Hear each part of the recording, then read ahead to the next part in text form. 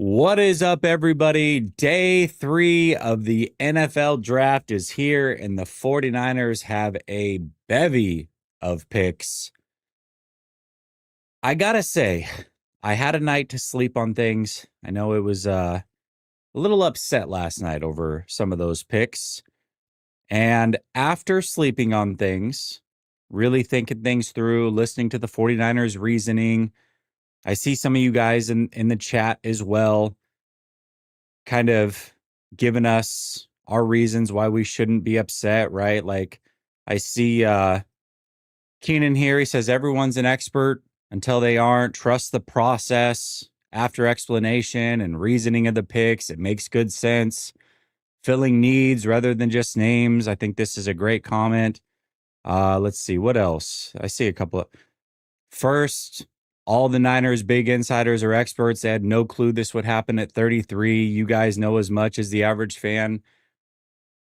You guys are right. And after sitting on this thing, stewing last night and really thinking it through, the value the 49ers got, the positions in which they took,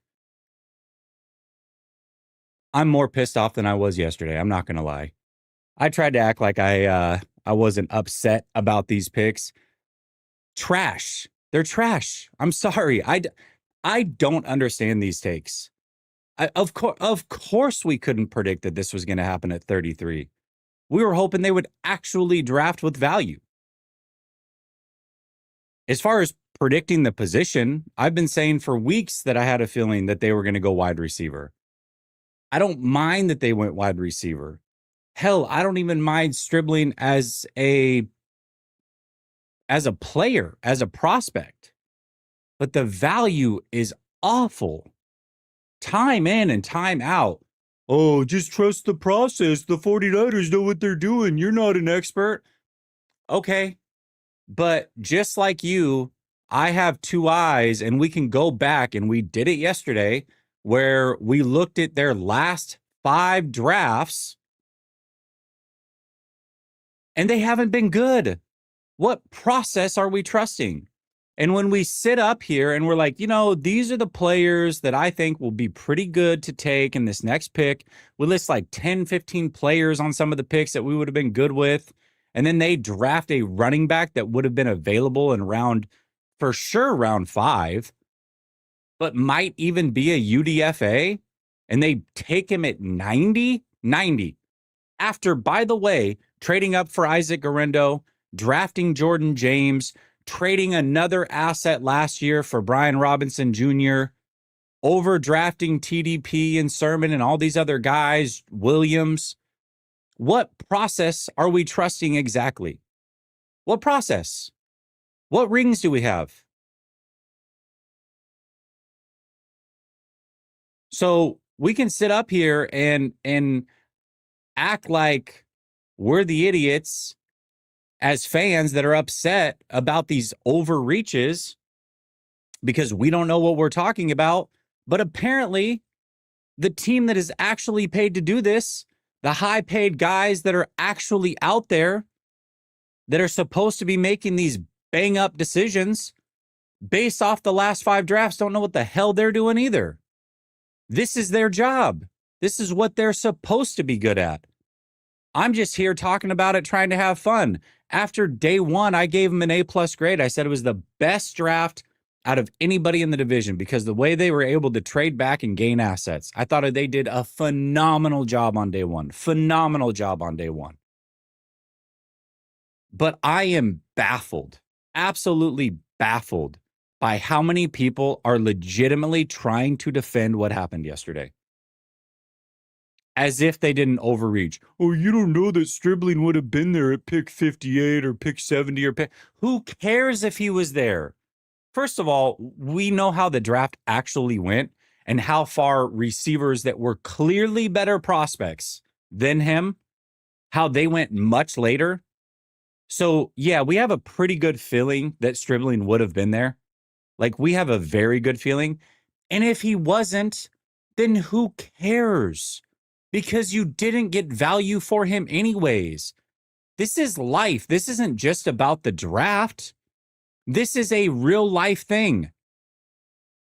It's not about getting something good. It's about getting value for it. Overpaying for something and then being like, well, it's good. It works. It doesn't matter. You overpaid for it. You overpaid for it. So not only does Stribling have to be good, but Stribling now has to be better than guys that were clearly higher ranked prospects than him, that were drafted way later. So when Brazel and some of these other guys that went 30, 40, 50 picks later are, if they're even close to as good as him or better than him, which is going to happen, we're all going to notice. We're all going to notice. And when Brock Purdy doesn't have the protection that we all want him to have, and there was clear, really good guards available for some of these picks, I don't want to hear it. I don't want to hear it. And when CMC is averaging 3.8 yards a carry again, and I'm sitting here going, maybe he lost a step, and you're like, well, it's not his fault. It's the offensive line. I don't want to hear it. I don't want to hear it. You don't get to say that anymore. None of you. Everyone who's thinking this is a good draft and we don't know, okay, cool. I don't know what I'm talking about, but guess who else doesn't know what they're talking about? The team that is paid to know what they're talking about. Go look at these drafts over the last 5 years. You tell me where they've crushed. And what's crazy is when we list assets or players that we would feel comfortable taking, and the 49ers way overreach, and then the next 3 to 5 picks are literally the players that we just talked about that we would be okay taking. So not only am I an idiot, but apparently every other team in the NFL doesn't know what they're doing. They've got high paid guys that they do this full time as well.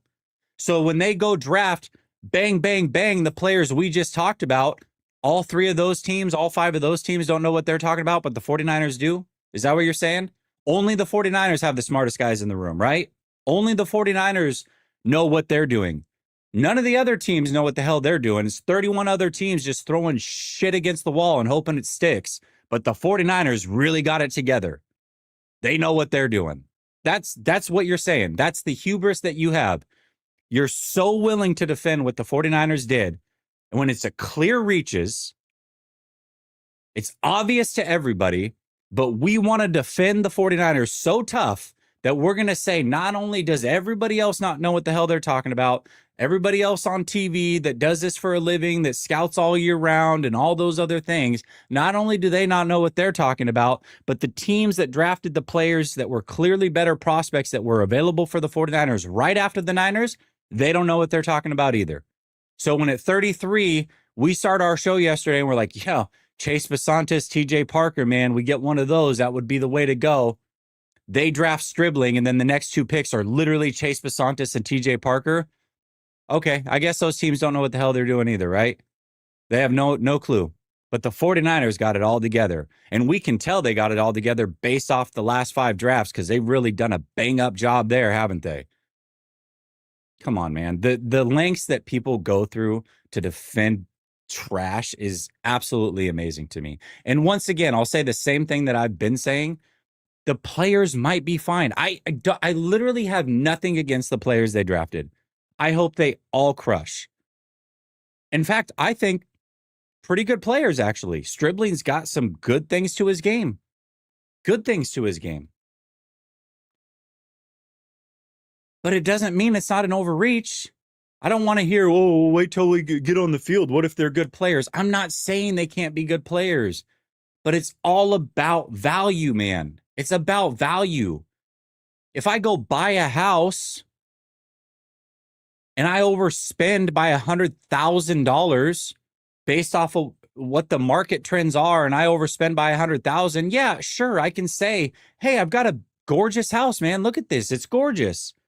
It's got a big walk-in closet, a new renovated kitchen, the roof's new, water heater's new air conditioning. Like, this thing's in great shape.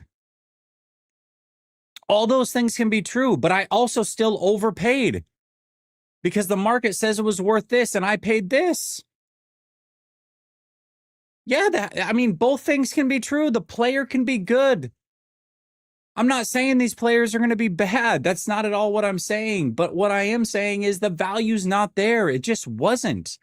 And to try to act as if the value was there because we want to cuck the 49ers blows my mind. Blows my mind. All over social media, man. It's all, oh, gee, you don't know what you're talking about. Let's wait till they hit the field and you don't know. Okay, cool, man. I'm not pretending I know everything in and out. I get a lot of things wrong. But again, I get held way more accountable for the things I get wrong as a random guy on YouTube than the 49ers do for actually doing the things that they do. Period. And that's the facts. Like, that's the actual factuals right there. Joseph Ernberg says, when will we ever have a true book in for Bosa? They got it. Romello Height, man. They got a 25-year-old. Yeah. All right. Let's talk about it for a second. So of course I go and I watch the 49ers post round 2 and 3 press conference. These are the guys that know what they're talking about, okay? When asked about Romello Height, you want to know what Lynch said about Romello Height? He has Gumby-like qualities. What does that even mean? We have a Gumby-like quality grade on this guy? Gumby-like qualities. That's what he said word for word. Right after he called D. Winters Dre Greenlaw and didn't know how to say Osa Odigizua. Like, this is the guy that's calling the shots. Drafting guys because they have Gumby-like qualities. Great, man. The Gumby tape, man. It was so good on that guy. Gumby-like qualities. That's how he described him. That's how we're making picks today. Gumby-like qualities. What the hell does that even mean, man? What does that even mean? Romello Heights, 25 years old, spent 6 years in college, had 36 games with 6.5 sacks, has one good season playing next to 6 other really good draft picks on the defensive side of the ball, being way older than his competition, has 2 shoulder surgeries, short arms, and is underweight. That's who they took. But he has Gumby-like quality, guys. Gumby-like quality. Cool, man. Good thing. Good thing we hit that Gumby check mark. What? I didn't even think about that. Like, when I'm evaluating guys, I totally missed that one. When I'm watching these guys, I got to make sure I add my Gumby grade to them. Because John Lynch, smartest guy in the room, knows what the hell he's talking about all the time, clearly. I wonder what the other teams thought of Romello Heights' Gumby-like qualities. Maybe if they had done a Gumby grade on him, he would have been drafted higher, huh? Joseph says, anyone defending this draft is mentally ill. Get help. No, man, they know. So listen, just leave it to the experts. The Jedi, again, John Lynch sucks. That is all. Dave Barclay, my man Joseph is right. Dog water, all reaches. XG says incompetent drafting has cost the Niners the Super Bowl as well as staying a legit contender. This is the thing, man. When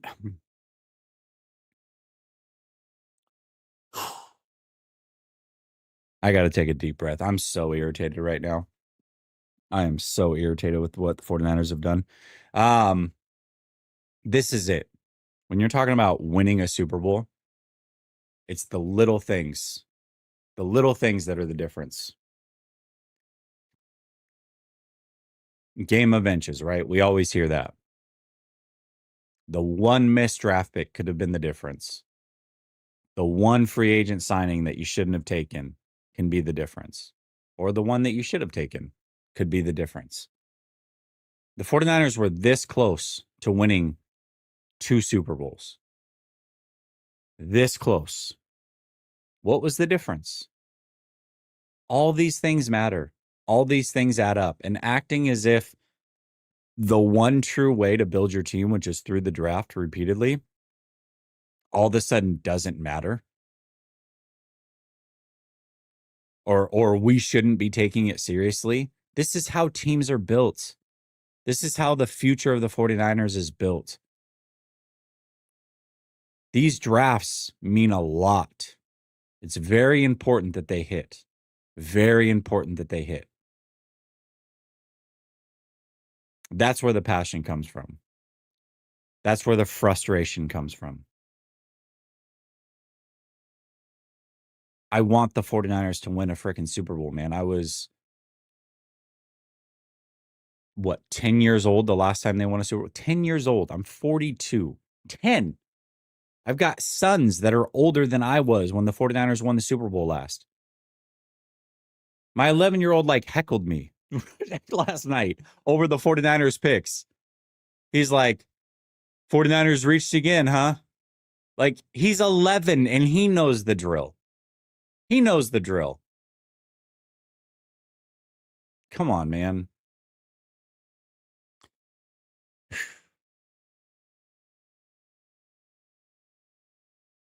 Watt Run It says, it's okay. At least my Rams are drafting poorly too. Yeah, they are. Listen, your Rams are not doing too hot, brother.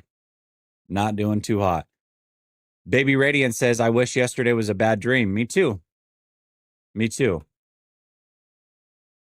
Blitz and Godzilla says, Kwesi got the Niners and Vikings messed up. Yeah, man. That's the thing is they added Kwesi, Defi Montz, whatever the hell his name is. Kwesi. All right. Gosh. So riled up. I can't even say this guy's name. Anyways, they add him to help them draft. He's a bad drafter. He's done an awful job in Minnesota. Fluffy Phil says, I hope that David Lombardi is at least getting tipped good for giving the 49ers to Sean Watson. Oh my gosh, I'm not listening. That's a little serious. Woo! Front Row says, you're mad about the faithful being faithful. Watching Tech all year. Mello showed up time to time. Again, undeniable. Black was great against the playoffs. The defense dribbling reach. No. I'm not mad about the faithful being faithful. It's okay to be again, if you're saying faithful being faithful is this. Hey, you know what? Don't necessarily agree with the picks, but I'm supporting them no matter what. I hope they crush it. That's faithful being faithful, right? There's nothing wrong with that. That's exactly what I'm going to do. I'm going to hope that all these guys are really, really good and that they prove everybody wrong. But the faithful acting as if these weren't reaches. Come on, man. That's not being faithful. It's not being faithful. That's being, I don't even know what that's being, to be real. I don't, that's not being faithful though. That's beyond. That is beyond.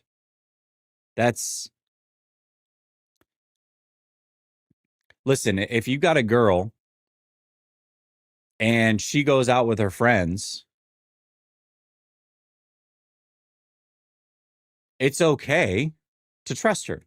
It's okay to be faithful and to understand that she's probably not going to do anything. But if you got a girl that goes out with her friends and you know she cheated, and you're making excuses about it, what are you talking about? What are we actually talking about here? 49ers clearly reach for these players. We can't say that. That's not okay to talk about because we want to be faithful. No, get out of here with all that. RS says, Jesse, you and everyone need to calm the heck down. The Niners will make it all right at pick 107. That's where we'll draft a kicker. It's where we're going to draft a kicker, huh? Punter, is that what's going to happen? You're probably right about that. Matt says, was Kwesi in the draft room this year? Yes. Yes, he was.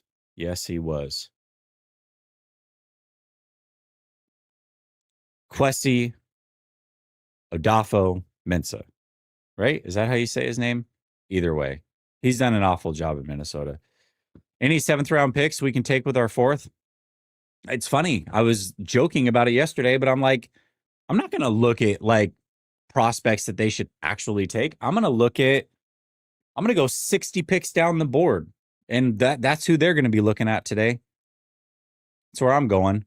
The only Flav says, on the bright side, it's an improvement from trading 3 firsts for Trey Lance. Can't ever do worse than that. True, man. It's very, very true. They're trying, though. They're definitely trying. That's a fact. Corey says Seahawks replace K9, Bryant, and Woolen. Yeah, the Seahawks. You know what? That's actually a good idea. Let's go look at what the division's done here in a minute. Thoroughbred says lock Kyle, John, and Jed out of the draft war room. The draft formula is trash. Throw the draft formula in the trash ASAP. Yeah, man. Again, I'm not acting as if I know more than the guys that get paid to do it. But the 49ers clearly have a process that is not the same as the 31 other teams. Like, they just don't. Their evaluation of players is not on par with the rest of the league. And that comes through in so many different ways. They overvalue their own players when it comes to trades. That's why they don't ever get anything for guys like Brandon Ayuk, who they could have gotten a first-round pick for once upon a time, Jimmy Garoppolo. When they didn't even want him on the team, they had an offer for a second-round pick. They were so strong against that offer and wanting a first-round pick that they hung on to him when they didn't even want him. This year, they had an evaluation on Mac Jones. They wanted a first round pick for Mac Jones. I mean, come on, that's not even realistic. It's not even realistic. So their evaluations go above and beyond drafting. Their evaluations are also out of whack when it comes to what they think their own players are worth. And they end up sitting on their hands and not getting anything for these guys when they could have had some really good things. How nice would it have been? We see how everything that's happening with BA. If they had traded him for a late first-round pick once upon a time, didn't sign him, the injury doesn't happen, you got a first-round pick, you moved on, you knew he was going to be a bit of a malcontent. How nice would that have been, right?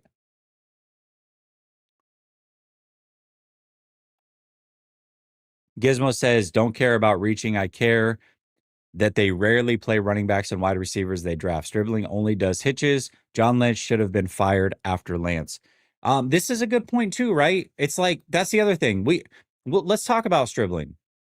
Over or under 20 catches for Stribling this year. Honestly, the first pick they made in this draft, which was a clear reach.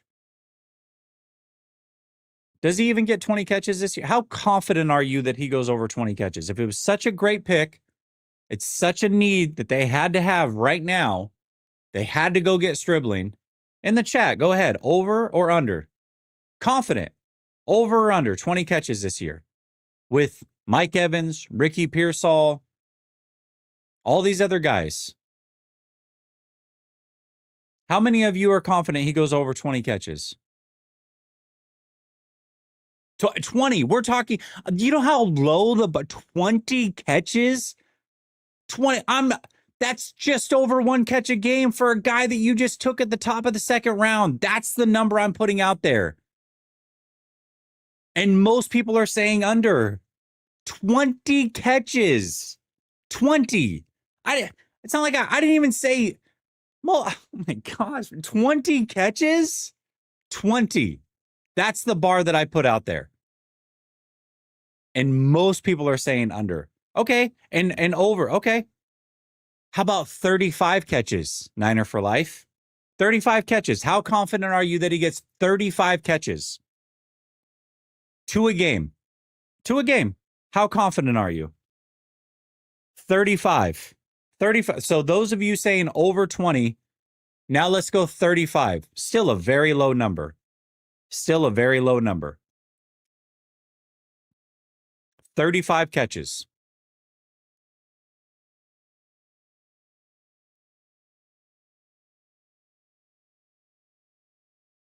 Nah. Yeah, see? Now we don't feel good about 35 catches. Guys, 35 catches. You know how many receivers get 35 catches? Let's look at this. NFL receiving leaders. 2025. Let's look it up real quick. 35 catches. And basically everybody's like, nah, man, nah. I was with you at 20, but 35 is a bit rich for my blood.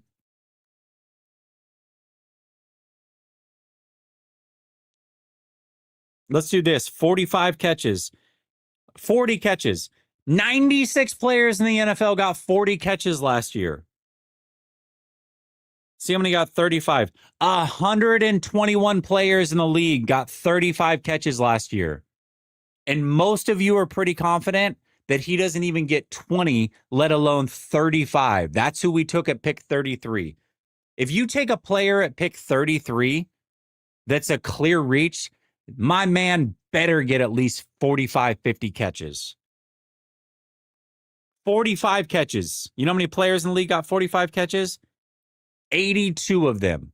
If he isn't one of those 82 players at pick 33 to get 45 catches next year, and I guarantee you he doesn't get 45 catches, unless all those players ahead of him get injured, there is no snowball's chance in hell that this guy gets 45 catches next year. He will not be one of the 82 players in the NFL that gets 45 catches. That's who they took at 33. So it's not just that they reach a little bit. It's the fact that they don't even play these guys.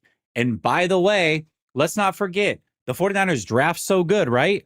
They just drafted Garendo 2 years ago, and they drafted Jordan James last year. They took another running back. Which one of those guys is already out of the fold? Garendo already doesn't get any burn. They just took another running back. I mean, Garendo probably doesn't even make this team. He was just drafted 2 years ago. Not only was he drafted 2 years ago, they traded up to get him. They overdrafted and traded up to do so. And at that time, all these same people are like, you don't know what you're talking about. Let the experts do the expert things. Here we are 2 years later, and he might not even make the team because they just drafted a running back again this year. At pick 90 that they they could have had in the 5th round.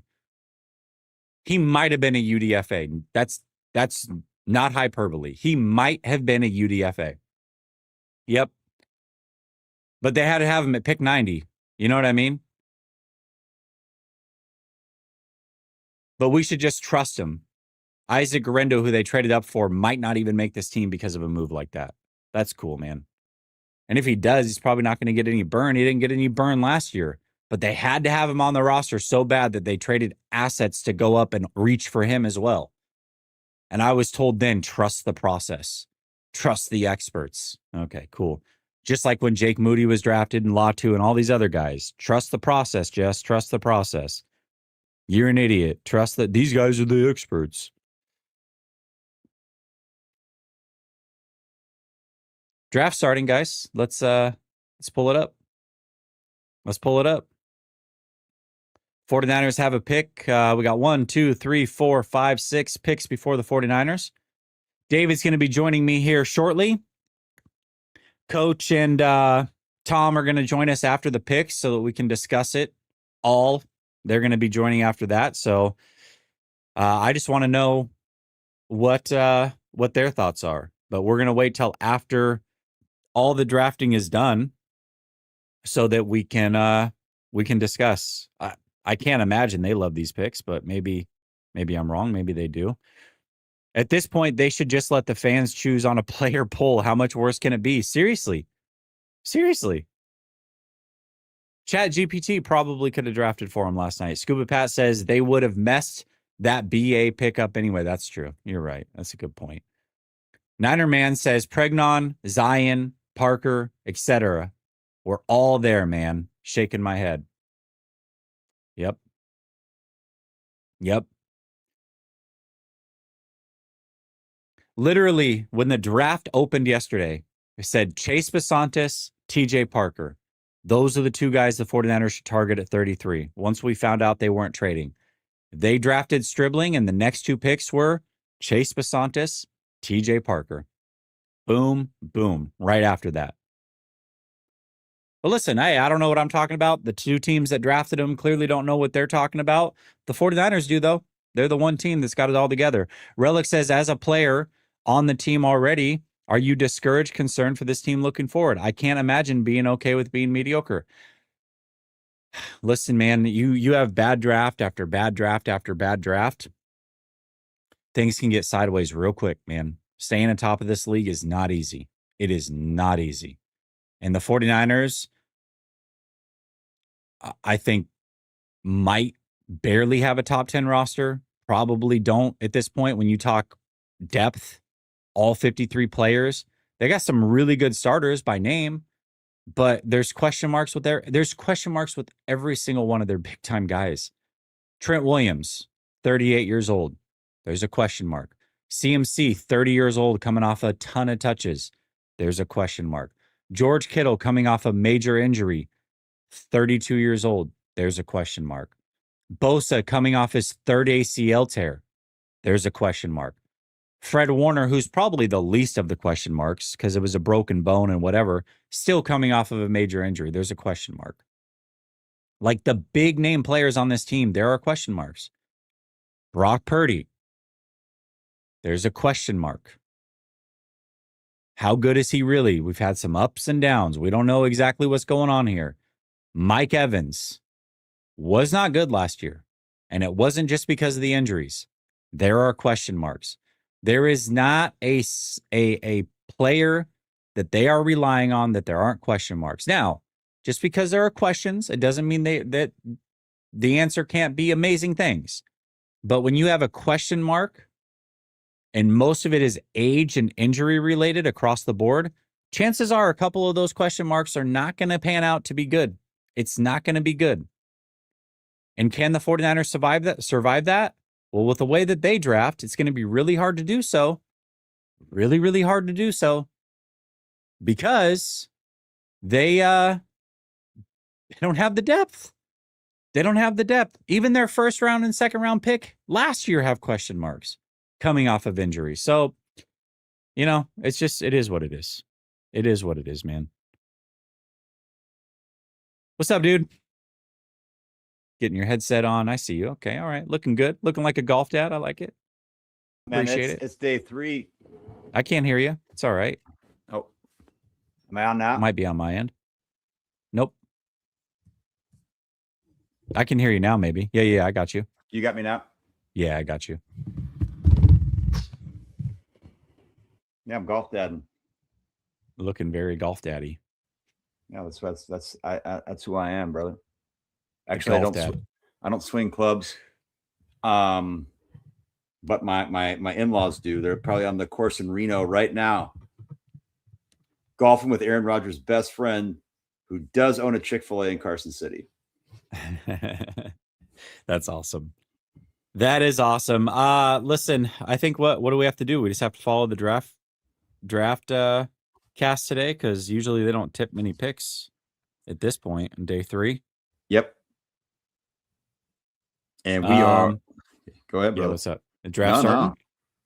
No. I'm just tuning in right now. Picks in. The Raiders have selected Jermod McCoy right off the bat. That's a good. Hey, listen, at this point, it's like, even if he sits a year, that's totally worth it. He was arguably the best corner in the draft if healthy. So, I mean, you're round 4. If he never plays, then it is what it is. But if he does play and he's really good, you just got to steal. Yeah, so. and I think that I'm just gonna grab my tablet here real quick so I can have that up. But yeah, it's it looks like Jordan Schultz is going to probably be, and some other people are going to be tipping some things out there if you guys are watching. But yeah, Jermod McCoy is the pick. I'll be right back. I like it. Okay. Vito Burrito says, the way Kyle's drafting, we can welcome Pavia. Hey, there we go. Take an undersized quarterback. Sammy and Pickle says, our picks hold no value. Just trade them for proven talent. We're going to be a bottom feeder in a couple years thanks to these drafts. No, this is real. This is real talk. Like, everything's good now because you got all these really good players that are veterans, but we're literally a year away from the bottom dropping out on this whole fucking team at this point. Like, that's real talk. That's real talk. Baby Radiance, the Jets and Browns are drafting way better than us. Yeah, I mean, listen, a lot of capital. To be fair, they did have a lot of capital. I like what the Browns are doing. They're trading back and getting more capital. I don't disagree, but I mean, truth be told, I mean, there's some other good teams that aren't drafting so great either. The Rams. I didn't like what the Chiefs did in round one. I haven't kept up. I'm gonna have to go through team by team and see, but a lot of these teams aren't drafting great, in my opinion. Boxing fan times 4. How do you trade back 3 times and still end up overreaching? And your third pick is Indiana's 25-year-old running back, but according to them, Jadarian was too early. Yeah, I mean, we're going to talk about this a lot. I think that, when you look at Dejon Stribling 24, you look at Romello Height already 25, Kalen Black 25 in October. These are not only I talked to Al Sacco about this today with Javi Vega, my guy Javi, and I said, hey, this isn't about just being reaches. These are older players. These are guys that are not going to see second contracts. Okay, so these are backups. You're drafting backup caliber players who aren't going to see the field, so they're not going to develop, but yet they probably already hit their ceiling. And then in the age of NIL, you're going to see players be on different teams. We're talking about old players, right? Romello Height played 6 years of college football. He had 6.5 sacks in his first 36 games in his first 5 seasons. Okay. Broke out this year on a loaded Texas Tech defense. Okay. At age 24. Kalen Black, non-existent in the passing game, did do it at James Madison with Signetti, but didn't do it anything in Indiana. So he's not a guy that you're relying in the pass game. You're not saying he can't do it. It's a projection, though. He had, I think it was 6 or less touchdowns in his first 3 years of college football. Broke out at 23, but turning 24. No, excuse me, 24.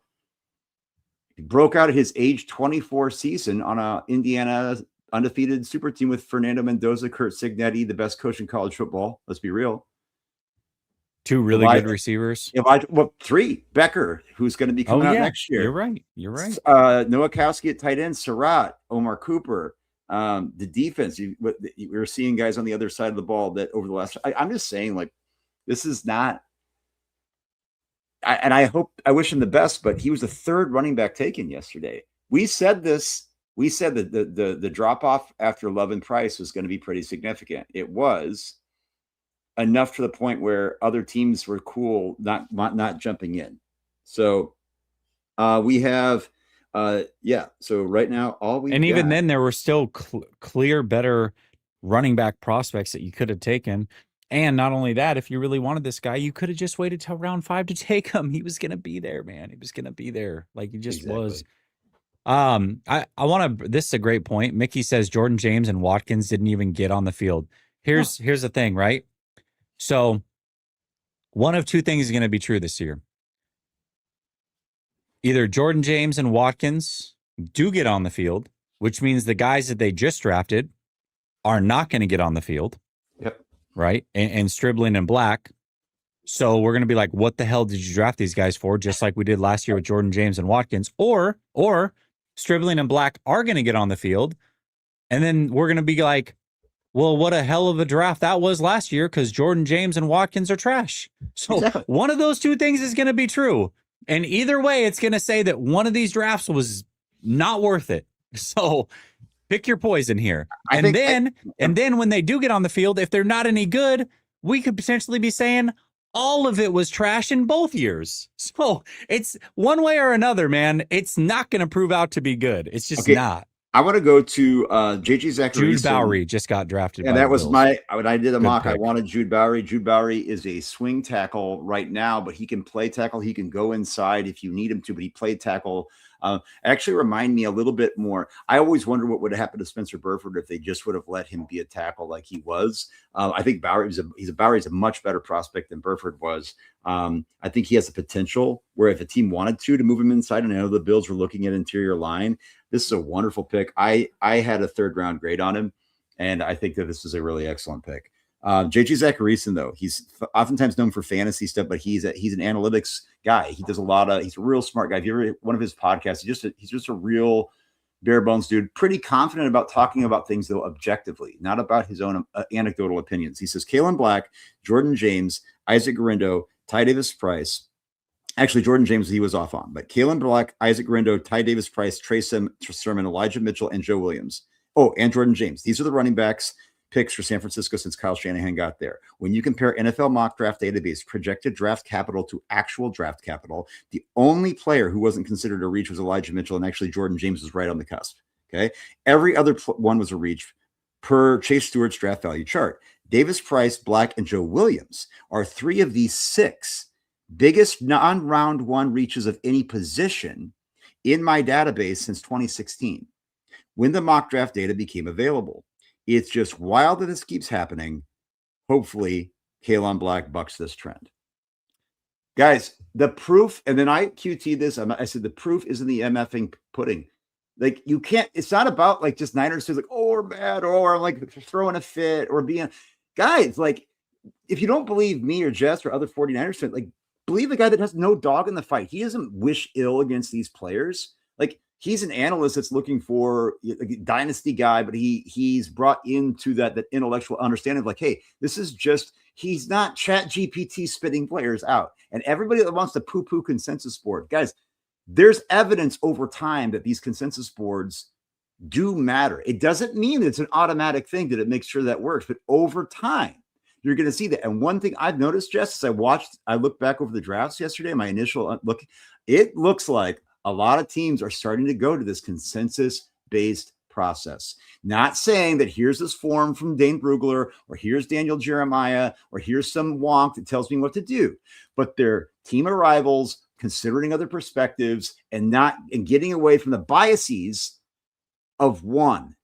And that is why the idea of the figurehead general manager as having this outsized influence, like it goes through me, that doesn't work unless you are the best GM, like Howie Roseman, right? The propensity for like the possibility of that going off the rails is immense when you tie that up into one person. When it becomes a more truly collaborative process,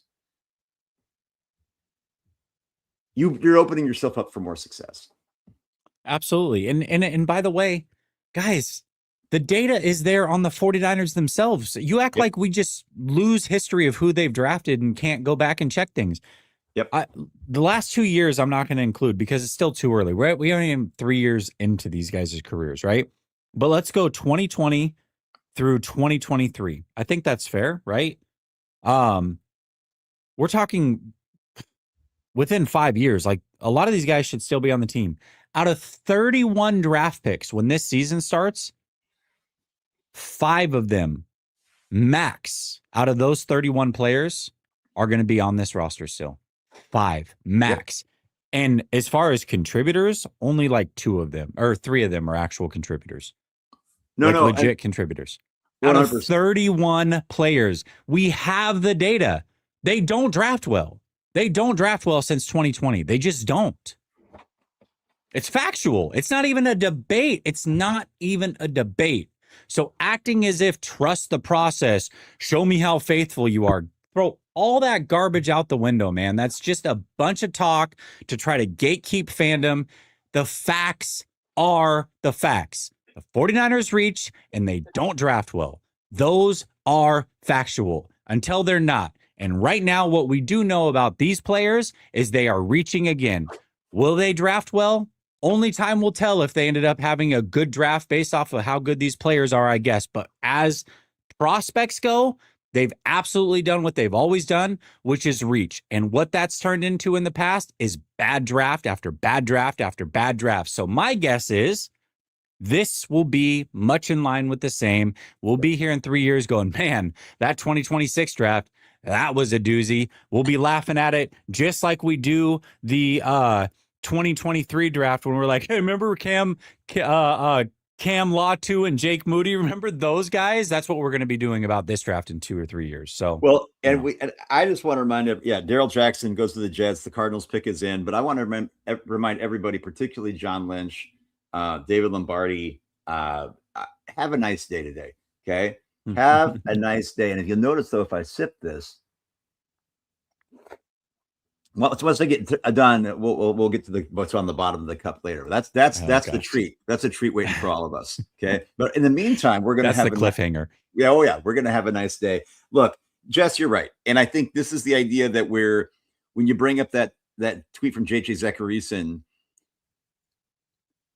he was just mentioning running backs because he does database for all these other players, but it does have more of a fantasy. That his analysis on the database of players in the draft has nothing to do with fantasy, but then he will focus more on the guys who are fantasy relevant, like in this conversation. He was just bringing up the running backs. He said that 3 of those players were in the top 6 of all positions. And they just happen to be running backs, but running backs typically do that because people reach on play. But Kyle does it so much more. And we brought up that chart yesterday, Jess. I hope you have it somewhere again, just so people could, because honestly, it's just like my students, some of those visual graphics that, it's worth 1,000 words, right? The Niners were the only bar that wasn't even adjacent, abutting the line, like the baseline, right? The y-axis. It was a gap, a sizable gap in reach. It's the only team in the NFL that didn't even go to the left of or be adjacent to the midline on the x-axis. It's insane. But at some point, though, we have to admit that the Niners are really, truly the only team in the NFL that does it at that level. Other teams do it. Looks like the Jaguars might be doing it right now. I don't know. But the Niners just continue to do it. It's not anomalous anymore. It's not like just one. And the best draft they ever had, Jimmy Garoppolo's ACL. Yep. And so they fell into Bosa, who was the biggest no-brainer pick of all time at that time. And that's why they were in the Super Bowl. Not just because of Nick Bosa, and Debo.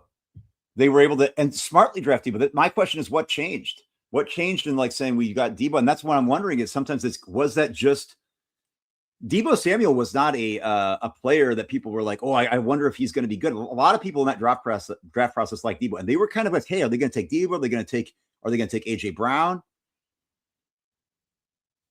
That was the conversation. Yep. So I want people to remember there's something has changed since. So the Niners have also, they were at the top of the draft in 2017 as well. They've been near the top of the draft other places. And it just, they haven't been able to. We're seeing a lot more Jalen Hurd stuff. The pick is in, and the Arizona Cardinals have selected Caleb Proctor. He's not Caden Proctor, Caleb Proctor. There's the graph right there. So Caleb Proctor, defensive tackle out of southeastern Louisiana. And this day 3, guys. So you're going to see, I don't even care about super reaches at this point, but yeah, he's a guy they must have been convicted on. Chargers are on the clock. We have 2 more picks before the Niners. This is what you were talking about. Drafting against the big board, rounds 1 through 3, years 2020 through 2025, the 49ers sway from the big board more than any other team. And again, we got big brain people in the room going, whoa, what is the big board? How do you know that this and that? Are they taking into account football character? How do you know this is what teams are drafting by? All I know is we just went through the 49ers drafts. They haven't been good. And they sway more than any team when it comes to the big board, rounds 1 through 3 since 2020. Both those things are true. So we can act like this big board doesn't mean anything, but the facts are the facts. They sway the most, and they don't have good drafts. So however you want to read into that, go ahead. And here's the thing, though. It doesn't mean that the teams on here who do this or do not end up being the best teams all the time. But it's a part of the equation. So here's the thing. I've said last night, I would kind of maybe a little hyperbolic. I said, I'm done. I'm ready to move on from Kyle and John. Not from Kyle, the offensive mind. Not from Kyle, the brilliant person who can do so much more with so much less. I truly believe that. But the part of the equation is that the Niners have been able to find success, largely, though, due some of their best players were gone from Jimmy's ACL. They were gifted CMC and Trent Williams in trades, which still they had to be the guys that had the courage to make those trades. That's awesome. The other elements of finding 5th-round player, things like that. But the lighting first-round picks on fire, lighting other picks on fire, going so much beyond. Imagine what this team could do if this wasn't such a bugaboo for them, if this wasn't such a blind spot. That's the problem. And sometimes this has become such a problem that it just feels like there's the egos that are in every front of, but the egos of this organization I don't think we've said there's not going to change. Like he said, Kalen Block, I hope he bucks this trend. But like, guys, what's the definition of insanity? We know that. So that it really, though, reflects on us. I've said whether you're talking about a politician, whether you're talking about, you can blame the politician, you can blame the coach, you can blame who keeps voting for him, who keeps throwing their money behind him, who keeps saying, yeah, but next year, the fans. And I think it's like that's the idea. I think as long as I think Jed and Kyle are saying, I think Kyle and John are calling Jed's bluff. I think they're saying, make a stop, do something about it. And what? And what, Jed? What are you going to do? I truly believe that. Robert says, why does John repeat the same draft convictions every year when his picks vanish from relevance within just 2 seasons, brother? I don't know. Well, there's Brennan Thompson. Did you weren't on earlier? Did you watch the press conference after yesterday? For the Niners? You probably couldn't stomach it, huh? Yeah. Did you go watch it? Oh, hell no. And I probably won't. But what happened? Brother? The snark? Was it snark? No, not even the snark. Listening to them talk, it's like they genuinely don't know what the hell they're even. It's the wildest thing. You want to know how? You want to know what John Lynch said about Romello Height? What? Oh, hair on fire pick? Is that what I heard? No, that wasn't even the craziest thing. That was what Kyle said. Oh, we have a hair on fire grade. Okay, cool. He has Gumby-like qualities. Gumby-like qualities is how he described him. Gumby? Gumby-like qualities. Yeah. This is the professional making all the picks. That's how he described a prospect that he drafted. Gumby-like qualities. This is John. John's the baby. He's the aw shucks, like these affectations that are just so tiresome. And it's this thing for fans. Like, don't you guys know how much success? I said, I'm checking my. It's been 32 years. We're the most iconic. I mean, one of the most iconic sports franchises in the world. Like that's what I grew up with, and I know it's like I'm admitting it's that the luster is not there anymore. Most fans around our fans travel, and God bless our fans, and God bless. I love you guys. I love us. Like we support this team, but most people around the league, guys, most people around the country who aren't Niners fans, they don't see the Niners like we view the Niners of yore. And I feel like we're kind of living with that glow from the 80s and 90s that most of you, I'm assuming in the chat, might even be, many of you weren't even alive. Yeah. Hey, there's still some good players left here. Sure. We know the 49ers aren't going to take any of them, but we are on the clock. The Niners are on the clock. The Chargers drafted speedster Brennan Thompson out of Mississippi State, receiver, and the Texans take Febechi Inwaiwu, a guy in Larry Krueger was on, a guard /center from Oklahoma. So the Niners are now on the clock. So Kamari Ramsey, Sam Heck, Jalen Kilgore. Oh, there's a lot. There's some good players left. Connor Lew. If I'm looking at safety, for instance, I'm seeing Jalen. Oh, pick is in. They're saying the pick is in, so they're not trading it. I would go safety here. I would go VJ Payne. I like receivers here. I like Keontae Scott's a 25-year-old that everybody told me was going to be a second rounder, and now here he is in the 4th. What's the difference between him? Another guy though that I don't know. I think that denied in a Sutton, but they already went edge. So I'm thinking this is going to be safety or interior line. Watch it be another receiver. Kyle Lewis, linebacker / safety, would be a really great pick here out of Pittsburgh. I love that. I think he could be a real chess piece. And I did not think he would be there in the 4th round. Was mocking him a lot, assuming that he wouldn't be there. And here he is. I think that could be a real nice pick. But again, there's plenty of players here. Yeah, there's quite a few good safeties and interior offensive linemen. So we'll see what they go with. And there's plenty of players here that I had ranked above Dejon Stribling. And again, I hope Stribling is amazing. I hope this kid is going to rock it.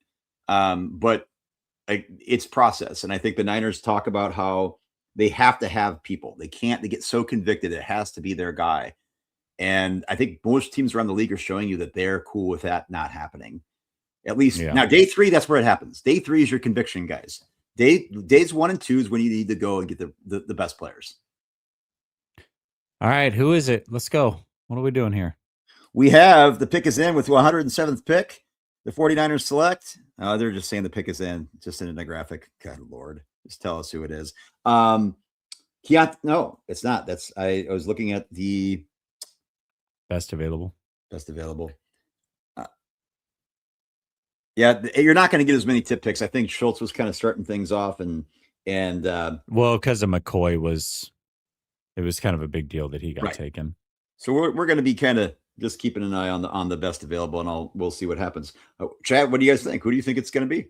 I mean, what are somebody said double down on running back? I mean, why? Yeah, it'd be awesome. Mike Washington, Devon Claiborne. Yeah, we slept on it, and we should have taken Mike Washington. We're trading up. We're trading back. Yeah, we're going to trade him for. Yeah, that'd be interesting. I like Mike Washington. I would not have taken him, obviously, at 58. If they would have taken him in the 3rd round, I would have been like, I'd like to see if he's there at 4th, and there he is. That's where I don't understand the Kalen Black. We can go back and talk about that, but a running back that doesn't really threaten you in the passing game is kind of an issue in the 49ers offense, in my humble opinion, and it hasn't been able to see the field because of it. But what do I know? We still don't know what the pick is. Why is it always like this when the 49ers draft? It's so weird. I swear they never fucking put it out there in time. Like, this is not even a 49er thing. This is just like, it happens every time. It's like, they go pick, and then the 49ers are on. It's like, they don't ever update the website. Like, come on, man. What are we doing? We are, we're taking a look. I'm glad it's not just my internet. No. I think we're good.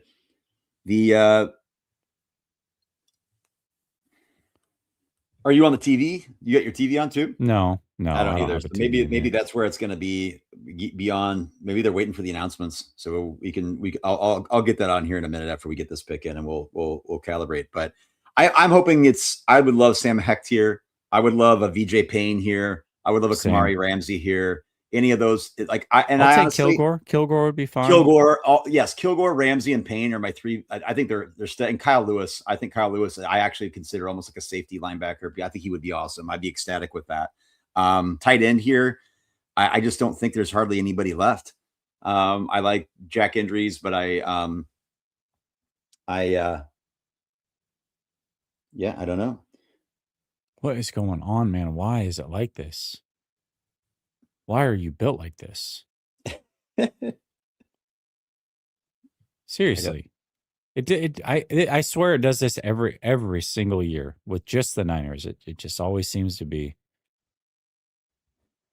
We're going to find out here pretty quick. The pick is in and has been for 4 hours, but we're just going to go ahead and not update it. And this is why people don't like, they say they don't like tip picking. Like, this is why tip picking is fun, because we can just sit here and talk about it. We don't have to sit here and stare at a screen, especially when they're not even announcing every pick anymore. So, this is wild. It's 11:30. Twitter's not updating squat. I know we have 7 picks, and there's nothing on the board. Dude, come on.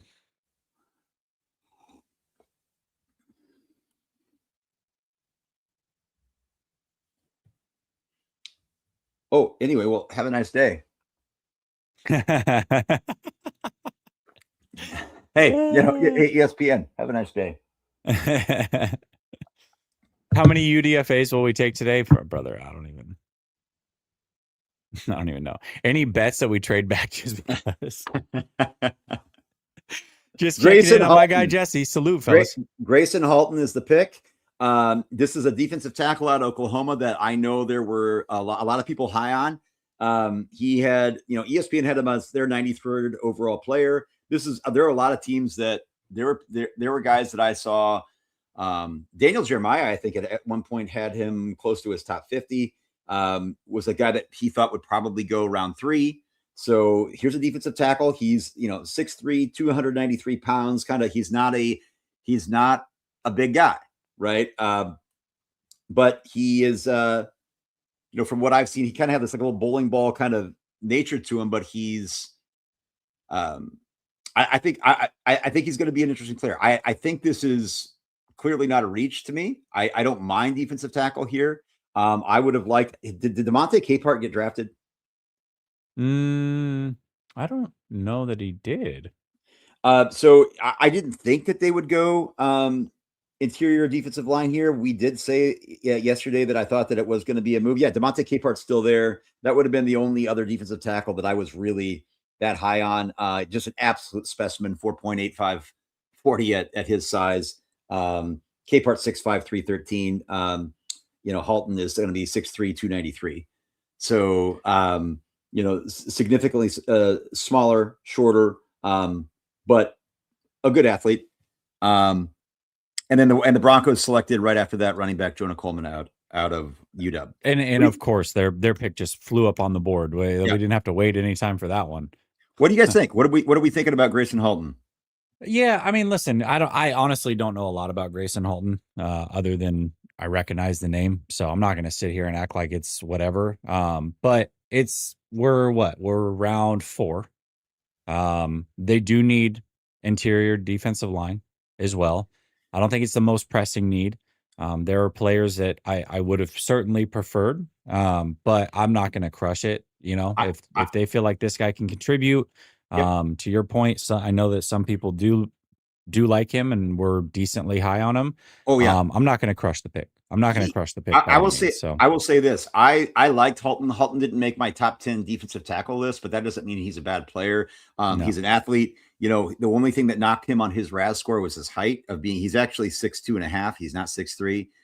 So he's a shorter, but big hands, kind of short arms, but 36.5-inch vertical, a 4.83 40-yard dash. Okay. This guy has got juice. 10-yard split of 1.7, which would put him at a not quite as fair, but his 40 is elite for his position. Now again, he's 293. He's not 313 like DeMonte Capehart, right? But he can move. He's an athlete. I think this is. I'm happy that anytime that you can take a guy that had a little bit of pedigree, a little bit of production, but also has that athletic juice. Day 3, I'm good with it. I think I'm never going to quibble with this. Never. Yeah, and you're not. There is no perfect prospects at this point, right? And so it's just you're going with what you want. I'll just read a quick scouting report on him. Yep. This is from Draft Buzz. Scouting report strengths. He does have shorter arms. Whatever. Scouting report strengths. Gets off the ball before guards can settle their feet. Wins the snap count consistently. Swim move has real pop. Times it well and clears the shoulder cleanly. Hands are busy and violent on contact. Stuns linemen with the initial punch. Keeps rushing after the first move stalls. Works the edges of the pocket. Takes tight, efficient angles as a looper on twist games. Showed noticeable improvement holding gaps against the run as a senior. Finds the ball carrier laterally and slides down the line to meet him. Had the best run defense reps against LSU and Missouri, 2 physical SEC fronts. Here's his weaknesses. Short arms mean he rarely controls blockers. They stay on his body too easily. Stands straight up at contact and gets walked back by double teams. False steps at the snap, wastes his quickness before he even engages. Gets reached and scooped and zone runs, loses the gap assignment. First chop as a rusher, misses more than it should. Hands need better aim, and combine agility numbers were surprisingly poor for how well he moves on tape. So there you go. Again, yeah. He was projected to go around here. It's not like this is a major reach. At this point, you're taking guys that you feel meet the system, and there's no like home run take right now. So it is what it is. I'm going to bring up a conversation I had. I was actually talking with Kyle Posey, and I'm not throwing him under the bus at all because I like Kyle a lot. I think this is going to thing where I respect him. He respects me. We have like a little bit difference of an opinion. So we're talking about players and region, right? He's talking about, he likes dribbling a lot. He had him as his wide receiver 6. Well, I had Ricky Pearsall as my wide receiver 6 too, right? Back when he was drafted. And I said, hey, he was talking about how good he is at blocking. He said, Kyle said, there's no need to sugarcoat it. The 49ers receivers were really bad blockers last year. It's part of the reason CMC had the 4th fewest yards before contact. To Too many times he had to evade a second level defender, Adler behind the line. Lane Kiffin used Stribling as a fullback and an inline tight end at times in high leverage situations. So I was like, hey, man, I just feel like if we're drafting receivers at 33 because the other guys they brought on the team can't block is a problem. And I said, I'm not saying you're saying that, but I just don't understand this. It's unreal to what we've got to do, maybe the Niners do to rationalize. I wasn't taking a dig at Kyle to take guys like this at 33. And he says, I think that's what's messing with people's minds. He said, they're stuck with other people's rankings and big boards. The same dudes who told us Zach Wilson was Aaron Rodgers, mind you. Well, I mean, see, that's where I think the conversation respectfully, and I'm not sure like, I don't think that is a cherry picked part of like one big, like using a quarterback where you're taking swings on at the top of a draft where we know that you've got to take as many swings as possible. And the quarterback evaluation is hard, where receiver evaluation is really easy. And actually is really one of those is that I don't think is apples to apples. He's just saying there's no, he's the kind of receiver they need. It feels baseless to say he'd be available X amount of picks later. That's not how the draft works. Nobody knows that. My whole point was, I don't care how many picks he was available later. That's my point, is that I'm not saying Stribling's a bad player. I really hope he's not. I wish him the most success. I think he looks fun. Like, I actually went back, like, he looks like a fun player to watch and cheer for. I don't agree with the process that says that he's a player that just had to be there at 33, because they said the same thing about Ricky Pearsall, and now there's rumors that he's on the block, and hasn't been able to contribute to the level that they've expected of a player of that caliber. That's just all we're saying. Like, it's not saying that Stribling's bad or the evaluation of him is bad. Let's look at the assets real quick that they've poured into receiver over the last couple of years. Okay. Yep. Big time pay, Brandon Ayuk, who they're trying to get rid of. Cool. Mike Evans, paid him to come in. They drafted Watkins and Pearsall. Yep. Watkins couldn't get on the field. Pearsall may be in the doghouse. They rumored to have tried to move on from him.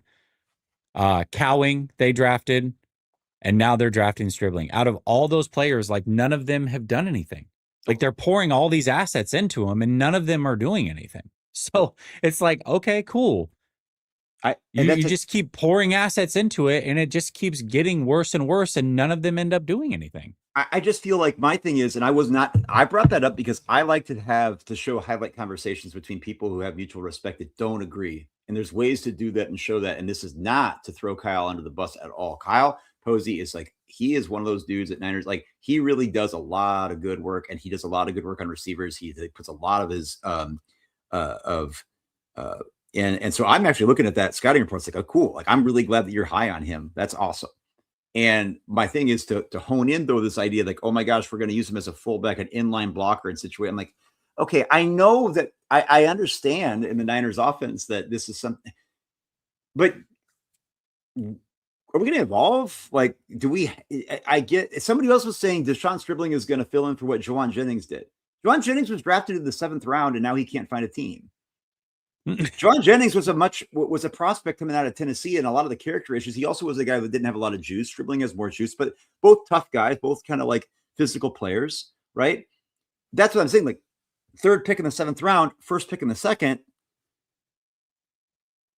Yeah, we got to replace the production from a 7th round pick that can't even fight a team right now. Yeah, that's like, I mean, that's literally like almost 200 picks later, right? Like, I mean, not quite, but close to it, right? Like, and I'm not saying it's more about the idea that why is it that you could say, well, we don't know if we would have got him later. And you've got to be prepared to like not get a guy. And not you can't tell me Stribling is such a good player that you had to have him at 33, and if he wouldn't have been there at 58, that it just would have been the sky is falling. I'm sorry, he's not that dude. No. And or that other receivers that were drafted at 58 or elsewhere to the 3rd, like the Commanders taking Antonio. And I'm sorry, like, I get this idea that we have other receivers. Like, well, then keep Juwan Jennings. He's not going to be worth anything. What's wrong with that? Like, I don't, if that's the kind of guy that you want to block and be the tough guy and like the X factor, the dog. And I'm not saying, again, this is not me. I know I brought it up because I like when friends or people like that kind of have a disagreement. I think it's just good to like have that idea to say, hey, in these healthy conversations, I do think that Kyle is making a great point about what Stribling could be, and that is enticing. And I think if that's what Kyle's going to want to do, it makes sense for him to draft players that he feels are going to see the field, because we've just been talking about players that can't see the field. No block, no rock, right? We hear that. We see that. And Kyle having that pull is a good pull, because he's put in all that time that I did not on Stribling, and it is definitely key to help understanding the pick. The reason I'm bringing that up is to show, like, hey, we could have a healthy debate about like the valuation of that process, and also within the context of how we see, as Jess said, even though the Stribling might not be apples to apples the players that these other receivers are on their physicality of their profile, it's still the same position that struggles to have an impact. Outside of Brandon Ayuk, outside of Deebo Samuel. I mean, and they're both gone. Like somebody else said, they said that, I think it was Eric, they said, hey, they actually got a second contract, but kind of didn't. You know, like,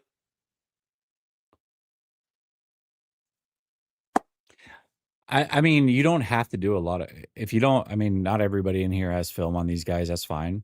You can just go watch the Sean Stribling highlight, and it's all he runs is hitches. Hitch after hitch after hitch after hitch after hitch after hitch after hitch after hitch after hitch. It's like he doesn't have anything, like no skill set in his route tree. Just hitch, hitch, hitch, hitch, hitch. That's all it hitches all over the.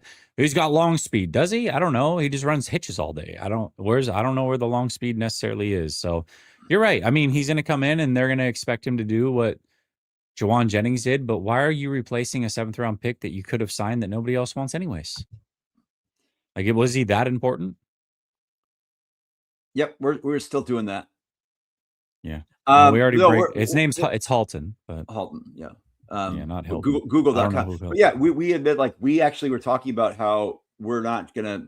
So this is a day 3 draft talk. We're gonna talk about the totality, because these picks come in rapid fire. We're not gonna sit here and talk about Grayson Halton for 2 hours, okay? Because it's just not gonna happen. Yeah, and we did talk about him quite a bit, actually. So just rewind. And we'll dig back into him. I actually, to go back to that though, to Grayson Halton, is to say, I actually am excited about a guy with his athletic profile in a player that when you go to consensus, I can't remember who it was that was talking. I think it was Dane Brugler and Daniel Jeremiah both made a point to say, hey, here's a guy that's rising on my board that's not quite a sleeper, because a sleeper would be like a 5th round, 6th round pick, but like the guys that I really feel really should be creeping up into the top part of the 3rd round. And so to get him in the 4th, and to get a guy like that might not be the perfect height and weight, but yet has the juice and toughness to operate inside and be. I'm a fan of that. I'm a fan of athletic defensive tackles that have toughness at the point of attack. You know, so like that. You know, fun. Listen. You're right. Pick 33 was so yesterday, and drafts don't matter. I mean, that's not how NFL teams build their rosters of the future anyway. So who gives a shit if the pick sucked, right? Like, why would we waste our breath talking about something that happened yesterday that's not going to have any impact on this team? That's a good point. I didn't even think about it like that. So thanks for getting my mind right. Sammy and Pickle says, had AI compare Big Board versus the 49ers, sent it on X. Send it to David. My DMs are like shot. I cannot message anybody on Twitter. I don't know what the deal is. They do this encryption thing. I've reset the password a million times. It doesn't, I cannot access my DMs and haven't been able to for over 2 months. So send it to David at Backcountry Fam on Twitter. DM him and he'll look at it, and we'll see what it's about. Sammy and a Pickle. And also, just to update on picks, we have Jaden Kennedy, safety out of Oregon, goes to the Chiefs. Cade Klubnik, quarterback out of Clemson, finds his way into the top part of the 4th round to go to the Jets. The Broncos take offensive tackle Cage Casey out of Boise State, and Drew Shelton, OT, out of Penn State, to the Cowboys, a team that has been having a really nice draft thus far. So the Colts are on the clock, and the Niners do not pick until pick 127, and we are at 113. All right. Okay. I like it. Let's real quick. I was gonna do some more draft stuffs, but there's not really a lot of draft things that I can do right now on Prize Picks. So let's do this here real quick. A little Prize Picks action. Oh no, that's not the one I want. There we go, Chief. Let me pull this up. while we're waiting. And you're the Minnesota Timberwolves guy. You're wearing the Minnesota Timberwolves hat. Game 4 tonight. We're going to go up 3-1, baby. You guys are up. You guys are up 2-1 right now. I like it. Hell I like it. So let's do some Timberwolves Nuggets real quick. Some more or lesses. Oh. Now I was on with Grant a couple nights ago and I was wrong. What we got? That's fine. Jokic 54.5 on points, rebounds, and assists combined. We can look at it to see what he's done. Oh, you know what? We can tease this down. Let's go 44.5 and go with the more. Yeah, I like that. I like that. Okay. Yeah, he'll get. I'm all about winning, man. I don't care if it's a lot or a little. I just want to win these things. So, see if we can find your. Ooh, here we go. IO. Go to IO. Okay, what do you got here? Point. 3 2-pointers made. Here, we can change it up. We can go points. We can go points, rebounds, and assists. Let's just go to Ant-Man, brother. Let's go. Let's make it fun. Let's go to Marco's baby daddy. We got points, but we can tease that down too. We're doing points. What do we feel good at? 22.5, 23.5, 24.5. I think this is showing you how deep the Wolves are, and that people don't really realize how good this team is when they're finally all healthy. Ant doesn't have to be the focal point. The knee's been a problem. At 26.5 points, though, I think the positive regression is going to happen here. He went down to 17. I think he's gonna have a 30-point game tonight. I just think that it's one of those things. He's at home. He's at a couple days rest. I think it makes sense. I think this is just, again, positive regression. He's a dude, but I do think that Chris Finch is content with his rotations to the point where he's not going to abuse them. But I think they need this. They also know that they need this win. You don't want to go into Denver split with effectively a best of 3 series at that point. I'm going to tease Gordon down to 3.5 rebounds real quick. Oh, wait, did I not? Oh, hold up. Aaron Gordon. Rebounds. 3.5 more. There we go. Okay, here we go. So we got Aaron Gordon, more, 3.5 rebounds. Anthony Edwards, more on the 26.5. Jokic, more on the 44.5 points, rebounds, and assists combined. I like that. We're going 10 to win 1290. Again, I don't care about big money. It's the long game for me. You two can play more or less. What I like is that they've got futures on here as well. So if you want to do more or less on wins for the 49ers win totals, yards for Brock Purdy, CMC, what have you, those are options as well. You use promo code HMA. You get $50 instantly when you play your first $5 lineup. Link is pinned in the top of the description. Check them out. Prize Picks will be the sponsor here all year long on Last Second Sports. All right. And Jess, I'm going to go grab a bottle of water. I'll be right back. Sounds good, brother. Sounds good. All right. Let's see what y'all are talking about in the chat here, huh? Farmer just got selected. Let me check it out. Oops.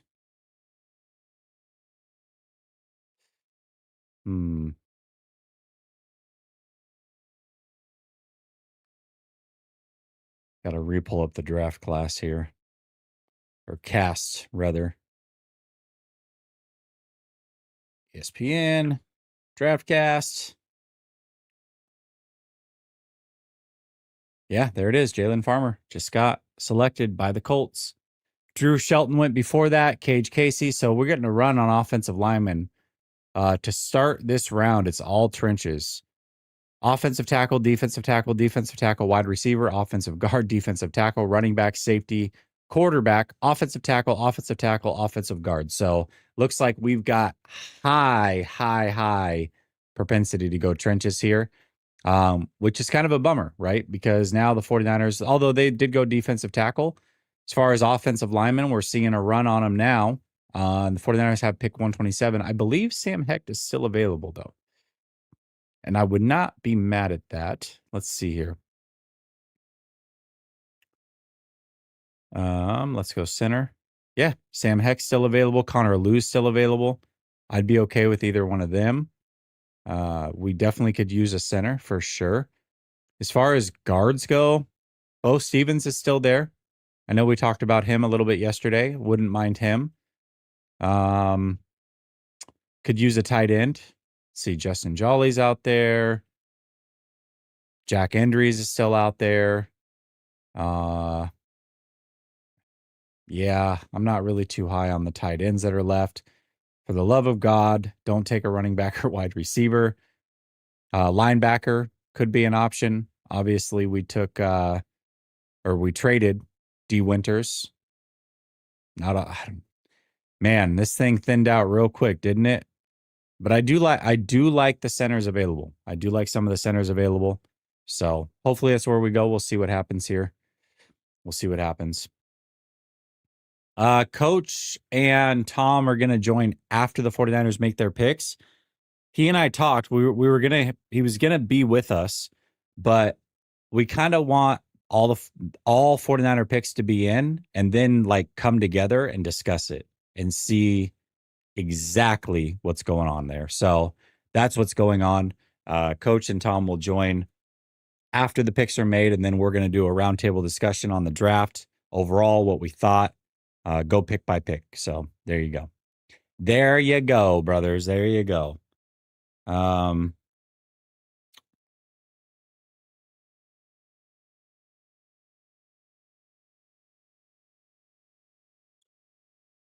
Yeah, I think Coach and Tom might be over on Coach's channel right now too. So, but they'll be joining us. We'll be joining.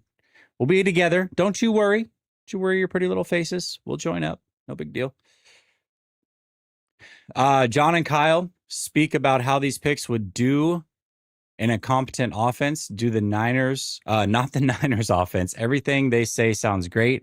If we were the Chiefs, I hate hearing their analysis post-draft.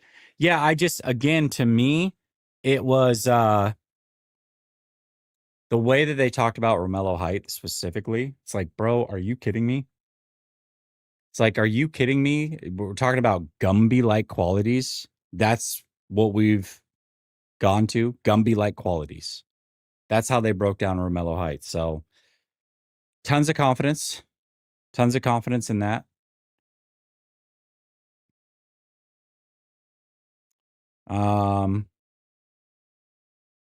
Here we go. Elijah Surratt just went to. Ooh, my son's going to be happy. The Ravens just took Elijah Surratt. I didn't even realize he was still available. Okay. I like it. Round 4, Elijah Surratt, big body receiver. I think it's a great pick. I think they got a good deal on him. I like Elijah Surratt. I was hoping, not hoping necessarily, but I would have been fine if the 49ers had taken him at the end of round 2 or early round 3. So I like Elijah Surratt. Obviously the rest of the league was a little bit more down on him, but I mean, you talk about a big body guy who performed at the highest level. Elijah Surratt definitely did that for sure. So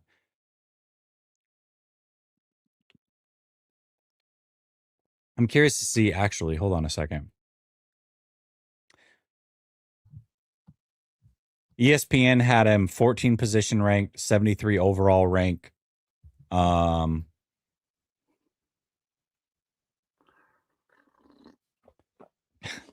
They had Elijah Surratt one spot ahead position rank than Deshaun Stribling. Stribling went 33, and Elijah Surratt just went in round 4. So I know our guy Marco. We had some disagreements on Surratt. I had biases against. I usually don't like the big-bodied receivers who have a little bit of. I mean, he can get a separation red zone target. I usually like the guys that have a little more juice. All I know that when I watched Indiana and I watched Surratt, I came away liking Surratt more than I did Omar Cooper as a long-term pro. And I think that what Surratt does as a security blanket, as a safety net, his sideline awareness, and Omar Cooper's a good player, but Surratt's physicality, his confidence, he looks like a Mike Evans with less juice. Like that's the kind of how he operates. Like he's just, you look at Fernando Mendoza, who I think is a stud. I mean, boy, he had these really, really, really confident proficient receivers to be throwing to who he knew would be at that spot. And Surratt was always that guy where if he was in a little bit of trouble, he knew that Surratt was going to be in his place. Surratt just has that savvy to kind of to get open, to be in a spot, to have confidence in space where he could be in a phone booth. He's not going to get shaken by a physical defensive back. I actually think Surratt is underrated. I liked Surratt a lot. And I said that I was fine taking him late round 2, early round 3. I talked about him a lot through the process. Surratt and Stribling are similar type players as far as what they're going to be asked to do at the next level, in my opinion. One of them just went 115, and one of them was taken pick 33. Just going to throw that out there. Elijah Surratt at 115 is way better value. And again, not the end all be all, but Elijah Surratt was ranked 14th as a receiver on ESPN. Stribling was ranked 15. My point is based off of what they're going to be asked to do, you could have had one at pick 115. So to act like Stribling wouldn't have been there, I don't know, at pick 90 or whatever it was, or 70, I think is a bit hubris, but whatever. That's just me personally. But again, so what if he wasn't? Whether it was Surratt or Stribling, that's my whole point. Is why does it have to have been like, we're not talking about drafting a receiver who's looking as asked to be your 1. I don't even know if we're drafting Stribling to be your 2. Like, it sounds to me about that rationale. I was like, oh, I'm going to bring him in as an in. Is he going to be Jalen Hurd? Is he going to be, but a guy that doesn't run routes? So are you bringing him in to be Kyle Juszczyk? Like, I'm not even trying to be snarky here. Like, I for a guy like Kyle who has prioritized that ability and diversity of a route tree, that's what's confounding to me here. I would say, and that Surratt is a much more polished receiver. He doesn't have the juice that Stribling does. I get that, and in Stribling, you turn the YouTube highlight film so you can see him running away from athletes. That's exciting. There's a lot of players that can run away from athletes. But what you need to do is the idea is like, can he get open reliably at the next level? I just don't. Yeah, there you go. Gumby-like qualities. That's perfect. That's perfect. Gumby-like brain. Honestly, I encourage all of you right now, just while you're here, Elijah Surratt went pick 115. Stribling went pick 33. Go watch 3 minutes of highlights of each of them, and you tell me the big difference to have, I don't know, a 90 pick difference or whatever it ended up being, an 80 something pick difference between the two. You tell me that Stribling is that much better than Elijah Surratt. I encourage you, all of you. I don't know what this is. Why watch draft white version of Grok Lynch using anyway? Oh, what version is Grok? What version of Grok is Lynch using anyway? I don't listen, dude. I don't even know. That's actually a really funny comment. Oh, that's great. Keontae Scott went to the Bucks. Travis Burke went to the Chargers. The Lions are on the clock. And then the 49ers are about 10 picks away. Elijah Surratt got drafted by the Ravens at pick 115. I'm just saying, go watch Elijah Surratt and compare him to Stribling, and you tell me that those prospects should be separated by 80 plus picks. I also see a guy like Skylar Bell out of UConn, another guy who they had very similarly ranked. Surratt, you're right. I mean, right? Facts. Facts. Honestly, Bell, Surratt, and Stribling were all within you're muted, I think, David. Yeah. I'm sure it was super special what you were saying, though. I'm not muted. Oh, maybe you're not muted. Maybe my earbuds aren't working again. Okay. Is it? Am I on? Hold on. I don't know. Frustrating. You hear me now? Yeah, I can hear you now. I don't know what's going on with these things. All right. So yeah, my point is that those players were all ranked, and I don't even care about ESPN. I just use this it's a convenient draft tracker for best available. But when you look at consensus boards and you look at it, that's the point. And I know we're not. I think we could be done talking too much about. I mean, I'm not. We to be fair in the chat, we don't need it. It's the process, right? And there are receivers now that I have ranked above him, and we're still picking now. What is this? Like what round 4, pick 19? Like, yeah. This is, and there's receivers available that you had ranked above them. That's that's interesting. I think what one of my guys said is this an indictment on Ricky Pearsall? Like, is this admitting that they didn't get that right? And they're not bringing Jennings back. And you brought Mike Evans in. So my question to this is, where is Stribling going to see the field? Like, I mean, yeah. I mean, okay, before you joined, David, let me catch you up on this. Before you joined, I said, how many of you are confident that Stribling has 20 catches this year? Most people said they took less. They went under. There was like 3 or 4 people out of the 20 or so people that typed a response that said more. And then I said, okay, well, let's raise that bar to 35. One person was confident that he would get 35 catches. Well, we're not even talking about a lot of burn, man. 35 catches, David. 35 catches is all that. And everybody was out on that except for one guy. I mean, come on. That's not. That's what we're talking about. I think the issue is, though, too, if he's not going to do that, all I was told is this is a win now year. So if he's not going to do this now at age 24, when is he going to do it? Where are the snaps for a guy that's the 33rd pick in the draft for a team that has Super Bowl aspirations, allegedly? Yeah. So, but if you were going to be a guy that said, hey, we're being realistic, we're not winning the Super Bowl this year, and you were taking a guy that you thought, hey, I like his physicality,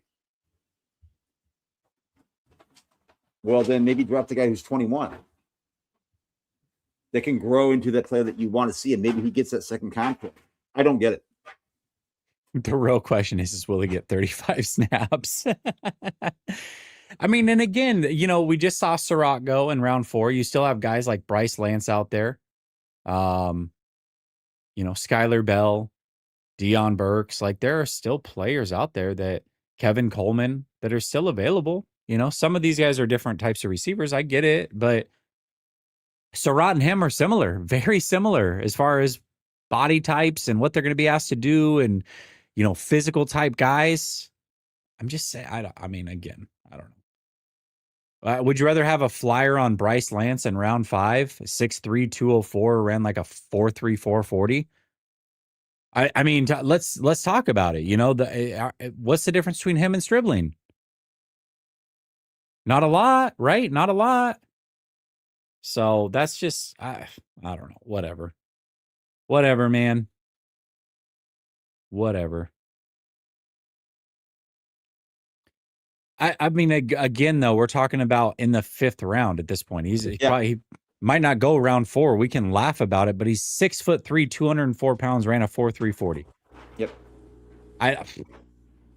Who did? As a Bryce Lance. If he's laughing, oh, Bryce Lance, ha ha ha. It's like, again, we're talking about he's going right at this point, probably round 5. I mean, who cares? You take a chance on that, right? You take a chance on 6'3", 4.3, 440, 200 plus pounds at this stage. So here's versus. Go ahead. No, but you're right. And here's my thing going back to, I'm not throwing my guy Kyle under the bus, but he said, hey, the same people that ranked Zach Wilson, I had him as wide receiver 6. Well, okay, but you're doing then, what I'm saying is I'm hearing your evaluation, and I'm definitely going back to look at it, and I'm very, very appreciative of it because it gets a different set of eyeballs on it. But you're the outlier. So the outlier still bears. Packers just took denied Dennis Sutton. There you go. The Packers are actually having a great draft. They took denied Dennis Sutton. They've taken Brandon Cisse, and my other guy. I'll have to figure that out. My point being is this. We weren't so much sitting here to try to talk about Stribling. Is that idea that evaluation processes of, you could say, hey, well, I had him 6 and you don't need other people to tell. I said, yeah, but what if 7 or 8 or 9 or 10 or 80 or 100 other people I respect don't agree with you? Like, or let's say several of them kind of do, but then I take all of them together And then the consensus says that this really does probably push them down to a tier that is in that range. That's when I say, can I get a player that's actually going to see the field, not just a receiver? Can I get a player that's going to contribute to my team's success? Also be the potential of maybe be a guy that I can have in-house on a second contract. These are the things that you think about when you're building a team. Not, oh my God, I really love this player and I just got to have him. Though, I mean, this is where the Niners have problems. And so this isn't about scribbling. It's a process.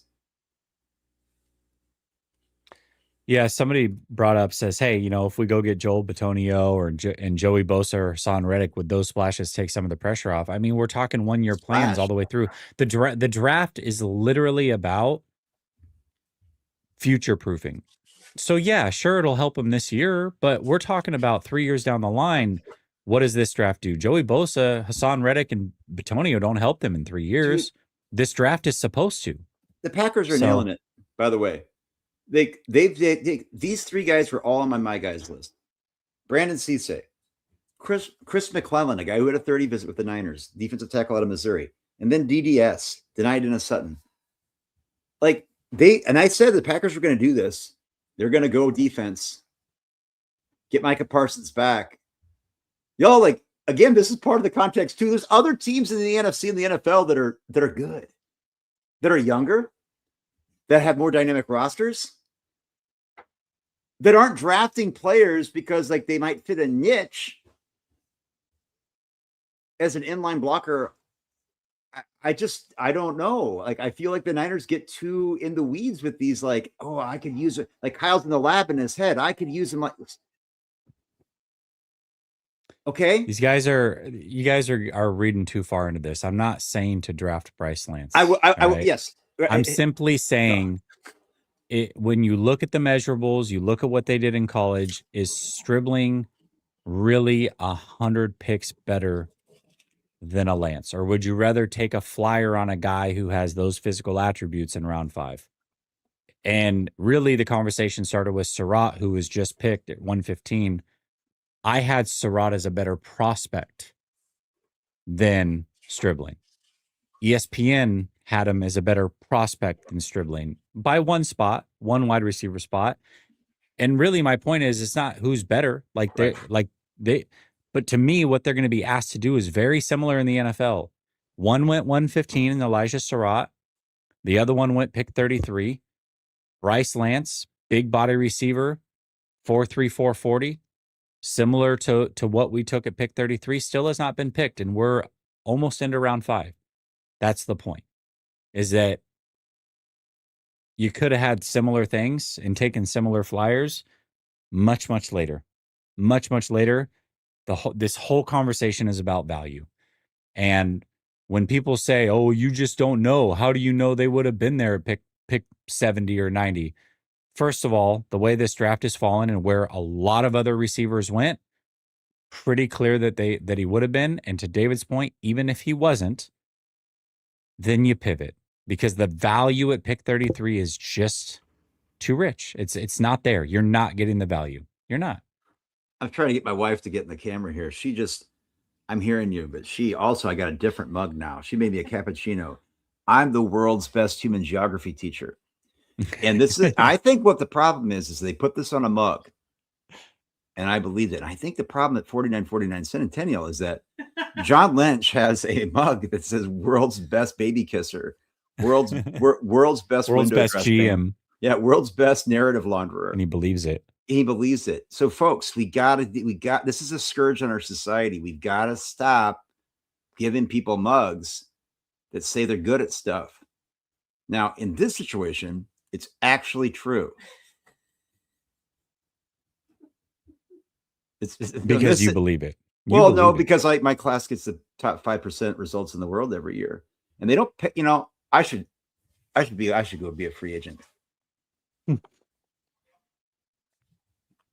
Pay this man more money. Caden Wetjen just went. Who did?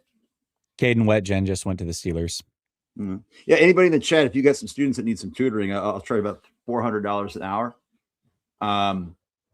but I could get that if you're looking for, if you want to get those scores up, just let me know. It can save you some money. It's a good investment. $500 an hour for me. Save yourself $2,000 in college and credits. Think about it. These people dedicate their lives, have their jobs on the line, and you think they actively try? Who said that? No, Why would they act? No, they just No. suck at it. They're just not good at it. For having their this be their whole job, they're just not good at it. And once again, this is an opinion. We've gone through the drafts multiple times. Rewind the film from today. We've talked about it, and we proved it out. They do not draft well. They don't. He heard me say, or they heard me say, she heard me say, right? I think maybe it was somebody else, maybe not. They're just throwing that. They said they want to have Jed call their bluff, like make us stop. Meaning, like, we're not going to change. You want us to change, but we're not. And if we don't, it's like, well, naughty, you guys should really be better. Like, okay, and what? What are you going to do? You send me to my room? You going to ground me? You gotta take my allowance away? What is it, Jed? That's what I thought. Get back to your office. Cover up the bald spot. Like that's what I meant by that, is that these guys, every time you think they're going to evolve, I've been seeing teams around the league start to evolve. The Niners don't. And you think, oh, this is just negative Nancy stuff. No, we've been bringing up the evidence of other teams whose bar graphs have moved beyond, like they're starting to learn and think about it. And here the Niners are talking about AI and analytic bull BS, man. They're still going back to what they want. The guy that fits the niche, the guy that, got a worm in their brain. Like, yeah, that's what they're doing. It's vibes, man. And Quasi's coming in here, and I don't know. So it looks like a few people weren't in here when we talked about Grayson Halton. We did a nice little read up on him. He was certainly liked by a lot of people. He's a bit undersized as a defensive tackle, shorter arms, but he does have good lateral quickness, does a good job tracking down the line. And the 49ers needed somebody on the interior defensive line. Like they need depth there. And so where he was drafted, value, all of that, totally fine with it. So were there players that we would have preferred maybe along the interior of the offensive line? Sure, for sure. But Grayson Halton, fine pick. We don't have any issues with it. That was essentially the conversation, the cliff notes of it. You can rewind. I read a pretty in-depth thing on him. David talked a little bit more in depth about him as well. So, but that was the overall thoughts about Grayson Halton. And there's Mike Washington, running back out of Arkansas, going to the Raiders. Yeah, I like that pick. I would have loved to have Mike Washington. I would have. And our guy Tom Jensen had talked about, and I get it, right?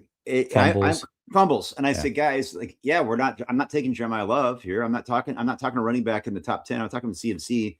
I'm talking about guys players like Claiborne and Washington have real juice that you can use them in different parts of the game. So I respect Tom's point on that, but like, that's where I'm like, at this point, that's why don't take Keelan Black in the third round. So we're taking a running back that's not really going to help you out in the passing game in the third round. Yep. Absolutely. Who's not that big. Giants having a great draft. Let's go through some of these teams actually while we're waiting here. There's a lot of teams that are having great drafts, and I know you said about the Chiefs, but boy, they had, what the Chiefs did? They had Mansour early on. I didn't like, but I haven't paid attention to a lot of what these teams are doing all the way through. So I got some team. I mean, I tweeted out this morning. I tweeted out this morning and said I am struggling to get a short list because there's so many teams doing well. I mean, you look at a team like, I mean, you didn't like I think there was that idea of Sam Roush being too soon. Okay. Look at Cleveland Browns. Now, they had a lot of picks. The Browns definitely, early on at least, I liked them. Let's see. Spencer Fano. Concepcion, Denzel Boston. Oh, they got Boston and Concepcion? Yeah. I didn't realize that. Wow. And EMW. EMW? Oof. Austin Barber, a guy that really, I had some guys in my ear saying, hey, you need to get in on Barber. If we can get him in the third round, that would be a steal. So look what they did with him at tackle. I'm wondering if they look at Fano as a guy that they end up saying, we'll see where you're at, but we might play you at guard. I had him as the best interior lineman in the class. I had him ranked above Ioane in that regard because that's where I want to put Fano. And Fano is an athlete. I look at that. That's good. Now, the Dallas Cowboys, Caleb Downs, Malachi Lawrence, Jayshon Barham, Drew Shelton, and then they just drafted Devin Moore, a guy who's had a couple injuries, but a long corner out of Florida that I really like a lot. And then we talked about the Green Bay Packers and Cisse, McClellan, and DDS. Houston, Keelan Rutledge, Caden McDonald, Marlon Klein, my number 4 tight end.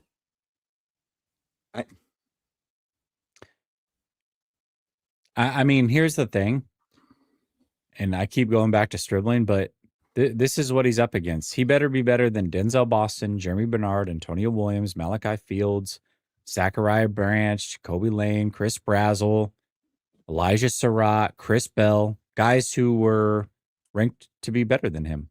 So he has to be better than all those guys. Yep, he has to be. Otherwise, once again, it proves out to be a major reach. And a lot of these guys went much later than him, much later. I mean, let's look what the Las Vegas Raiders are doing here, Jess. Fernando Mendoza, the number 1 pick. Traden Stukes. Kieron Crawford, like my rising, who I probably would have had him higher on my board if I had another couple of weeks before the draft. Trey Zune, my favorite center in the draft. Jermon McCoy, who they're taking a flyer on the 4th round. They got Zune. And then they drafted Mike Washington. Like that's pretty damn good. If I go to my there's some other teams out there. Somebody said the Giants. The Giants have Arvell Reese, Moingoa, Colton Hood, Malachi Fields. I mean, solid, but yeah, it's fine. Right? They had high picks. I mean, it's hard to. Right. 49ers are 2 picks away, by the way. 49ers are 2 picks away. We got the Buffalo Bills back-to-back. Then we got the 49ers.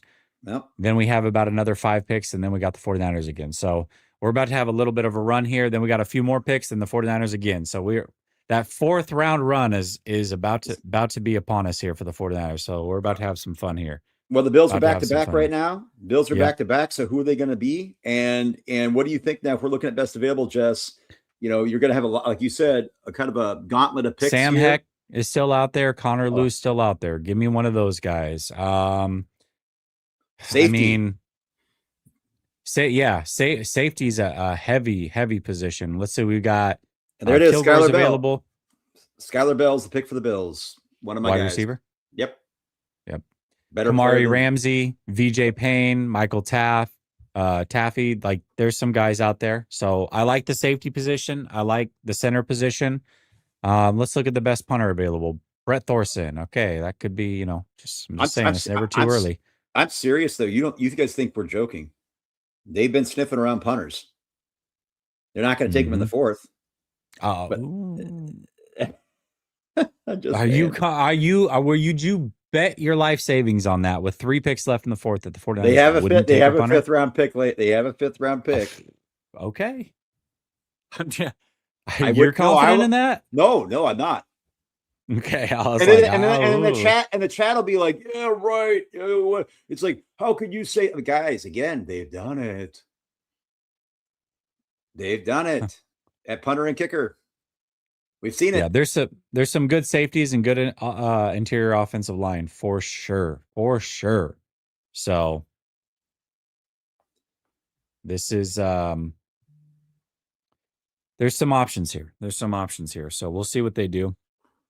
It'd be nice to get a center. Yeah, Kamari Ramsey, VJ Payne, Jalen Kilgore. I think that would be something like that. I like Taffy. You're not as big on him, but I like him. Listen, we talk about Gumby like traits. No, I'm just joking. The reason that I like him a lot is because he was legit. I think he went to Rice and then was a walk-on at Texas, became an All-American. Doesn't have great long speed, but he does have good short area quickness. Plays with high IQ. Yep. I think he can do a little bit of everything. So there are players that are left is basically what I'm saying. We may disagree on some of them, but I do like what's available for the 49ers right now. I did not think Sam Hecht would be available. No. I think because there's such a dearth and then you've got other 4th round picks coming. If Hecht is there, I take him. I could see the Bills who've been wanting interior line. They did take Jude Bowery.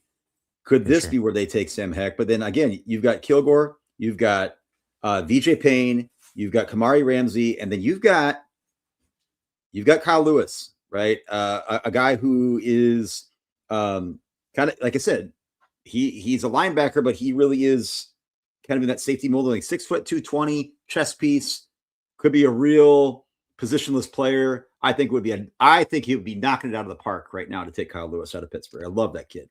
I like this right here.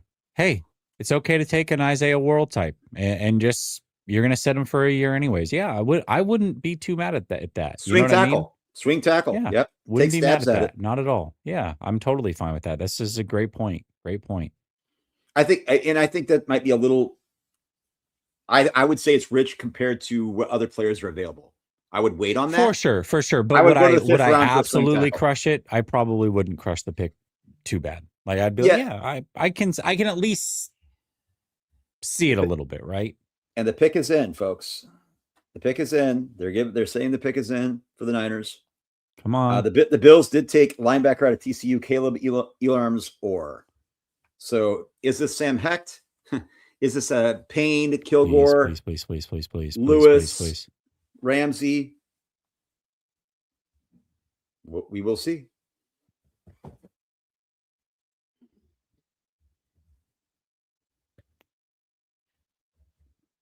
By the way, if you're right-handed or left-handed, you still tell everybody you're a great teacher, and you get to validate yourself and have an affirmation. So it doesn't matter if you're right or left. You're saying, hey, guys, I'm good at it. And I'm telling myself, oh, yeah, I'm good at it. Come on, baby. What's the pick? Again, this happens when the Niners are up every time. It pauses. It's like, this is the time that we pause. And how does this happen every time? I don't know. Right? I'm not going crazy. This happens.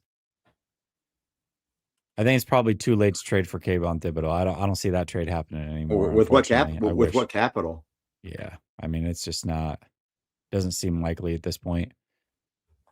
They wanted around a third round pick, and we're beyond that, unfortunately. So pick is in. They have selected offensive tackle Carver Willis out of Washington.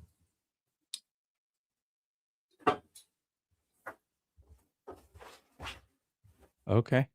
I am familiar with this player. Okay, let's talk about it. I don't understand it. You're talking about a guy he's got 32.5-inch arms. He's 6'4", 303. I'm wondering if they're thinking, hey, I'm going to move this guy inside. Yeah, they're definitely not playing him at tackle. That's not going to happen. Athletic profile at tackle is pretty bad. Let's project. Let's talk about him like a guard, because he's built like a guard. As a guard, the arms aren't overly short for a guard. No, I watched him at the combine. I wasn't particularly enamored with his movement drills. I remember talking about that with somebody else. Like I just said, if you're going to go draft a tackle, I feel like that if again, you're getting convicted on a guy on day 3 or day 3. So if this is somebody they're looking for a line, we'd say they got to address line, but we've seen a lot of guys get addressed on line and just completely flame out for the Niners. We've seen it. I hope he's the guy. I was definitely not a fan of him, but he was off my board. I did not want this profile. Just the same reason we talk about Grayson Halton, which is why his athletic profile is enticing in the 4th round, where he fell because of some size concerns, but then has that profile. And here's a guy with size concerns and not a lot of juice, not a lot of versatility, even though he played tackle, but he's not going to be a tackle in the NFL. Not saying he can't work,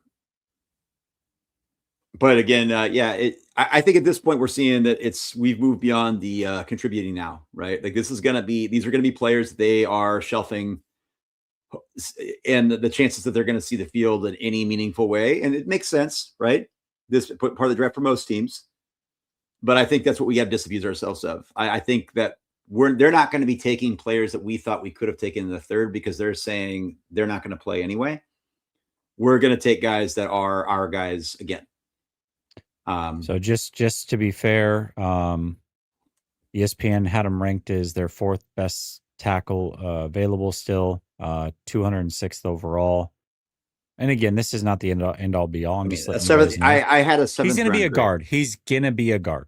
And yes, he was probably a 7th round prospect. Or a UDFA potentially. Yeah. But listen, I can already tell you right now, there's going to be a lot of buzz about him this offseason because the 49ers do it always with offensive line. They feed us saltines when we're starving, and people are going to sell him like he's the next best thing, just like they have every other offensive lineman that didn't do jack squat that was picked this late for the 49ers. So it's the same thing year in and year out. So the playbook is here. I was just telling you about what I knew about Carver Willis myself. As I'm looking at another scouting report, it says best suited to guard in the NFL. 4 years at K-State, finished with 1 season at Washington, so a 5-year player. I'm sure he's not young. What I noticed with the combine, it wasn't he was slow. He's plodding. He didn't, the movement drills looked lethargic to me. It looked, he looked like a guy suiting up for dad league at the Y in basketball. The guy that, but like at his size, it still gets things done. I hope the best here. I don't know. Like I feel at this still in the 4th round when you have these picks again, I know that it'd be nice to take shots at guys who feel a position of need. And clearly the Niners are showing you right now that even if they address safety here, which they probably will, we hope, but they've had 2 stabs. Like Connor Lew just went 1 pick later, just so we're clear. We all thought that safety was this huge priority for the 49ers. If it were, they would have gone out and got their guy already. Yeah, for sure. They're showing that they don't. So yeah, I mean, 206 from 127. Yeah, it's 100 picks more than I would not have touched. I would not have drafted Carver Willis anywhere. I would have been a UDFA. I had a 7th round grade on him.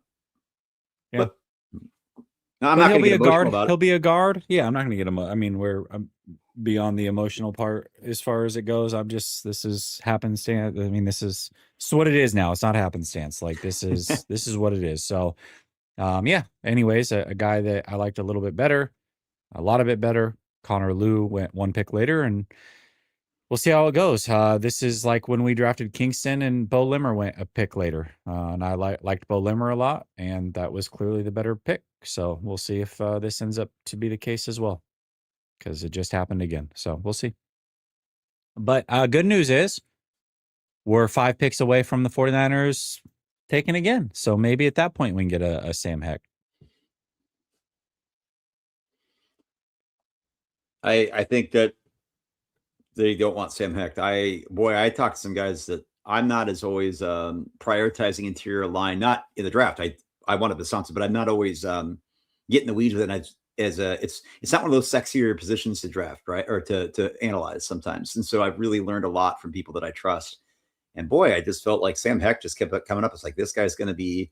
So now granted, he's still available, but this is where center sometimes, and these interior linemen, they just don't have the value that tackles do. We get that.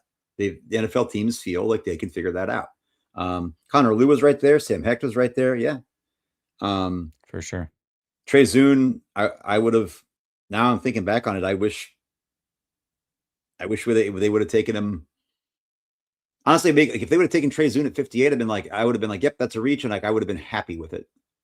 But and yeah, hopefully this is like Pooney, but the Pooney pick made a lot of sense. Like Pooney then was a good pick in the round 3. I don't think we sat up here at all and poo-pooed the Pooney pick. I think we liked the Pooney pick. It made a lot of sense. We didn't poo-poo Pooney. We didn't poo-poo Pooney. You know what I mean? So you know, it was a good pick. You're talking about a guy who played tackle, played multiple spots across the offensive line. Didn't allow a sack for however many snaps in a row. Like at that point, as a prospect, Pooney in the round 3 was a great value. So I don't know. Dieter Kurtenbach just said the same thing I did. I'm not saying I don't even follow Dieter, but somebody retweeted it. I didn't have a draftable grade on Carver Willis, so have fun with that. I said the same thing. I just got done saying I wouldn't even have been priority UDFA for me. Like I just would have let him go somewhere else. I don't. But I promise you 1000%, he will be hyped up as the offseason goes along and training camp and all that. He's going to be hyped up. We just saw it last year with the kid we took out of Iowa, just like we saw it with every other late round or UDFA guy. I mean, we've done this 1,000 times with the offensive line because we're fed saltines and we needed a steak. We try our best to turn it into a steak. So Carver Willis, at some point this offseason, just remember I said this, will be the talk of the town, and people will be acting as if this is the next thing at guard. And they just got to steal, and he's so good. And I promise you, the playbook has been there for 5-6 straight years. It's going to happen. I guarantee it. I will guarantee you. 100%. I agree. Yep, you're right. Laserlack says, I'm on the same wavelength with you two on prior drafts and this year's pick. Glad we finally drafted no linemen. 60% of Hall of Fame linemen went in round 1 and 2.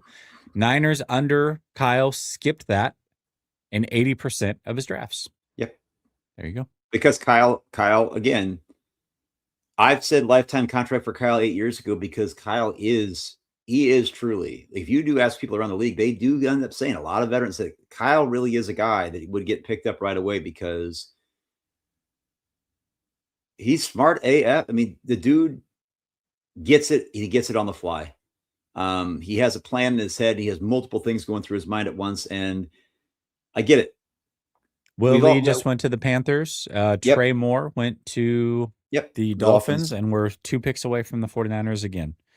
Kyle's going to get what he wants, period. That's what Kyle does. So he was not going to start prioritizing offensive line. They did want to address it last year. They were high on Armand Membu. They were high on Kelvin Banks. They lied to all of you about a fake trade that they tried to go up to get Mykel Williams. That was not true. They liked Mykel Williams, but he was a dude that they wanted those guys and they didn't get it. And I think that that's something where if they would have been able to get offensive tackle last draft, maybe that influences where they're going with Trent. Maybe that influences how that. But now, every year we think it's going to force their hand to go OT or go into it. It doesn't. It never. It hasn't done it since Mike McGlinchey, and then we had Aaron Banks. Where's he at? It never does. Where's Aaron Banks? Nowhere. I mean, again, we've seen this playbook 1,000 times. Genesis Smith just went to the Chargers. Yep. There's a lot of other good safeties out there that I would have taken above them, but whatever. The Chargers have not had a good draft. No, the Chargers. Listen, I like Harbaugh a lot. I like Harbaugh, but again, I will sit up here and tell you if I think that somebody is doing well or not doing well. If I was a Charger fan, I would be very upset with their draft. Brother, personally. I was saying the 3 worst drafts that I've seen right now are the Niners, Jaguars, and Chargers. The Niners is the worst. At least the Jags did have a redeeming quality. They did take I forgot who they took that we liked, but Pregnon. There was some. Oh, Pregnon. Yeah, that's right. Emmanuel Pregnon. The one player. Like round 3 or whatever. And 4. To be fair, the Jaguars didn't have a first-round pick. Okay? But neither did the Niners. When the Niners did, they just moved out to 33. I still call that a first.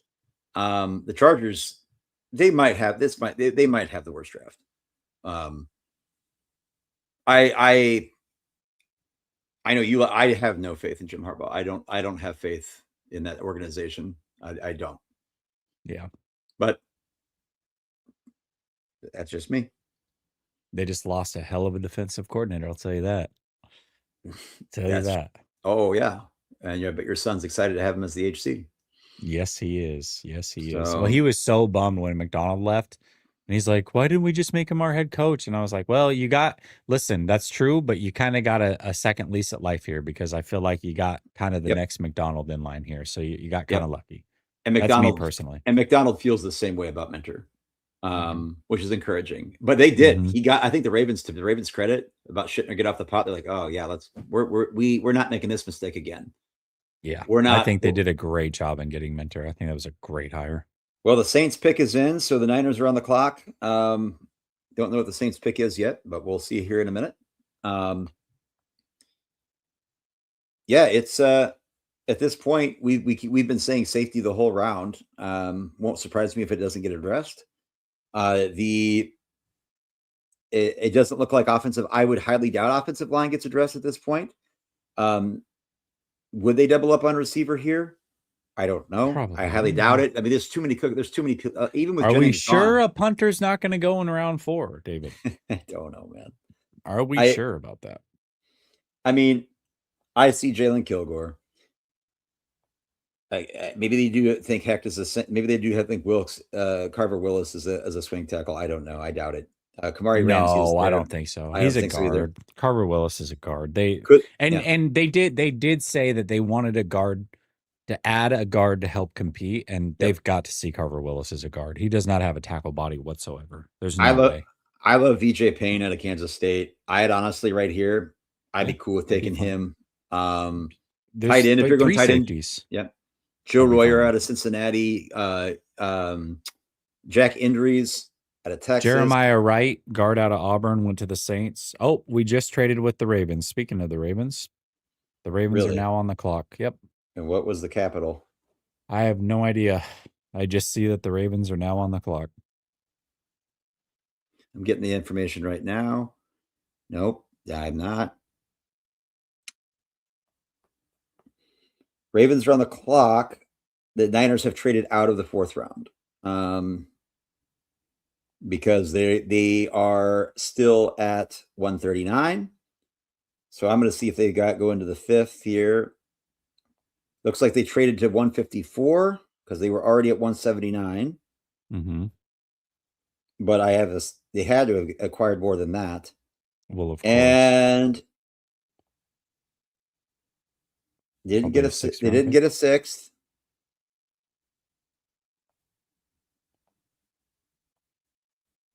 Maybe it's a future pick. It's probably a future. It's probably a future. It's probably pick. Like a future 5th or something, or a 4th. I bet they would have got a 4th out of it. Yep, if they're going back for a 5th out of the 4th. Future 4th. Who knows? Okay. I'm at this point. I don't even. And again, I told you that I'm highly doubting it. The way they're drafting players, there's no way they can draft 8 or 9 guys. They can't. They don't envision these guys making the team. Well, let's see what the Ravens take here. Watch them take Hecht. I swear they need a center. It wouldn't shock me at all.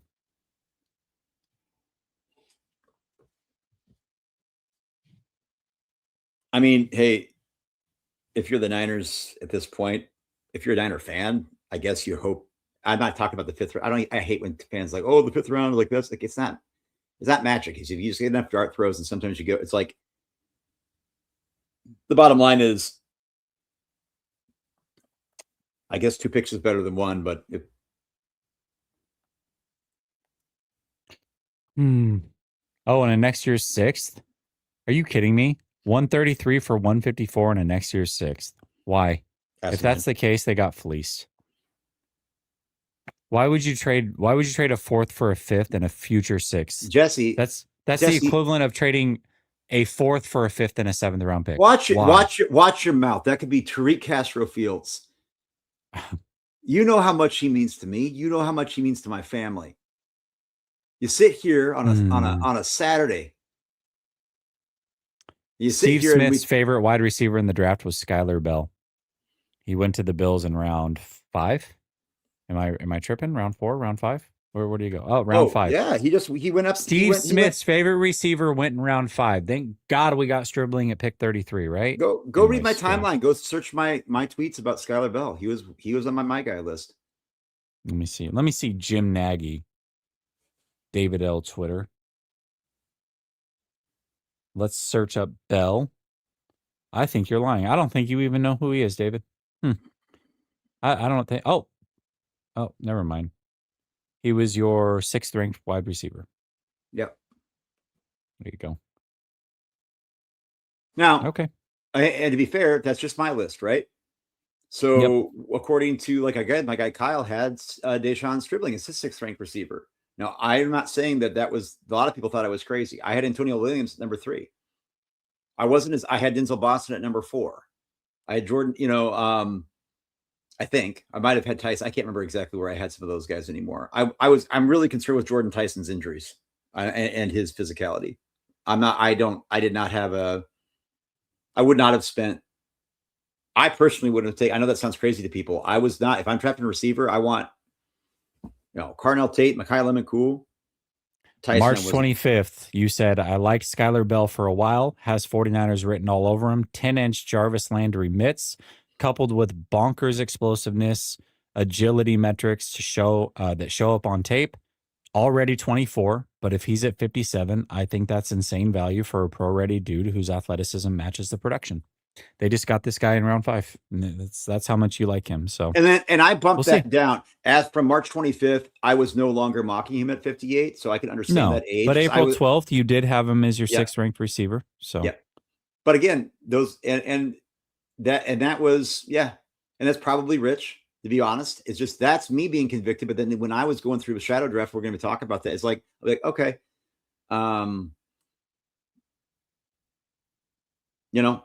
again, if you would have drafted Skylar Bell at 33, I would have been intrigued, and I would have been, because I like him, but I still would have thought it was a really, really bad reach. The Ravens took Matthew Hibner out of SMU tight end. Well, whatever. That's the thing I don't understand is like why people can't just say like, hey, you remember the draft show 2 years ago? And I was the one that had the look on my face like, ooh, Ricky Pearsall is my wide receiver 6. Yeah. Skylar Bell. And I was like, cool. And I was like, this is a reach. Yeah. I mean, you did talk positively about Ricky Pearsall. You said it was a reach, but you talked to us as to why Ricky Pearsall could be a very good player in the NFL. You did like Ricky Pearsall, the prospect. You just thought it was around early. Yes. That was it. But you did sit up here immediately and talk positively about Ricky Pearsall. But I also immediately said there were other players that made a lot more sense for longitudinal roster building, because this is a process. For sure. It's not just like, oh, I like this player, this is fun. We're not like just trading. We're not trading football cards, right? Like this is right. We're not getting out of it. I don't know. That's just, and it doesn't. You don't have to agree with me. I just think that sometimes it's nice to like say, hey, be honest with yourself about where you're at. Still like a guy, still like a person, and then be able to get in the weeds with it a little bit and admit that you might be wrong. Yeah, we still need a safety. But the Niners don't care. The Niners really don't care. They may take one here, but the fact that they trade, here's the thing. This is the other thing about process, folks. When the Niners trade that pick away, 133, I'm not saying that's horrible. Okay, fine. Do I think that it was a bad, like going up for a 5th and a future 6th is good value? Not really, but at this point, you're feeling 2 picks is better than 1 over the years. Okay, whatever. You can convince me possibly. But what you're saying there is, I'm content getting to 139 and missing my guy. My question is that I'm struggling to understand having such conviction for other players higher up in the draft that you don't think in the same way. So safety is not a priority. If safety were a priority, it would have been addressed. They would have taken him over Carver Willis. Guarantee it. I guarantee it. And by the way, people say, oh, I'm hearing other teams. They're not hearing other teams are liking him. Nobody is sitting here with a bugged, wiretap in the war rooms. They just like people and they draft them. Yeah, you're right about that. Oh, shoot. Got some super chats. My bad. All Hines, 4 NFC championship games and 2 Super Bowls, but we don't draft well? Brother. I mean, it's a super chat, $2. I think we've talked about imagine. Let's take the no. I'm just going to do it one more time real quickly for you guys in the back who clearly seem to overlook this all the fucking time when I say it. So I'm going to say it one more time just to be clear, okay? Not the last 2 drafts. We're not going to talk about the last 2 drafts because I feel like you need 3 years to truly evaluate a player. Yep. From 2020 through 2023, 2020, 21, 22, 23, 31 draft picks. 3 players from those draft picks are actively contributing to this team. 3 out of 31. 5 of them are going to be on the roster opening day. 3 are contributing. Out of 31 picks over a 4-year span. Yep. We have the data points. We literally have the data points we can look at. Just because you make an NFC championship because you had Nick Bosa fall into your lap, because you had an ACL injury, and you did a great job trading for the best left tackle in the game and the best running back in the game at the time, and you did draft well early on. You got some great late round steals and Kittle and all of that. They did draft well early. They drafted better early, I should say. They still had a lot of misses, but they drafted better early. But to act as if since 2020 they've been knocking this thing out of the park, and that's why they ended up in NFC championship games. All right, man. But you can have it. Appreciate your $2 though. Fucking A. Here's the thing, dude. Like, to go back to that though, just real quick. It is, I have given them credit for trading for Trent Williams and CMC. Okay. And yes, there's draft picks involved there. Fleecing idiotic general managers with two of the worst owners in all of the NFL at the time, and Dan Snyder and Dave Tepper, right? Who had horrible general management at that time as well, who were very involved. Taking advantage of their idiocy is part of the game. Kudos for the Niners. These are, though, those kind of players. Like, so you acquire the like best offensive tackle of the 21st century. You acquire maybe the best offensive weapon, one of the top 5 offensive weapons as running back of the 21st century, right? So you go out and get those like nuclear grade dudes, right? That's what you're feeling you had to do. Do you guys not understand that? That's what the Niners had to do because they don't draft well. That is the F them picks. And that's where I said, hey, the best teams in the league that actually win the Super Bowl, because last time I checked, winning the Super Bowl is kind of what we want to do. I'm crazy, though. But look what the Seahawks did, guys. Go back. I mean, just you could go back the last 3 or 4 drafts for the Seahawks. Definitely the last 3, because you said 3, right? The last 3 drafts for the Seattle Seahawks, not 26, 25, 24, 23. Lights out in the first round. In second round, elite contributors. Right away, not waiting, getting them in, not biding their time, not earning their stripes. That's how you can win a Super Bowl with a quarterback as poor as Sam Darnold. Yes, I said as poor as Sam Darnold. Sam Darnold is not that good, guys. That's why the Niners were on the doorstep with Jimmy Garoppolo. Because they did draft well with Nick Bosa and Debo, right? And they paid dividends right away, but they had that because of Jimmy's ACL. Without Jimmy's ACL, we don't even know what happens to this organization. We really don't. I doubt we're still talking. I honestly doubt that we're here on the Shannon Lynch regime at this point, if not for that injury. I truly believe it. The trade, I don't even know if those trades for CMC and Trent Williams ever happen. And that's okay. Again, this is why, though, Jed laughs all the way to the bank, folks. Former season ticket holder who I hoped I was going to give those to my kids. About Jules, my buddy who sat right behind me. Jess was there with him when we went to the NFC Championship game. We were at the NFC Championship game. That was an opportunity that I had because I was a season ticket holder that I felt like I could afford for my family at the time. It's way priced out now. There's no chance that my wife would allow me to keep doing it. You know, and Niners fans keep pulling up the dollars and the suites and traveling to games, and that's great. Fans I just traveled to Tampa. I'm guilty as charged, right? Like that's, and until look, winning doesn't really matter that much as long as you're one of the most financially solved. I mean, you're making money hand over fist. That's all that really truly matters. Games of Run Poker says, sorry. Do you guys believe that players will perform differently in different systems? Why does Stribling have to be better than everyone behind him? Okay. How do we evaluate, man? We can't. So let me get this straight. I can't talk about it being a reach during the draft because we don't know how the player performs yet. And then when the performance actually happens, I'm just going off a logic of the fan base. Then when the play actually happens on the field, and that player is not better than guys taken directly behind him that were clearly available for the 49ers as well, I can't talk about that either. So it's just what's the alternative? Like, what is the alternative? How do we evaluate if it's a good draft? What's the data points that we can and can't talk about? Because we can't talk about them as prospects because they haven't played yet. And then once they play, we can't compare them to the guys that we're taking around them. So how do we talk? How do we evaluate anything? What is life? Wait a minute. I'm tired of life. And what if you didn't even That's an evaluate? Eminem line for those of you. I'm not That's listening. good. Why? I'm going to read this question. Why does Stribling have to be all caps better than everyone? I think that's the key. Is that okay? Nobody. Again, that's a straw man. Nobody said that.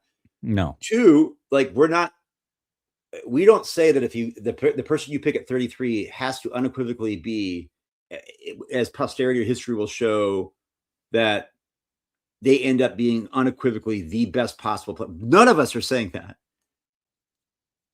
Not like it's not been said. Okay, we do not have that expectation. We have that expectation that you don't have a valuation of a player that precludes you from being smart about positions of need, positions of value, how you're going to see them on the field, the age, the skill set of the said player. I think we've talked about this a lot. I think we'd like to stop talking about Stribling. And I really think that, but here's the thing, go back. If you really want to go down a rabbit hole and really want to have a exciting weekend, go back and look at all the draft shows. There's hours of footage for the last several years with Jess and I have been on, Marco and Tom, and Coach, and all these people. Go back and look at every single reaction to all the players that we've ever looked at. What I'm willing to bet is that we have actually been wrong about players that we might have celebrated or been a little bit like, oh, okay, cool. Oh, yeah, I'm really excited. I bet we've been right on a lot of those guys. I bet we've been wrong on those guys. I don't think that I can rack my brain that we have ever been wrong when we've not gone extreme, because we're not even going extreme on Stribling. Stribling is not a guy that I'm like, oh my God, he seems like a really cool kid, really fun player. Like, I'm excited to watch him.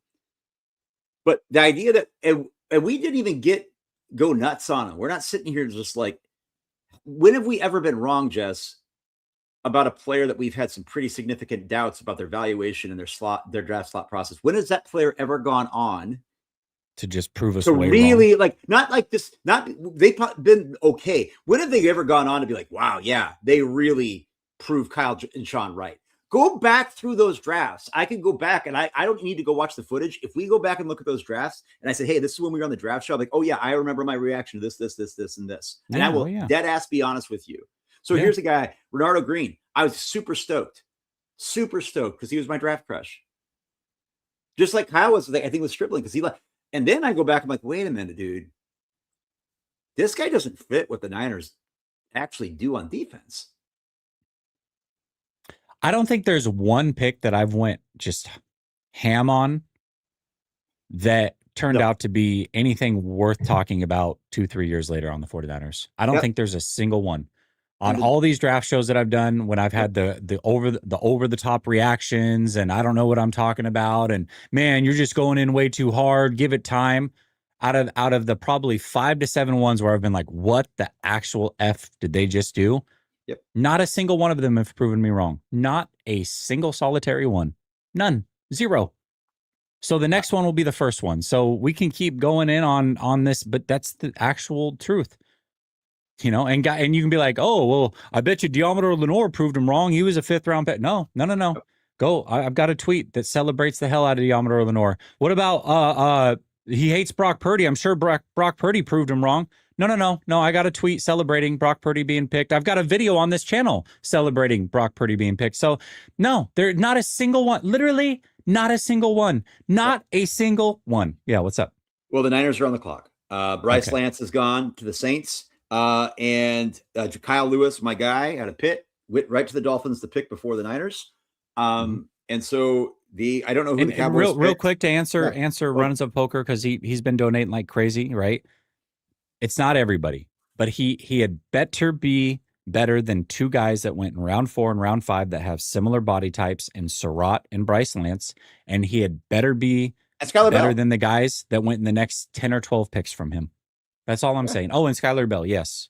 Yeah. Who were 4th and 5th round picks. And the guys that went directly after him that we were touting, the Basantis and the fall, those guys, he has got to be better than those guys. He just has to be.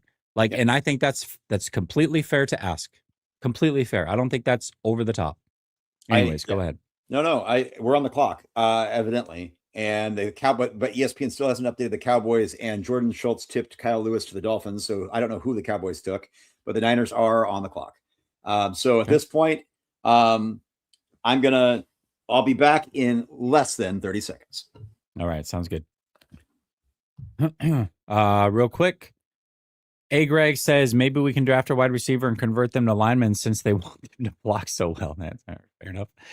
RS says next pick a QB that's a good run blocker. Bank it. I like it. He can convert to fullback. All day, every day. Kim says Sam was great when he counted. When it counted, that's a big fact. No, that's true. He was fine. Sam proved a lot of people wrong. And he deserves credit for that. JWF says, I'm tired of people defending Shanahan and Lynch. The proof is there. They don't draft well. They live off their older players. They drafted almost 10 years ago. The data is available. We don't have to guess. We don't have to guess. Yes, right now we're guessing on this year's draft, certainly. But if we just go off of what the most likely scenario is, for 5 years, 6 years, they've been drastically reaching on players, and those drafts have not turned out well at all. This year, they're drastically reaching on players, so my guess is probably isn't going to turn out to be a great draft, just based off of the track record and history that is irrefutable. It is there. We have the facts. There is no guessing. This is not me trying to act smarter than Lynch and Shanahan or any of that. These are actual facts that we can look at. So to get up here and pretend that it's something that it isn't, I mean, you're just trying to defend the team over the top at this point. That's all it comes down to. So still no pick on the 49ers. Still waiting on the 49ers pick. Yep. So we'll see what it is. Cowboys, LT Overton. Okay. Dolphins, Kyle Lewis. Well, Niners are tipping. Start the clock now. It says 11 seconds. Oh, good Lord. Okay. Whatever. You know what? You know what's funny? So what we heard, this is something I can give you, is that there was some discontent within the organization about how. Have you noticed how Jed's not tweeting any snark? Yeah, he's not. That's it. That's not by accident. He's not doing the thing he did last year. That's for sure. There's a little bit of this idea that things need to be a little bit more. That's what's confusing to me. But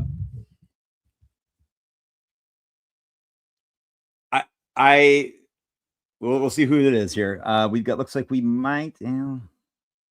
Keep doing this annoyingly. Yeah, they don't even have Kyle Lewis showing up on. So that's where it might be a little bit, because I think Jordan Schultz just decided that he's probably knows an agent, and he hasn't been tipping that many in the fourth round, and he did that. And nope, now it's same pick is in for the Dolphins. So this might be a couple minutes for the Niners. Yeah, it always is. Yeah, Kyle Lewis is on the ESPN tracker now, so we'll just see if there's an agent that anybody knows. So who do we got here? I mean, this is honestly, your guess is as good as mine. Is it VJ Payne? Is it a Kamari Ramsey? I want to go plus athletes here. I like at this point, I don't even mind doubling up on like guys like DeMonte Capehart, defensive tackle out of Clemson. I want at this point upside juice, because if you're not going to see the field anyway, I want younger. If you got younger players, guys that not are just like workout warriors, but do have traits that could translate, that actually have had production or had glimpses at the collegiate level of being successful players. So I'm always going to want to bet on an athlete in the most athletic sport in the world. So Kilgore, Ramsey, Payne, Taffy, heck, I'm fine with any of those guys. Sure. If you Capehart, sure. Bit of an athletic freak. I'm fine with it. A bit of an athletic freak. Yeah. Isaiah Worlds, I'd be fine with it at this point. I'd be fine with even taking a flyer on a guy like, my God, like I never would have thought this, but Harold Perkins, who is kind of positionless and not a guy that people are like, oh, second round, no way. Torian York, a T-Rex armed linebacker out of Texas A&M, but a sideline-to-sideline player with high IQ. The pick is in. We don't know who it is yet, but we do know the pick is in. Edge, Joshua Josephs out of Tennessee. Talk about Gumby, George Gums out of Florida. I don't want him. I'm just kidding. I was like, wait, what? No, I want to make the Gumby. Keith Abney is still on the board. Boy, I had guys in my ear about Keith Abney. There it is. Ephesians Prize Sock. There's my reaction. One of my guys, he kept climbing up my board. I've tweeted about him ad nauseum. In fact, in today's mock, I didn't post, I had it on there before I hit tweet, but I was touching grass. I mocked him at this exact spot. Did you really? Round. Yes, I did. To the 49ers. I mocked Ephesians Prize Sock. He is better than Takario Davis, his Washington corner. He is a 6'3", 196. You've heard on the film with this dude, like his length, his speed, his juice, his explosiveness, little bit raw, but his scheme versatile, a little bit kind of gets a little handsy and pressed. But I think once you get if you get him in good coaching, I really feel like this is a guy, Price Hawk, that can put him all over the field. I think he has the athletic ability to have range throughout. He's got, I mean, we're talking about 6'3", 200. He's on his frame. He's got frame. I wonder sometimes, are they going to see this guy as a little bit more inside out, positionless, maybe even safety kind of a mentality? I couldn't like this player more. You see that when I'm effusive, I say it, man. And this is the thing. He's not in the second round. This is the bottom of the fourth. This is an athletic. I'm going to bring up some things I've said about Price Hawk, and you can go. I want to know what your I'm looking at it right now. March 14th, Ephesian Price Hawk climbing up my board. April 10th, you dropped your top 10 corners. You had Ephesian Price Hawk number 9. Yep. That was my So final. there you go. He moved up. I had him at number 10 a week before. I felt like there's something that's not coming up. Sometimes what'll happen is I don't mention the name, and this is what frustrates me. That's why I've started to start doing that even when I'm talking about it, because I'll be doing this and there'll be like a video or there'll be a clip, and I'll just say he. And I've noticed that over the years, like, oh man, dude, you're just talking about this player. This and that. Yeah. So Price Hawk is a guy that let me just and the Niners are saying new DB in the pack. And this is where I'm looking at this, where safety? I'm thinking, well, yes, but again, positionless type of player. This dude, not only does he have the best name in the draft, Ephesians Price Hawk, okay? He is let me see if I can find his athletic profile just for everybody, because I just got done talking about how that was important to me. Especially this late. 9.74. He's 10-inch hands, almost. Arm length's at 33. It's long, 33 plus. That's good. 39-inch verticals. He's got those explosive metrics. The broad was a little bit lower, but the vertical is wonderful. 3-cone. This is what I forgot. Here's a guy who's 6'3", 190, almost 200, and yet he has a 6.823 cone, right? So he has that requisite agility that you want to see in space. Doesn't always show up completely, but I think you can work with it. 4.45 40. Split wasn't perfect, but I mean, that type of speed and that type of size and that type of agility. Look, I'm stoked because he's X wide receiver too. Yeah. So he knows that. He knows it inside out. And you talk about a guy like, boy, like that type of size at receiver, that'd be kind of fun to watch if I go back to a bit Richard Sherman, huh? I mean, hey, but a much better athlete than Richard Sherman. Yeah. And so this is, I think, where you're looking at a guy that people talked about. Somebody asked me, I think my guy Jake said, hey, do they see this guy? Could this guy play safety? Could this guy play? And I'm like, I think so, but I don't think it's like a true safety. I think it's just a little bit more positionless. But you prioritize outside. Give this guy those reps in camp, bro. Please, let these guys grow. I love this pick. Here we go. I'm gonna read some scouting strengths from Draft Buzz. Rare height at 6'4" with proportional length that lets him blanket throwing windows and crowd catch points in ways that most corners simply cannot replicate. Showed real growth as a run defender throughout his career, frequently maintaining outside leverage and using his frame to funnel ball carriers back to the pursuit help. Hip flexibility is startling for a man his size. He can flip, redirect, and sink into both breaks with smoothness. But you just don't expect for someone built like that from someone who's built like a safety. Press technique features a powerful initial jam when he times it right, landing hands squarely into receivers. chess and disrupting their release patterns at the line. Zone awareness is one of his better traits, reading route combinations at the top of his drop and adjusting his positioning to take away windows between levels of the defense. Carries enough recovery speed to stay in the hip pocket of vertical threats even after a misstep, closing ground with long strides to eat up space in a hurry. Durable and dependable, starting 42 of 46 games across 2 programs, speaks of his reliability. He's consistently logged heavy snaps, snap counts north of 750 per season, willing to be active in the screen game, chasing plays sideline to sideline with urgency, and using his length to disengage from blockers to make plays in the flats.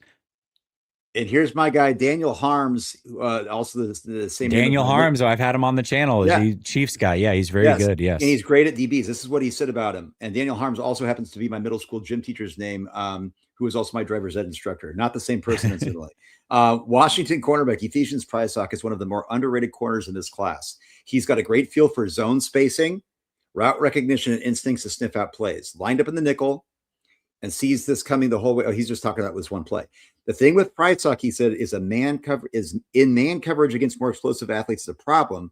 And while he has the strength and length to jam, his timing location is inconsistent. But the zone quality is there. And we've just been saying, with Raheem coming in, I'm just saying, like, Takario Davis was his teammate.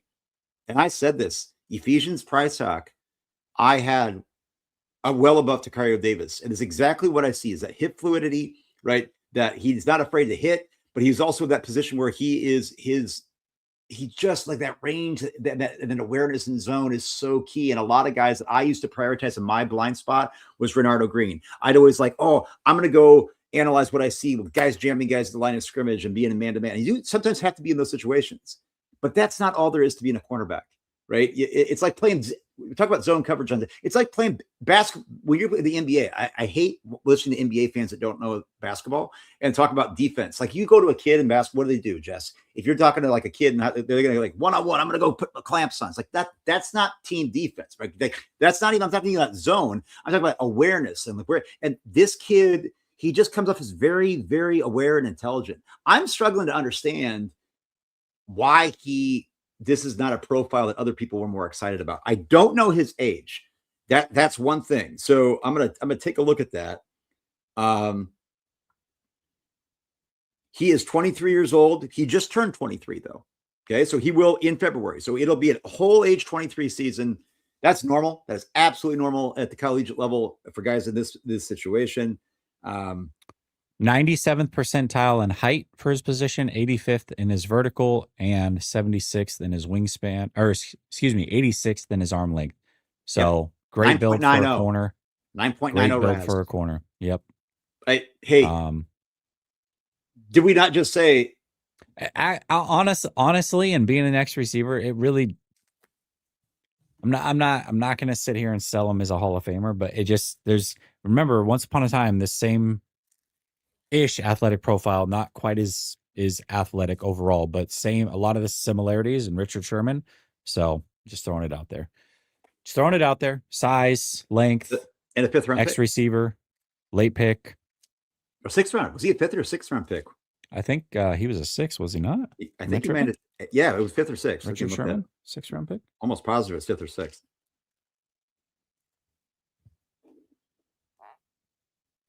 Dude, I'm honestly, I am geeked for this. I am absolutely geeked. I cannot wait. Yep, 154th overall. So there you go. 154th? Where okay. Yeah. Hey, look at that though. Listen, see, when we like a pick, we talk it up. We're positive about it. It's not just all doom and gloom. So there you go.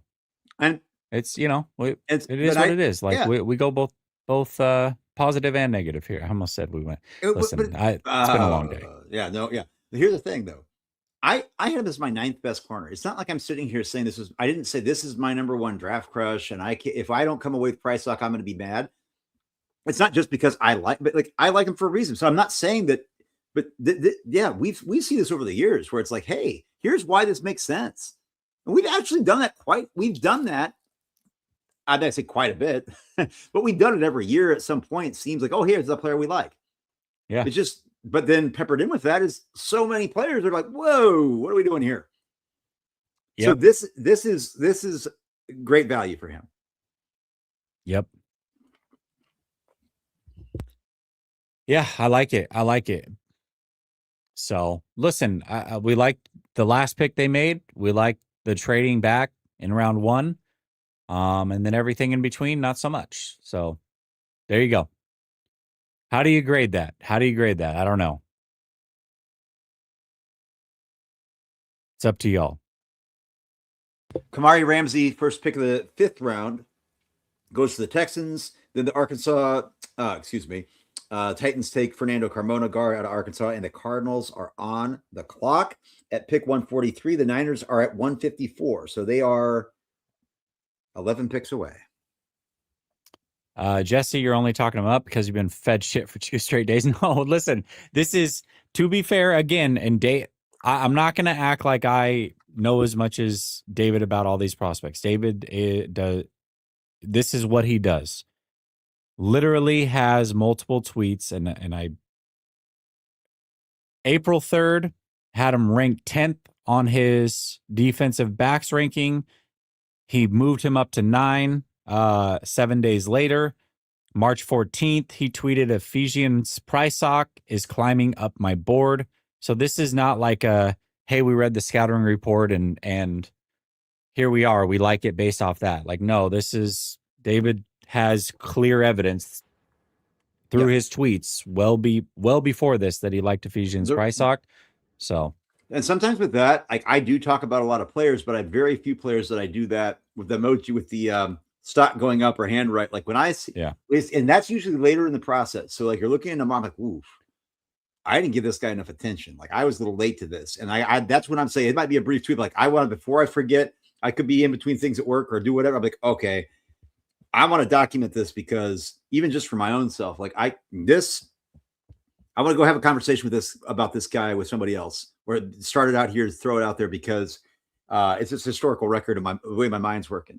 So, yeah, I don't do it for a lot of guys. Yeah. Their Draft Buzz is saying that cover 3, cover 4 concepts will probably suit him best to the next level. Hello, 49ers. So there you go. Like, it's, it makes a lot of sense. Makes a lot of sense. So there you go. We'll see. We'll see how it goes. And he does. He has a safety profile. We talked about this. He's got a safety profile as far, so this, he easily, maybe they view him as a safety. That's fine too. He definitely has the size for that. Yes.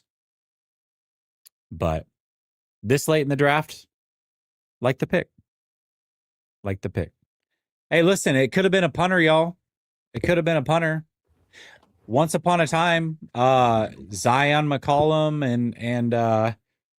and who was buddy that just went to the Eagles from Seattle, Tyreek Woolen.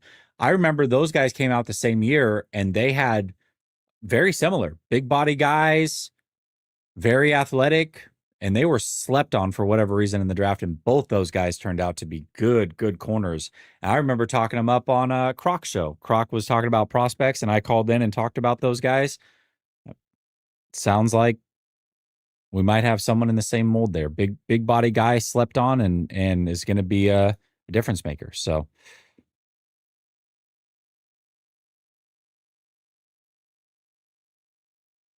are you muted? Is that just me? I don't know. The Jets didn't have any interceptions last year as a team. I thought, correct? No, they didn't. But Azaria Thomas was a Jets player, and he was the number 1 forcing incompletion rate for any defensive back for the Jets. Now, my brother-in-law happens to be a Jets fan. I don't know what's wrong with him. There's a lot of things wrong with him. I love him, but he is a Jets fan. Okay, people get too caught up about INTs. It's the same reason they used to rag Julio Jones for not having an amount of touchdowns. If you didn't think Julio Jones was the baddest man on the planet when he was playing for the Falcons, like you need to get your head checked out. Pizza Diaper, I love the name, by the way. I love the name. Don't know if I like the image in my head, but I love the name. Okay. Now, the idea that only 2 interceptions over 4 years, no playmaker. Y'all, like, do we know there's corners in the league that make plays? Oh, we got pick 6s, and then they're just getting burned. They're not assignment sound. They're giving up first downs left and right. But oh my God. And now look, turnovers matter, but so do punts, right? Forcing a turnover on downs is getting, that matters so much more consistently. And that is something that I want. And this idea, just because you don't have a ton of interceptions does not mean that you're not a playmaker. Also, a guy with his length and his size, same thing with Azaria Thomas. Like, if you're not getting thrown at, or if you're altering passes, oftentimes to go around those guys that have that size, sometimes a little bit harder than you think, even with that length, to secure the ball. But your job it should not be about securing interceptions. I know everybody gets lost in this, in the Dion world, but I can't say this confidently enough. I do not prioritize overrating interceptions. PBUs, okay. Forced incompletion rate, okay. Actually, what I love to see is just guys just not getting targets. And it's, you know what's impossible to do, Jess, when what's impossible to do when somebody's not getting targeted? Intercept the ball. Or yeah. So these ideas that, like, when you usually see guys that even at the NFL, Sam Heck just went to the Panthers, by the way. There you go. Good pick. Panthers having a good draft, by the way. Dave Canales is really changing the culture there. Yeah. Despite Dave Tepper being an idiot. But I just want to go back to that though. Trayvon Diggs, right? Everybody remember when he had a little cup of coffee whenever he was all the rage? Yes. All those interceptions. Yeah. Where's he at now? Do you think anybody cares? No. Now, even our guy, like, hey, our guy Marco's guy, Deron Bland. I mean, Deron Bland's a good player, but it doesn't always mean that, like, the Dallas Cowboys had both those guys getting like pick after pick after pick after pick after pick. You think they were giving up a lot of points? Yep. Yep. I think that, so Pizza Diaper, I'm just saying that I hear you. That's ultimate box score scouting, though. Yep. That's where it's not, all due respect, it's just not productive. Yep. Dave says, I feel the needle has not moved after the draft. Yeah, I not a lot. Nah, I hear what you're saying, Dave. I hear what you're saying. It's like, I can be excited about this pick, but I agree with you. And I think that the Niners, Dave, are saying that they feel the same way you do. Like, I don't think they were looking to move the needle much. I think they were saying, again, we like what we got. We believe in our quarterback. We brought in Mike Evans. We believe that everybody that got hurt is going to bathe in the fountain of youth, get in the cryogenic labs. Like, honestly, I really believe that. I think there's like, we're good. So we'll see. Let's see. You got a lot of super chats in there. What's up, Terrence? How you doing, brother? Good to see you. Jonathan says, the Fartnals are going to catch us if we keep drafting like this. The Fartnals, that's good. I like it. Dave says, for the haters, these guys really do know their ish. Hey, listen, I'll give more credit to David than myself when it comes to the draft. So, my reactions are a bit over the top sometimes during these drafts. But like I said, go find a reaction over the last 5 years where I've been over the top negative or. Yep, that's what you just said, right? Unconsolable over a pick where that player has proven me wrong. I challenge you, any of you, go ahead. 100%. Appreciate you, Dave. And Dave says, and Jesse's a great man. I'm honored to know him. I appreciate you, Dave. Thank you so much, man. I really appreciate you. RS says, what would Walsh do? RS, what would Walsh do? Good pick. Kyle and Lynch must have dozed off. They're like, guys, wake up. You know what? Don't wake up. Don't wake up. We'll make this one. We got it. What's up, Keith? He says, what's up, Jesse? You see my boy, Scoot Henderson? Looks like he's finally turning a corner. Go Niners. Listen, I like Scoot, but disappointing thus far. I'll tell you that. Very disappointing. Diesel says, massive miss on Mahomes for Solomon Thomas when we needed a quarterback. 3 first rounds on Trey, Moody in the 3rd. When will fans wake up? Kyle needs to go. And again, we have to be able to separate the two, right? Like, we've got Kyle the coach and Kyle the talent evaluator. Kyle the talent evaluator does Kyle the coach no favors. Kyle the coach pretty damn good. And that's what makes this tough. Dave says 7-10, calling it now, not going to be great. Oh, I mean, hey, I want to say this though. Do I think they're going to go 7-10? No, but the reason that I would lean towards something like that is that injury concerns and aging vets. Yes, we see it every year, and CMC guys. Hey, I ain't trying to put this into the ether, but CMC somehow was able to come out. He didn't come out unscathed. He just didn't miss time, but he definitely was. Yes, to every other person outside the 49ers fan base, it was very clear and objective, slower and wincing every time he got up. Like, he is a dog. Like the toughness that CMC plays with, like the commitment to being on the field and putting himself through the volume that he does and the grind that he does is one of the most impressive things I've seen from any 49er as in the history of my fandom. He really truly is. And people talk about George being like, I really think CMC, I mean, nobody gets more grind than CMC. Nobody gets more volume than this dude at all. And that being said, I don't have confidence that these injuries just all of a sudden, for the most injured team in the NFL, just go away. I don't. They're older. Well, I'll say this. Dave 2 years ago said preseason we're going to be 6-11. I thought he was off his rocker. We were 6-11. So last time he threw out a quote unquote crazy take like this, it's like he wasn't wrong, man. It wasn't wrong. So, well, I'll just say though too. Yeah, I mean, we'll see. I'm interested to see what the Commanders do. Talking about former GM and Adam Peters, they had Sonny Styles and Antonio Williams, two of my most favorite players in the entire draft. They didn't have many picks; they only have 6. Now here they are at the 7th pick in the 5th round. The pick is in.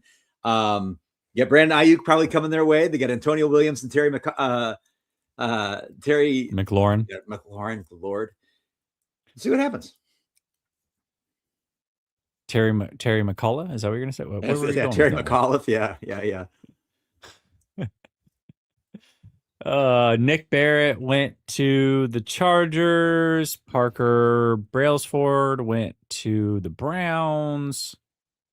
Washington's up. Seattle's up. We got about 5 or 6 picks before the Niners are up again.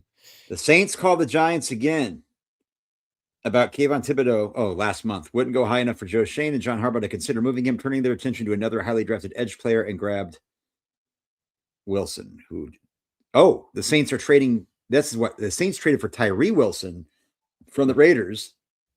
And the Commanders, Adam Peters, just took an edge player out of Tennessee, Joshua Josephs, who had a 3rd round grade for most teams. Or for most on the consensus board. So even saw him getting some love in the day 2 mocks away. So that's pretty damn good value again for the Commanders. Solid draft for not having that many picks. Yeah, not too shabby. Would be All Niners says they still no, they'll still compete for the playoffs and probably make it, which is what pisses me off. Outright negligence is why we don't win a Super Bowl anymore. Yeah, and they probably will, right? Like on paper they should. But again, we've seen this, right? Like the Trey Lance 3 first-round picks did not impact them immediately. But here we are. Really, this is the first draft since the Trey Lance draft where I feel like the chat's not filled with, hey, we're still feeling the effects of the Trey Lance 3 first-round picks. Like it lingered for 5 years, essentially. So the draft today won't be felt in 2026, maybe not even 2027. It's 2028, 2029, so forth and so on. Good or bad. Same thing with last year's draft, the year after. We just went through it, drafts 2020 through 2023. And those drafts we're feeling the effects now, where it's like, damn, we really sure would be nice to have that depth. You know what I mean? It sure would be nice to have some younger players so that we're not having to play this money game every single year with Trent Williams. Yep. Sure would be nice to have a good tight end that we can rely on when George Kittle is in and out of the lineup. Sure would be nice to have a good receiver right now. Like, these are the things that we're talking about now, years later. So that's the way this works. Like this year, yeah, they should. What does it look like in 27, 28 and beyond because of 2 years ago's draft, last year's draft, and this year's draft? That's what concerns me. Yep. Because they're not going to win a Super Bowl. Spoiler alert. They're not winning the Super Bowl this year. So let's just be clear about that. So if we're operating under those assumptions, and I'm not breaking any news by saying that, then we got to worry more about the future and what do these drafts mean towards the future. We'll see if it's good or bad. We'll see if it's good or bad. Well, who we got on the clock here right now? It looks like we've got the Seahawks with the pick is in. So here's the division rival. They are at pick 148. So we are 6 picks away from the 49ers having a pick in, and they have selected. We'll find out. So yeah, I mean, just talking about our rivals right now. I mean, let's maybe that's a good thing to kind of tail back to. Like, let's look what the Seahawks have drafted. And they haven't had a whole lot of picks.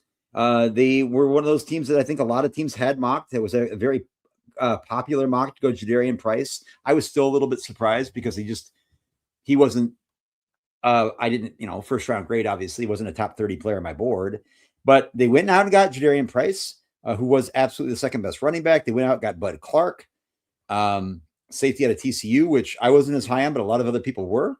And they went out and got Julian Neal, another quarterback I really, really like out of Arkansas, who doesn't quite have the juice, maybe, but is still, I would say, like high 4.4s, like 4.5, like that's good enough at corner when you are good at what you do as a corner.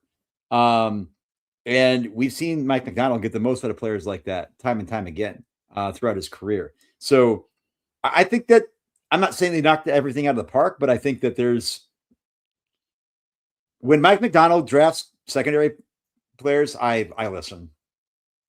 You know what I mean? Yeah, listen, we're talking about late 4th round, essentially 5th round pick. And they just took Bo Stevens out of Iowa. That was somebody that we've been talking about before. Guard out of better Iowa. Than Dunker. Yep. We said I like Logan Jones the most. He did end up going as that center, but then I like Bo Stevens better than Jennings Dunker. And they just got him at pick 148, Seattle. Yeah, and that was about where he was, I think, a consensus was in for this sure, range. for sure. So but that's you're looking at what they're doing, and they're saying, hey, we lost Kenneth Walker. We're losing Reek Wallen, which was by design. They're going back in and plugging and playing some guys like Bud Clark and Julian Neal. They get Jadarian Price in there, and then they got Bo Stevens, who might not be expected to go in right away, but could be a player that competes and who knows, might see the field quicker than we think. Yeah, I think so. The Seahawks have had done a good job. I would say if I go to Arizona, considering limited picks, yes, this is where I'm going back to my bias and where people said, hey, this is why you don't take Jeremiah Love. I still understand it. However, I don't know about the rest of their draft. I don't know if Love really impacted that, though, because they did end up going Basantis at the second pick of the second round, which I had a first round grade of Basantis, and I would have been happy with him at 27. So they do that. They go Carson Beck at quarterback. There were some people that actually had Carson Beck as QB2 in a bad QB draft. There were teams that did that. They get him in the third round. They take a swing. They're going to be getting their quarterback next year.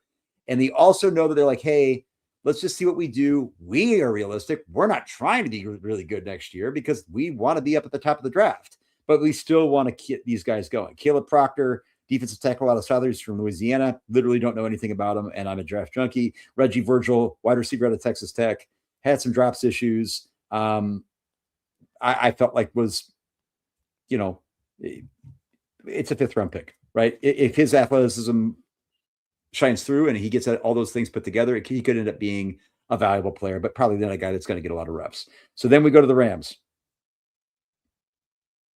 Ty Simpson. I mean, we talked about that. Max Clare, that was one of Marco's favorite players. He got really excited about it when they took him tight end out of Ohio State.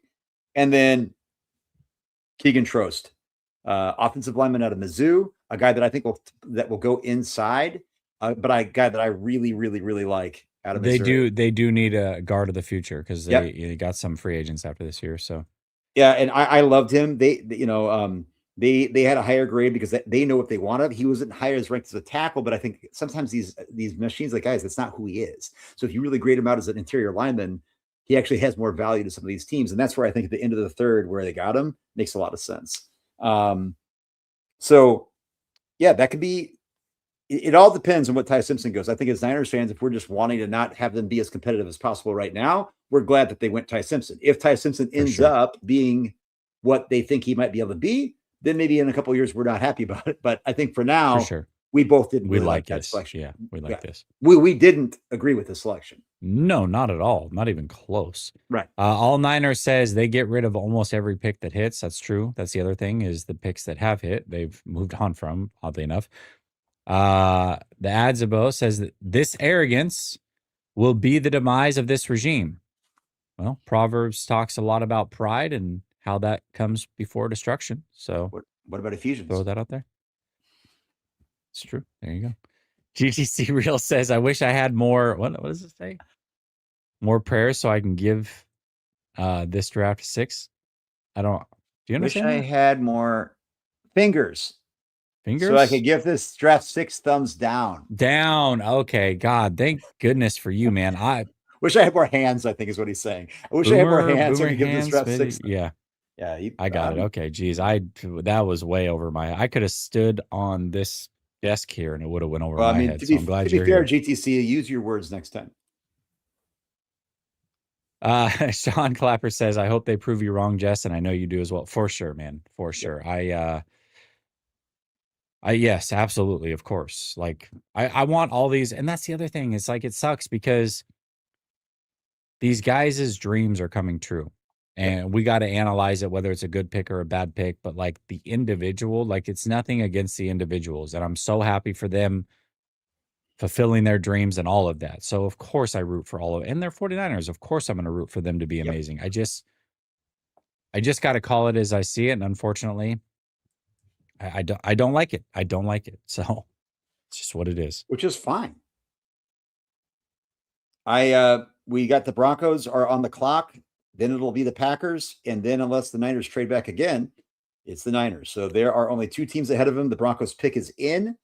Okay. The Packers are on the clock, and then it'll be the Niners coming hot and heavy here. So if we're getting here, Zakee Wheatley, safety out of Penn State just went to the Panthers. Dalton Johnson, safety out of Arizona, went to the Raiders. Justin Jefferson, not Jettis, the linebacker out of Alabama, goes to the Browns. And so here we are waiting for the Broncos pick.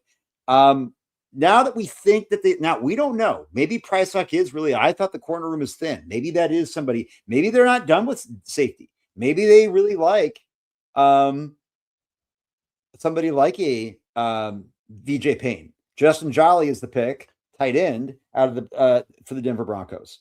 So let's stay on tight end, Jess. Let's stay on tight end. Okay. Jack Endries out of Texas. Jack. Okay, I'm going to talk about a couple of these guys that I think they were. Jack Endries out of Texas. I like him a lot. Joe Royer out of Cincinnati is one of those dudes that is. He's a better athlete than you think. Is he always shows up in the red zone? And Michael Trigg. Now here's an interesting player. He ended up having a 27-inch. Well, he ended up having a 27-inch vertical. I was like, oh, I can't believe this guy. And it's like, guys, all these guys. He said he had a hamstring, but that doesn't. I was like, yes, that's exactly what it sounds like because this guy is a freak athlete on the field. So when a freak athlete gets a 27-inch vertical, he's probably not lying about the hamstring because that is so anomalous to what this guy is as an athlete. Like, he didn't work out. No, he got hurt. Okay. So that's when you go back to the tape. And I go back to Michael Trigg. And I'm like, whoa. Now he's been to a lot of teams. He was kind of one of those NIL dudes. It was like hopping to different teams. I get that. But in the 5th round, if I'm looking at a guy 6'4", 240 pounds, his RAS score is completely obliterated because of his poor testing based on his being injured. But when you see it on the field, nobody's ever doubted his athletic explosiveness. I doubt they go here unless they really feel like he can be somebody who is going to be that super reliable blocker. But, he's a willing blocker and he's definitely strong enough to do it. That could be an interesting guy. I feel like if you don't go tight end here, obviously, they only got 2 picks in the 5th round. I think Endries, Royer, or Trigg could be in play in one of these. Yeah, let's see what happens. And it does also come down. Yep, go ahead. You got it? Well, I'm just saying the pick is in. That's all I can see. Okay. So. Yeah, and Ephesians Price Hawk very well could be a safety as well for them. Maybe that's how they view him. So we'll see. VJ Payne, one of my favorites. I'd be happy there. But also 3 safeties is becoming a thing in the NFL. So taking another safety, even if they think Ephesians Price Hawk is that, like they're completely different type players. So you get both them on the field with the Malik Mustafa type, then I can understand it. You can do that. So And Jager Burton, center out of Kentucky, just went before them. So the pick is in. And you talk about doubling up on players, Jess. I mean, there's other receiver like Deion Burks for actually sure. ended up. He's a small guy, right? 5'10", 180, but just had his pro day after being a little bit dinged up and was electric. Jeff Caldwell, you were talking to me about him before, the 6'5", 216 Megatron Light, right? Yep. Kevin Coleman out of Missouri. Cyrus Allen, Kendrick Law, been told on good record that Kyle really liked Kendrick Law. Malik Benson out of Oregon. There's good players here. I don't know. I just feel like if you're at this point, bringing in guys to compete doesn't hurt my feelings. Like I'd rather bring in guys and double up at positions if just because of players. Oh, we already drafted this position, but what if this player's better? Like, why not bring him in? They're not going to pan out anyway most of the time, so just bring him in. I don't know. We'll see. It'll be interesting to see what they do here. Yeah, at this point you're taking flyers, you know what I mean? So if you like somebody's athletic profile and the possibility of it, sure, why not? I'm interested if they take a flyer on a guy like Harold Perkins, like or Jack Kelly, a BYU, a Cabo Boy himself, got the stash and everything. Looks a lot like Jacob Rodriguez too. I wonder if they could, and he's a good athlete. I guess we'll see. Max Llewellyn was an edge player out of Iowa that Marco was saying, hey, I like Max Llewellyn. Yep. I like Max Llewellyn. Now he's a guy that's got a 7th round grade on here, but he's got a higher grade elsewhere. I wouldn't be surprised to see them like somebody like him. I like Max Llewellyn. I would love that pick. Love it. Keith Abney could be an inside corner. Smaller. And then, like I said, Jalen Kilgore, VJ Payne, man. Jaden Duggar. Jaden Duggar, linebacker out of Louisiana. Okay, so the other day, I had never heard of this player. So this is where I'm going to go back into the podcast. I was walking around the rec park before Thursday night, and it was the Nate Tice podcast again, and they were going with like deep sleepers or something like this. And they were like, this guy. I actually think it might have been yesterday because they were looking for day 2 picks that might be, or day 3 picks that were enticing. Now this guy has hardly any grade from ESPN whatsoever, but he's no relation to Kyle Duggar. He's a small school player. I literally know nothing about him, but they talked about him for 20 minutes. And when guys like Nate Tice talk about these guys, like it's like that's pretty rare. So I'm just bringing that up, not to name drop, but I'm literally intrigued by this because you hear so much draft coverage podcasts and that name's stuck. I was like, who is this guy? Doug? And I was asking, is he relation to Kyle Duggar? And then the co-host asked the same thing. He's not. Okay. But so let's just 6'4", 242, 4'6", 140, 17 bench press reps, 34-inch vertical, 10-6 broad jump, 4.45 20-yard shuttle, 7 3-cone drill. You 4.45 40? No. I was like, what? No. 20-yard shuttle, 4.6 40, 4.6 40. That's at 6'5", 239. That's great. Yeah. See, they have him listed. I have him listed at 6'4", 242, but either way, 6'4.5", I guess. So there you 35-inch arms. I mean, we're talking long. Okay.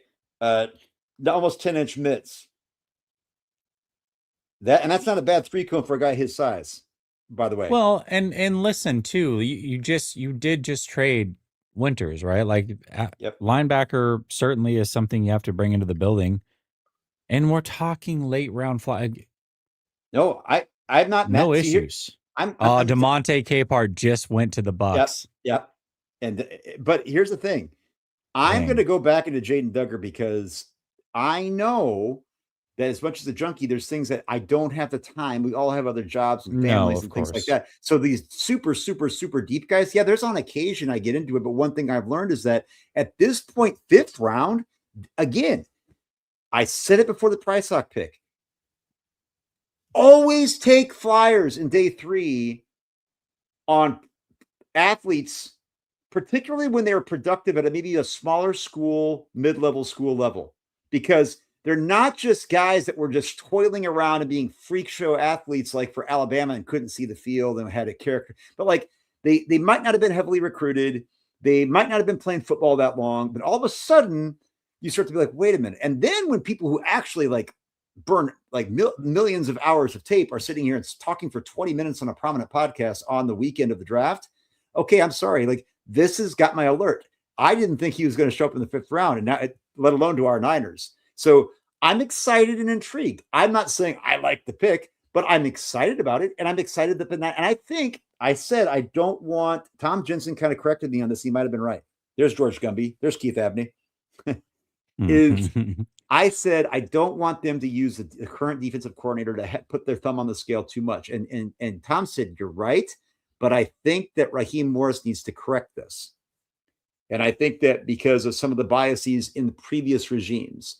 And it seems to me, you could say like Romello Height, which I do think is somebody that I would not have spent a 2nd-round pick on.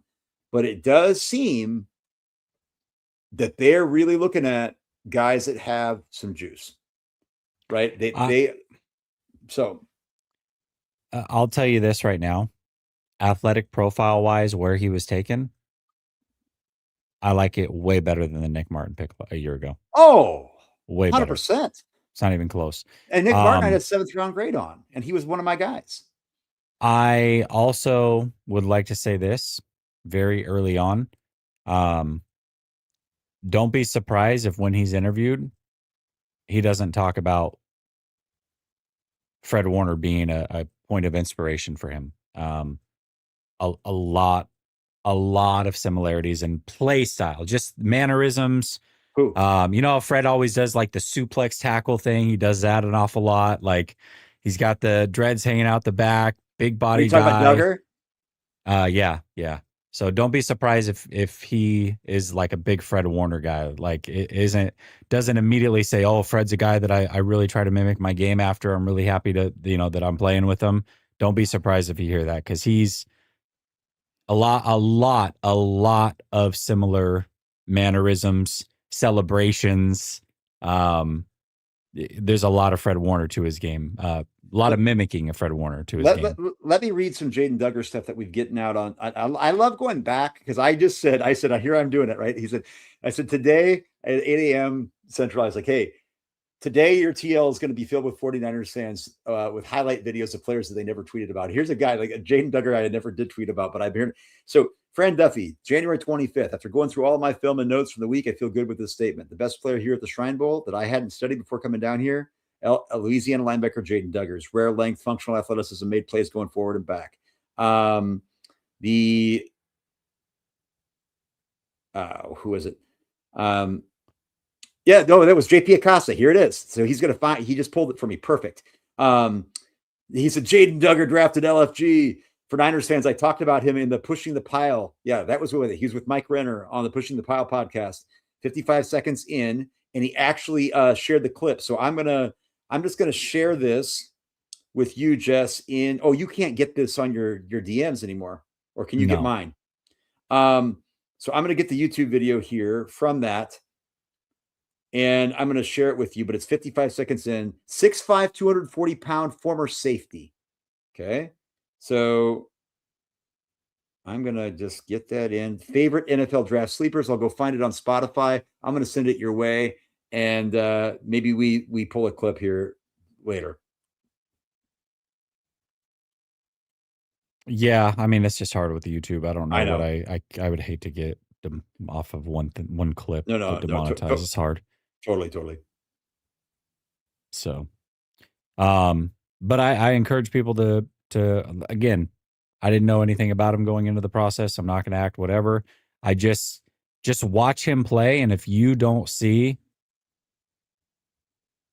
Fred Warner's fingerprints in his game style, I think I'd be shocked to hear that. You clearly can see he's got some Fred Warner to his game as far as what he tries to mimic as a player. So he's very similar.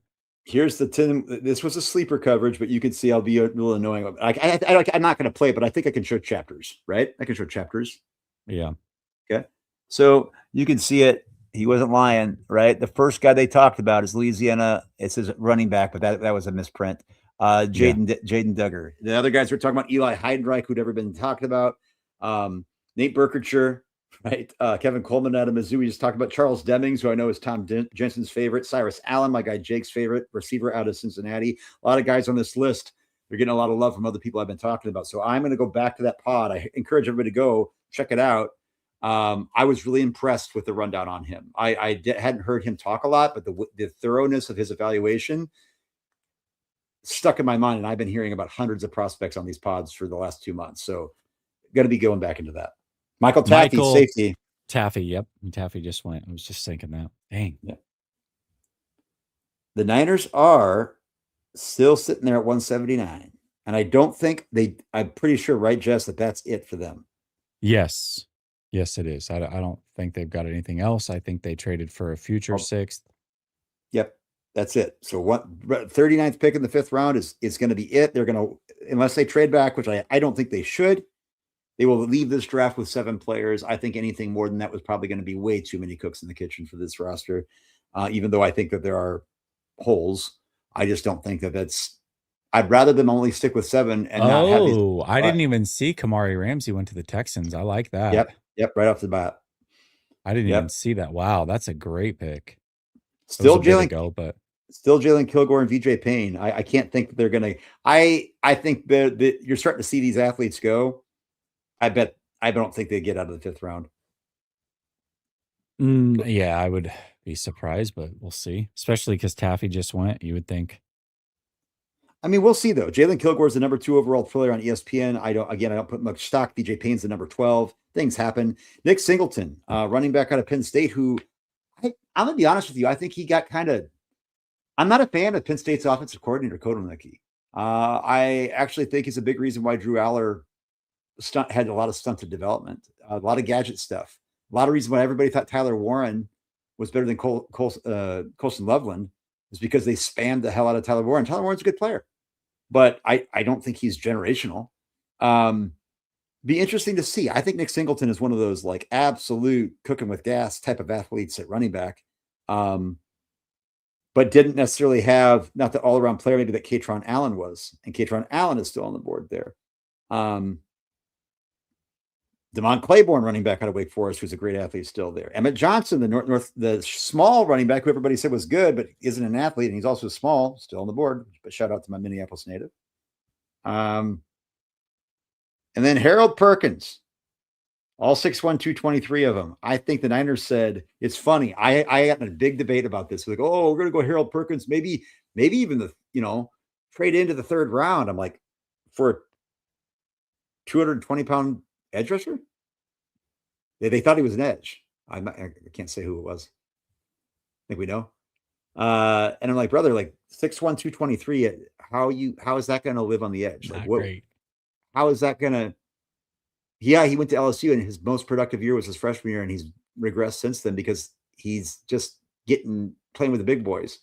They said Jaden Duggar, and I agree. 1, 2, 3, 4, 5, 6. Somebody asked 7, 8, 9, 10, 11, 12, 13, 14, 15, too much. 16, Too 17, many. 18. Like 18 picks before we got our last one. So we're running up on it. Pick 179, and we're at pick 161. So, but it'll go fast. It's going fast now. So here's the thing I like about VJ Payne. He has started.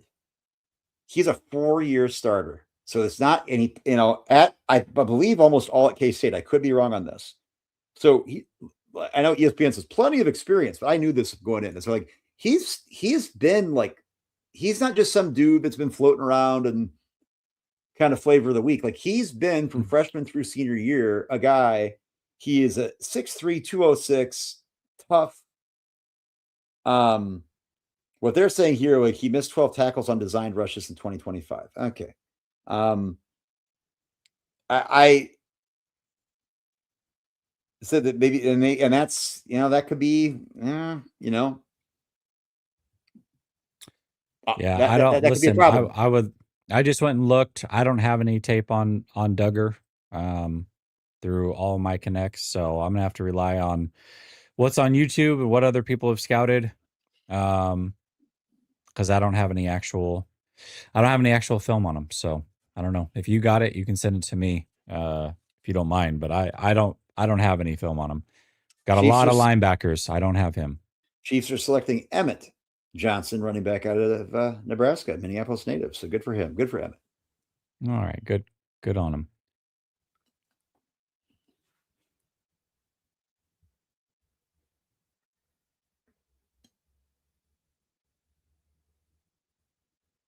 And I know that was the guy that Marco had talked to me, put me on. He said, who? Emmett Johnson. He's like, yeah, he's a lot better running back than his athletic profile suggests. Okay. All right. Trust it. Well, boys and girls, like you said, we've got quite a few picks before the Niners go. So this is where the conversations can get a little interesting.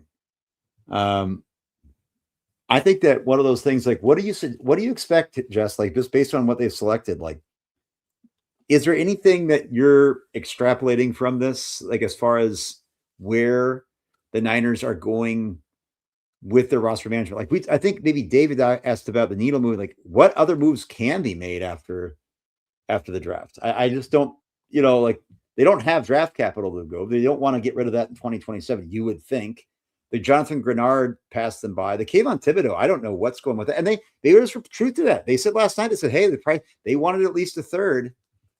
And whoever reported that says, oh, the value is going to have to take a dip. So they were both right. Somebody's saying, look, we're not going to go that high because they don't want to pay, because you're giving a third to pay a big contract. Okay. But the Giants said, well, cool, then we'll keep them. Fine. We're good. Now, you can never have too many edge, but my goodness, Abdul Carter, Brian Burns, Kayvon Thibodeau, and Arvell Reese, like, that's a lot. And that's a lot of money in one position. Something's got to give. Yeah. That's a lot of money in one position. You would think they would have traded Thibodeau at this point. I'm surprised that they didn't. Here's a guy. People are talking about, Bosa. Who else did we see? Batonio. There's a player that's available out there that I wouldn't mind picking up on a 1-year deal. David Njoku. They didn't get a tight end in this draft, or at least not yet. We'll see what they do with their last pick, but even then, it's not going to, you know what I mean? They can use tight end at least for the next year. Might not be a bad 1-year pick here. I don't know. He's still available. So, yep. No, I the Jedi says Duggar has safety box traits. We'll see. Well, I think the thing is that he started as a safety, and so he started at Georgetown, went to Louisiana, and became this linebacker. He started as a safety too? They love guys that were safeties that turned into linebackers. Yeah. Yeah, that's their favorite. I'm telling you, he plays a lot like Fred Warner. It doesn't take long to just see the influence of Fred Warner on his game. It really does not. So you've got a guy who's already specializing in being in a position that you're going to have to use in cover. So you're going to linebacker where you're not having to be like, you're not right. Sometimes you get these guys like Arvell Reese, for instance, right? Like, oh, I see him in an edge, but I'm going to put him in off ball. I'm like, well, okay. But boy, if you've got edge traits, you don't want to usually waste him like being off ball when you could get him after the quarterback or in the backfield. Whereas in a guy like Duggar, who starts off as a safety, this could be interesting. A lot of versatility. I'm really excited. I'm very intrigued by this. I'm very intrigued. And here's the thing, Jess, I would have been intrigued by Romello Height as well. I just feel like at 58 and I know people are going to say you're being a dork about it. I mean, I'm not second round capital for a 25-year-old player, right? Who's light in the low, who's light, who's lean, who's doesn't have a lot of mass, and who is weighted for a breakout, who played college football for 6 years and didn't break out until his 6th year. You're overlooking the Gumby-like traits. So here's the thing. So that's why I'm saying, yes, you're right. A guy like Jaden Duggar instills a lot more intrigue to me than a guy like Romello Height. a guy like Ephesians Price like it intrigues me a lot more because I'm like, hey, this I just feel like if you were taking height in the 5th round, which is where I would have taken, I did not have a 3rd round grade. I don't understand that. If you had height in the 4th round, I'd be like, okay, cool.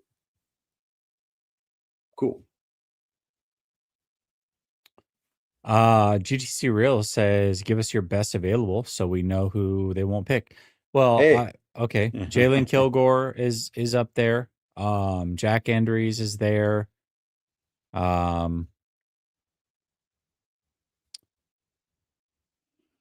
Jeff Caldwell, Katron Allen. But again, they've taken receiver and running back. So yeah. VJ Payne. How about Garrett Nussmeier? Quarterback? How about LSU? Cole Payton, North Dakota State? I'm just saying, like, it's funny is like, what did Bill Walsh always say? Draft a quarterback every year. Yeah. Like I because you never know the Valley. Now you've got the Maple Missile, who I do like. We like Curtis Rourke, right? You got Mac Jones. This is an interesting conversation. Are we surprised that Mac Jones that they are really saying? I can't believe there hadn't been any teams that were interested in Mac Jones. I thought what we saw from Mac Jones was like incredibly encouraging for him. I think there were teams that were interested, but again, the 49ers asking price was too high. And we all but confirmed they were asking for a 1st round pick because after day 1, Kyle Shanahan was asked about Mac Jones and will he still be on the roster? And he said, I would be shocked if he's not. And for us, I forget how he worded it, but basically he said like the capital that we would expect has already come and gone. So meaning they wanted a 1st round pick for him. So can I tell you something? His value, the value that he brings is already come and gone or something like that, which is like, okay, so you expect a 1st round pick for Mac Jones, which is absolutely crazy.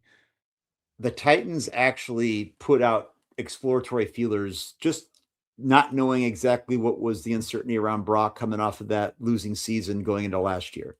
Mm-hmm. They were not willing to give a 1st round pick for Brock Purdy. Now, granted, they had the number 1 pick in the draft, right? For sure. But still, like, so Mac Jones, I mean, come on, man. Like, I also don't think that as Niners fans, full disclosure, we were on post-game shows after Brock got hurt last year, and I was like, it's not going to be pretty. I never was high on Mac Jones, and I was proven wrong in a lot of ways. I think he grew up. Mm-hmm. I think he matured. There were some serious red flags on character that people that we're not going to get into now but just believe you me, I was looped in on phone calls. Let's just say that there are some things that I know for a fact that are like, whoa, like that. It does seem that Mac has really like 180'd on. Matured a lot. Yeah. And so I think if that had not been the case for me, I would have been a lot more amenable because he's, what I saw last year as a fan, if I'm being objective and it was face swap, Nicolas Cage, John Travolta face, like I know he's not the athlete that we get that. I remember my guy Splash Cousin Jordan Elliott, when the 2021 draft was out, he talked about Mac Jones has this kind of preternatural ability to kind of slide in the pocket. Not go out and run for 20, 30 yard, but like pocket evasiveness, right? That's pocket mobility. That doesn't mean you're a mobile quarterback, right? It doesn't mean you're Jalen Hurts or Lamar Jackson or Josh Allen, right? But I'm sorry, like and then he had the knee injury. What happens if Mac was actually fully healthy? So the Niners are right. They know he's a valuable asset. But what is that? Does that tell you that they're comfortable with their roster? Does it tell you something else? I actually think the quarterback room, I actually think having Brock, Mac, and Curtis Rourke is pretty damn robust. As far as too. I think Curtis Rourke is really a good player. I was kind of joking around about quarterback here, right? Particularly in the 5th round, 7th, but I don't know. Like, there's quarterbacks that are, people say, hey, you take swings and What happens if somebody goes, look what happened to Brock Purdy? Brock Purdy, Mr. Irrelevant. Again, we won't get into that whole Brian Greasy at late in the draft, like, hey, I really believe in this kid. I think this would be good. It's Mr. Irrelevant.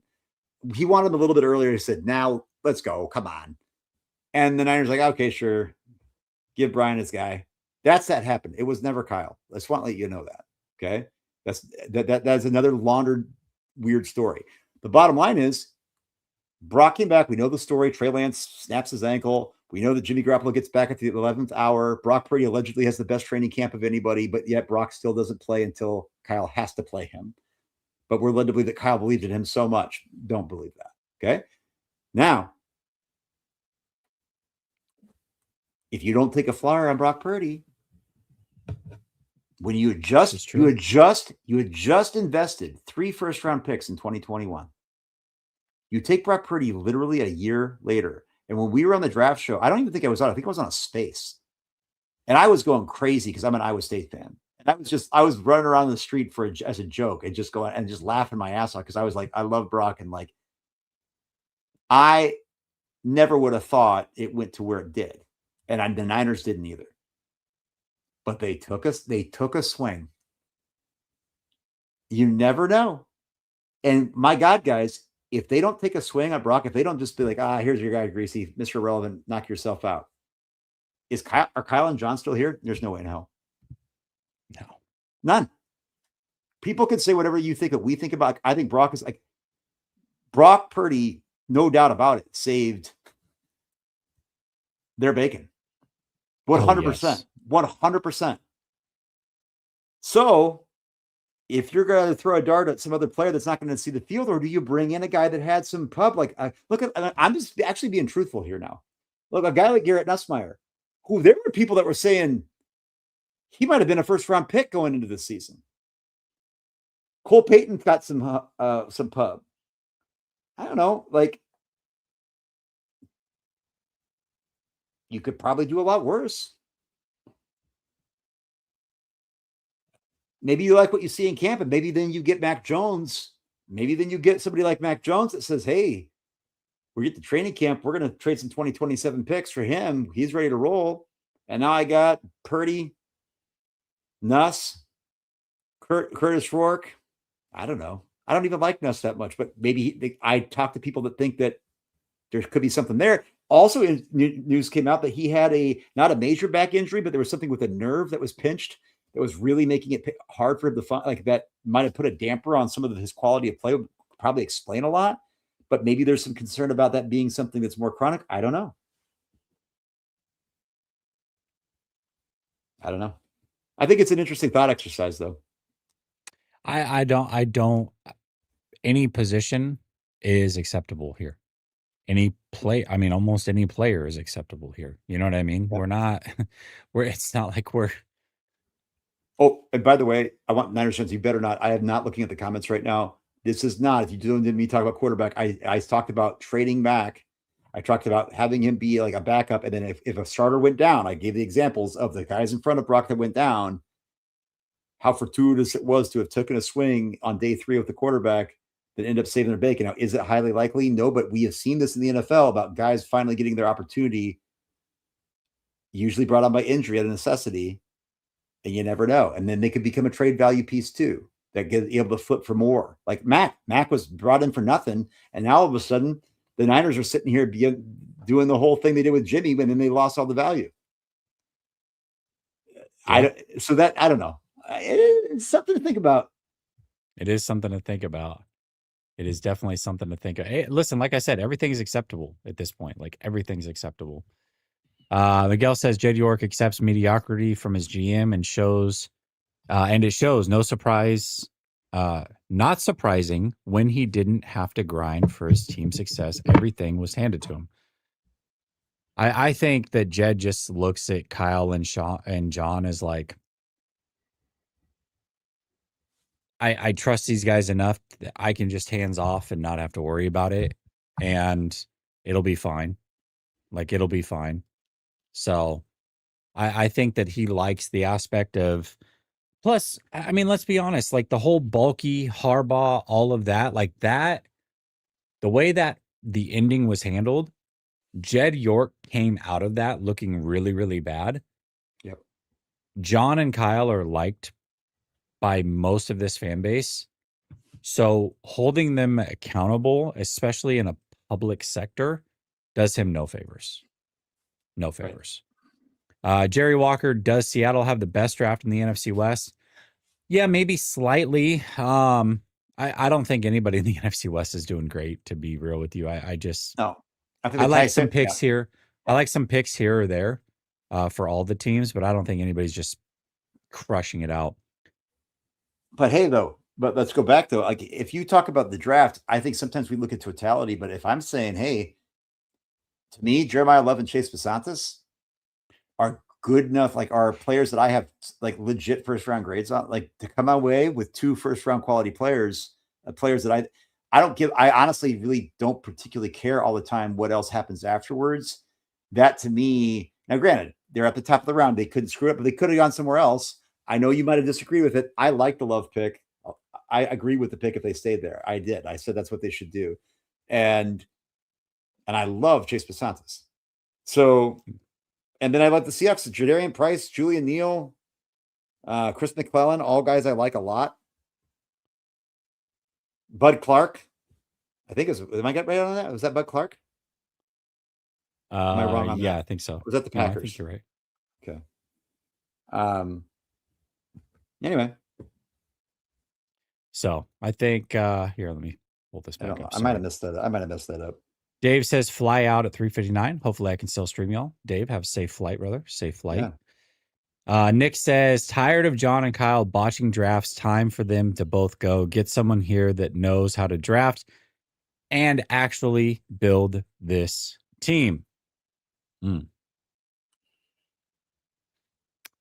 Joe JC says the difference is that Brock elevated one of the lightest programs in the country to an NY6 bowl game, while Nussmeier has one season of okay numbers. Oh, yeah, no, for sure. I don't think he's trying to say that they're.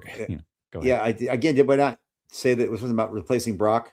And that Brock Purdy also, brother, he almost was a UDFA. Like he was literally a hair's width away from going UDFA. Well, and he regressed year after year in college. I watched I'm from Iowa. My parents went to Iowa State. My grandpa's a professor there. My sister works for the university still. I was Iowa State season tickets. I watched every snap. I understand that. Like, I know who Brock is. That's not the point. And also, I just gave a caveat about possible injury that Nussmeier isn't. I saw the comments. I'm saying I'm not high, particularly on a quarterback. Like we've seen sometimes these extenuating circumstances. I went from Brock. I had him as a borderline first round prospect after his freshman and sophomore year. I had a round 2 grade on him. Jesse and I have put this out there publicly. We've talked about this. Most Niners fans did not. Most people did not know who Brock Purdy was. And I said, we're 2 guys that actually liked Brock a lot early on in college. And then late in college, he regressed. He tried to do too much. Things like he sometimes talked about at the next level. So there were people that said Brock Purdy was hot garbage too. Like there were people that said that, and I would have completely disagreed with them. I do not think Brock Purdy should have fallen to Mr. Irrelevant at all. No. I thought it was criminal. No. But most NFL teams didn't seem to care. The Niners didn't seem to care. They took people like Tariq Castro Fields over Nick Sakel. Like this Brock Purdy's roommate, they took above him. Okay. No, serious. Like I know. I mean, so why do we let's not act like we don't, like we always know it. Quarterback is, I've always said this, quarterback is so hard to evaluate. God, have I learned that. Well, here you go. Let's little throwback to when Brock Purdy was drafted. Here was my thoughts. You let me know if you can hear it. Oh, I wouldn't have been here for this. It's huge. And can you hear that? Then you can hear him? You can hear it when I talk? Okay, here we go. Yeah. My guy, you've heard me talk about this man for almost 2 full years. Brock Purdy? You know I love me some Brock Purdy. Yes, he was Mr. Irrelevant, haters. But I love Here we go. And it's funny because almost every one of my mocks, last pick of the draft, who did I take? Brock Purdy. So I'm glad that the 49ers did it. I love Brock Purdy. I really do. I think that he could be a really good long-term backup for the 49ers. So I love that pick. And then some of the undrafted free agents. 2 years. I talked about him before. 2 years. And I wasn't on. Oh, now I'm getting these. I think it's so it was. I wasn't on the show at that time. Jess and I were communicating, but I wasn't on the draft show at that point. I think my first draft show would have been 23. We've done so. This is my fourth draft show in a row with Jess. I know we've been talking. I'm going to go search mine. We don't have to prove it again. I actually had to go prove that I have a pennant. I have an Iowa State pennant and a 49ers pennant, like old school 80s pennants that hang by my treadmill, along with other memorabilia. And the guy said, "Yeah, where did you get that? You just Google that? So how do I know that's your house?" I'm like, "Oh my God, dude." Like I you know how many times that I've had to like say like, "Yeah, you're a fake. You don't want Brock to like, bro, like, are you think I was born." So for those of you guys who aren't familiar with Iowa and Iowa sports, like I said, I grew up a Niners fan because there was no one Midwestern team. I talked about this a couple of nights ago, I believe. And somebody had asked why I'm a Niners fan from Minnesota. And I am from Iowa, but I've lived in Minnesota for now 26 years. Okay. There was no one team. So you watched the John Madden games, and that's who you watched. Just like in the 50s and 60s, in the 40s, people on the West Coast like the Cardinals because they heard them on KMOX radio. Okay. That's just the geography of time space compression. Okay. Take a human geography class. Iowa State, collegiate, that is the true rivalry. Cubs Cardinals too, pretty big, like in Southern Iowa where I'm from, Southeastern Iowa. My grandma, diehard Hawkeyes fan, diehard Cubbies fan. Oh my goodness. Kendrick Law just went to the Lions. Yep. Good pick. Good player. Kendrick Law, man. You love Kendrick Law. I did, and I know Kyle did as well. But I think like I know there's other players that Kyle liked. Kyle liked Chris Bell, but I think there was some injury concerns there that said, "Hey, Jalen Kilgore went to Buffalo." And there it is, right? And then VJ Payne. We're talking about these athletic profile guys are not going to last long, right? You're just athletic profile guys who actually were productive in college. This is that sweet spot. Whereas then sometimes in this fourth to fifth, people are like, "I got to get my guy," and they're like, "Okay, we got your guy. Now let's go get the best bet." Okay. But go back to Iowa State guys. So we'll go back to Purdy. That is like, so when you grow up an Iowa State fan, or respectively, if you grew up a Hawkeyes fan, you grow up hating the other team. Like you grew up hating them. Okay. And we have friends and family that are mixed.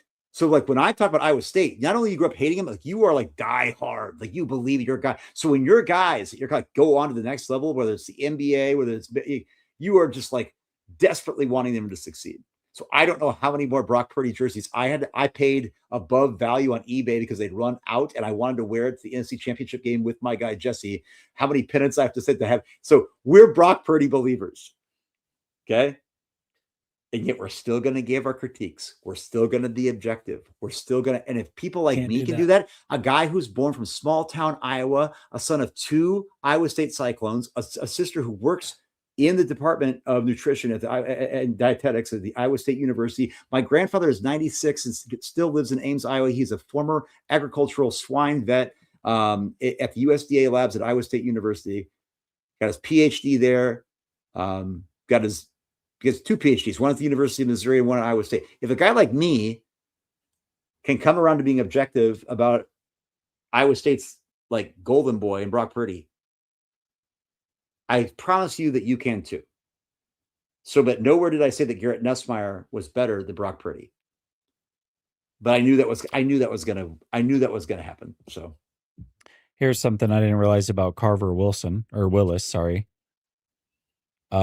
He tore his MCL in November. What? Excuse me, September 2025 against Ohio State. Which could have explained, but I don't think he was ever a super athletic, causing him to miss 3 games before returning to play through the injury. So he played through the injury. That's cool. And MCL can be bad, but it's not. Yeah, it's. Did it say it ruptured it? Did it say it ruptured it, or is it a sprained MCL? It just said torn MCL. I don't even know. So that's probably not a ruptured like that. Torn could be a 4 to 6. Yeah, everything. A sprain is a tear technically. Yeah, it's probably a grade 2 MCL. Yeah, I just wanted to look at just something that came up as I was looking up some of these players they drafted later. But he went to do all the testing. He said, I remember before I looked at it, he said, "Yeah, I'm back." And if he was really concerned about, there were a lot of guys that did, like the Michael, like said, hey, I'm going to go out. I'm not healthy. I'm not going to do it. I'm not going to hurt myself. And that's actually what happened. He did his vertical. He had a 27-inch vertical, and he's like, I'm not doing the 40 after this because like I'm gonna rupture my hamstring. Yeah. Joe JC says, I understood your point regarding Brock. I'm just saying the reasons to throw a pick at him was because of the high end of his resume, which Nussmeier doesn't really have. Okay, it's fair. I mean, whatever. But to your point, Joe, do you disagree with the fact that there were a lot of scouts and a lot of people in the draft community that were talking about Nussmeier being at least a day 2 prospect last year? So they all don't think doesn't have a resume. I mean, I'm not trying to be snarky. I'm just being like real. Like I don't think that, and he had an injury too, so it could have been something there. I wouldn't put my eggs in the Nussmeier basket. I wouldn't want to say this is my guy going forward. I'm just saying you never know. And a lot of people didn't say the same thing about Brock. Riley Nowakowski, Indiana tight end, just went to the Steelers.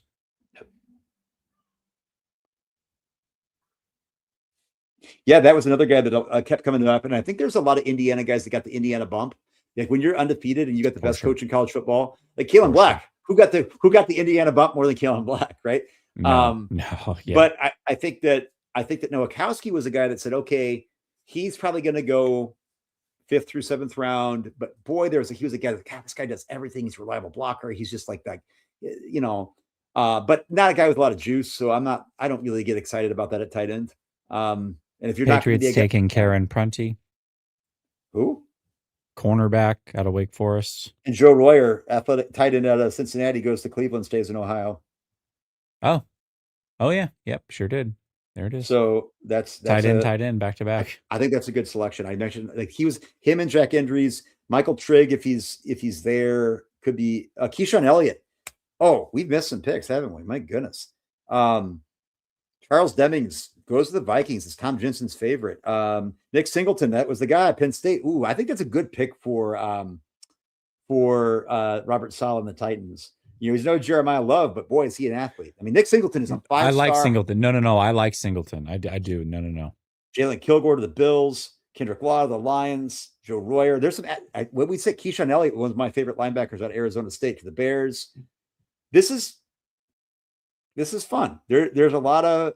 I think there's a lot of fun players here that I think that are going to make their respective teams. I love seeing this. And I think Marco talks about being like in the agency world and things like it's fun to just, even with guys that don't end up being Niners, like to kind of speculate like, hey man, it's a big day in these kids' life, man. Like that's why we're not like scribbling all those guys. Height, kudos to you guys. You guys are rock stars. Like we're just sitting on the couch talking about it. No doubt.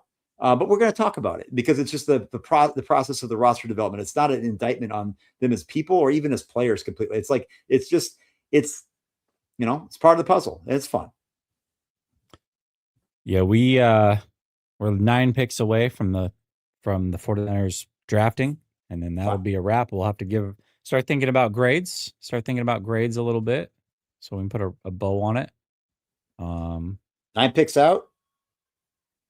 Yeah. I mean, here I'm looking at, I'm not going to talk about quarterback again.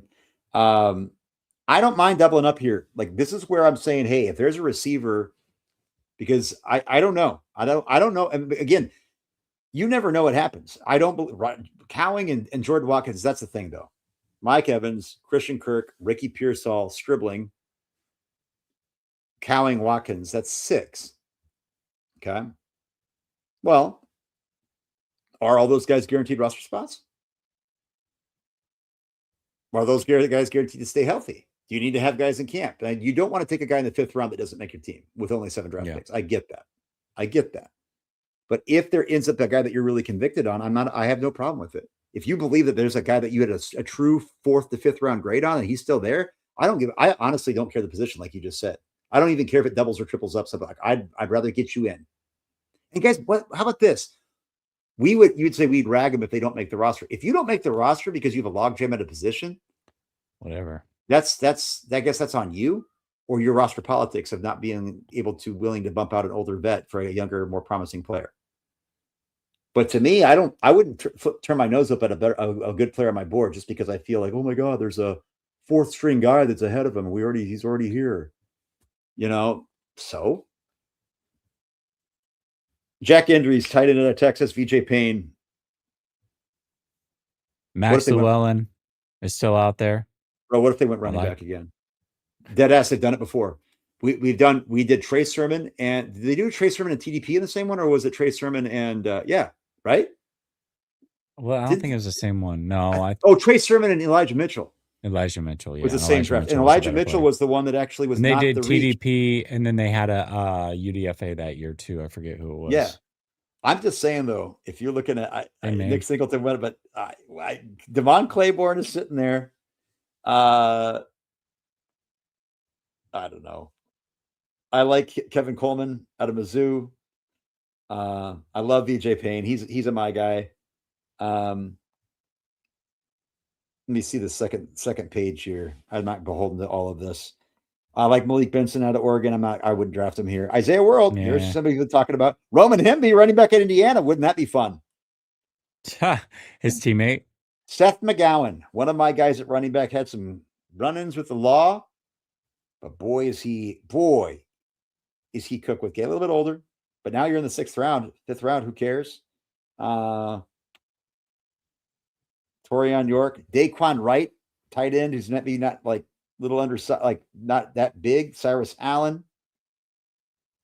I don't know. I want athletes. So, did you guys see the graphic they posted about the Bills? 56 players drafted since 2019, only 3 Pro Bowlers. This is a real struggle. Listen, the Bills have made the playoffs every single year, essentially, since that time. So, do the Bills draft well? I mean, because this is the same logic that people are throwing at me. Well, the 49ers are competing every year, so how can they also draft bad? Let's apply that logic to the Bills. They're in the playoffs every year. How can they possibly draft bad? Right? So when we talk about a team that's not ours, can we be honest about it and say that they don't draft well? Or do we have to pretend that they draft well because they're in the playoffs every year? So they also have to draft well. I guess, I don't know.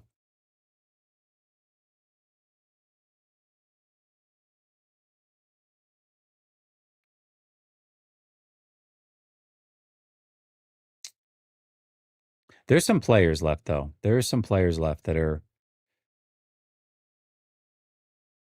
I wouldn't mind having. I'll tell you that right now.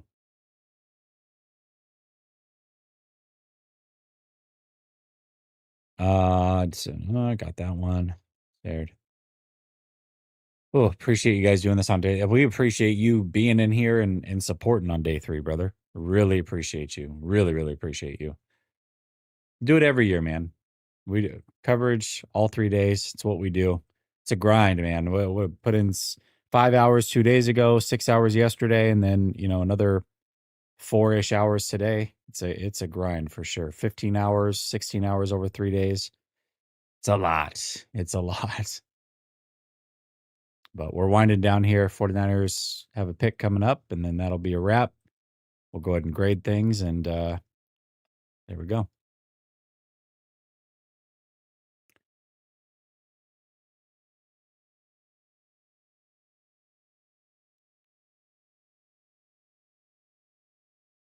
'49ers draft bad in the first 3 rounds and excellent in the last 4. Laugh out loud. It is wild.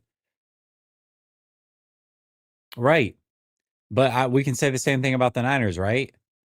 Bosa, Warner, Kittle, Trent Williams, Brock Purdy, like CMC. That's why. But the 49ers don't draft well. For them, it's Josh Allen. That's why. But they don't draft well. So, I mean, just because you're in the playoffs or competing every year. And by the way, they've been in the playoffs more than the Niners. They haven't made it as far, but they've been in the playoffs more consistently than the Niners, So yeah, I just, the point is that I was told that the 49ers can't be that bad at drafting because they compete every year. It's like, that's not true. We literally went through pick by pick 2020, 2021, 2022, 2023, and it was not good. And We'll see about 24, 25, and now 26. You got to give it a few years to really know. But those years were not good at all. At all.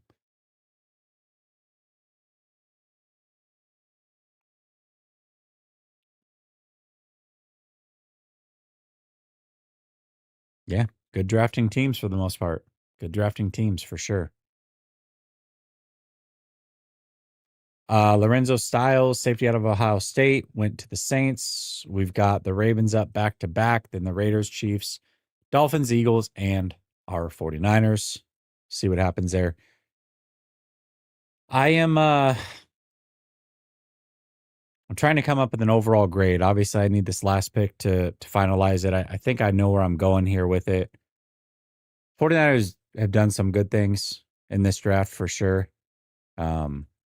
Done some beyond head scratching things as well. So this is an interesting one for sure. Jack Stonehouse. Yeah, maybe.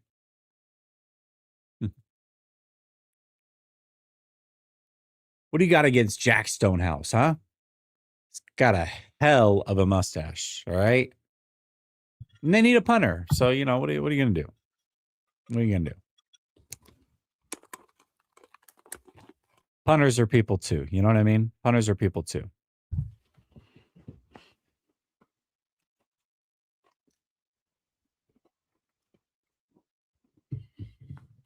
Yeah, and look at what happened. The fall off was pretty drastic because of those bad drafts. It really was.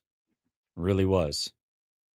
So just because you were good at one point doesn't mean you're always going to be good. If you continue to draft bad, eventually you fall off. And they did in a drastic way. Josh Cuevas, Alabama tight end, went to the Ravens.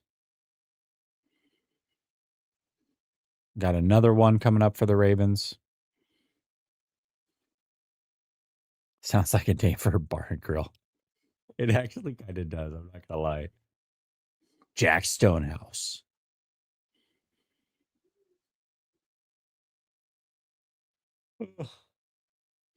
I was going to go back. I did a poll on Garrett Nussmeier. Oh, did you? So you said he never had high end Brock Purdy. So Brock Purdy's best season was his sophomore year. Remember I talked about that. Yes. That year he threw for 3,982 yards, 27 touchdowns, and 9 interceptions. Okay. He completed 65.7% of his passes. Had an 8.4 yards per attempt. The Garrett Nussmeier, his best season was his junior season. He at 64 to 65%, 4,052 yards, 29 touchdowns, and 12 interceptions. Had a little bit higher interception percentage, but an identical touchdown percentage. Yards per attempt is about 7.7, so it's in that range. They're really basically identical seasons of like their peak year. He just didn't start because remember who was at quarterback? Remember a guy named Jaden Daniels? Remember a guy named there's other players, it's like he's at a big time program, right? So then last year he's hurt clearly. And his interception percentage actually took a dip, right? And his yards per attempt took a dip and absolutely was not impressive. Like there was a lot of impressive stuff at the beginning of the year, and then he started to go downward. So, but his best year as a junior, I would, that's why people were talking about him getting first round love, second round love for sure. Basically this identical to what Brock Purdy's best season was at Iowa State. If I'm just box score scouting. Now, I'm not saying that that's all those things there's, but like, I don't think that's garbage or that people didn't think he had higher end, and that's just me box score scouting. Other than the fact that I think there were a lot of people I knew that were like, hey, Nuss is really a guy that we like. I can't tell you how many people I had in my ear, and I said, let's pump the brakes. To your credit, whoever made that comment, I agree with you. But they're like this, no, man, like what he does at the next level actually reminds me a lot of, who they said? Brock Purdy. Lorenzo Styles, who went to the Saints, fun fact, safety at Ohio State, also brother of Sonny Styles. So there you go. There you go. Come on, man. These picks are just dragging at this point. Let's go. Let's go. What has taken so long? I, for one, am glad that the Niners are done at the end of the 5th round so we can go out Me and touch too. some more grass. We can go out Me and too, touch some more man. grass, be in the sun. How's the weather in Tampa today? Hot down there? Bro, it has been for like the last 10 days and for the foreseeable future, mid 80s every day. At night, it gets into the mid to high 60s. Beautiful. Just gorgeous, man. Absolutely gorgeous. It I is hate you. beautiful here. I hate you. Beautiful. Yeah. Yeah, it's been phenomenal.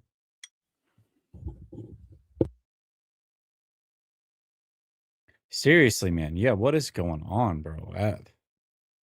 Taking way too long. So, guys, let's just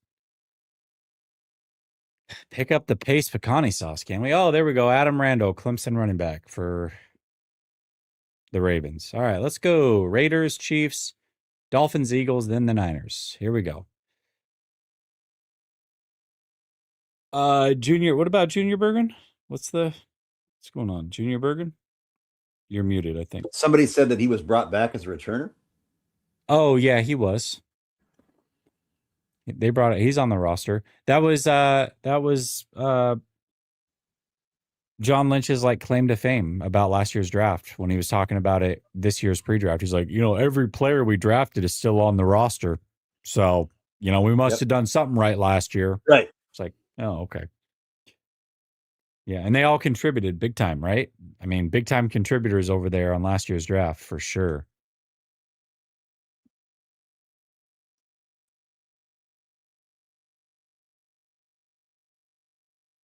I didn't. Is he just throwing things against the wall and hoping they stick, or what? I mean, I highlight Ricky Pearsall for Kyle Pitts. It better be Ricky Pearsall and like a second round pick for Kyle Pitts. I don't, that's not happening straight up.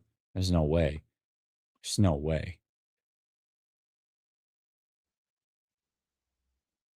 55 and cloudy in the bay. Ugh.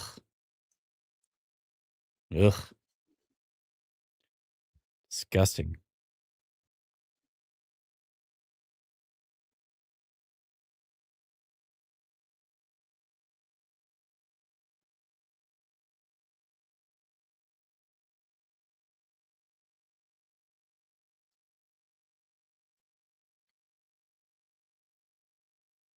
Sorry, I'm trying to find something here, but I can't find it.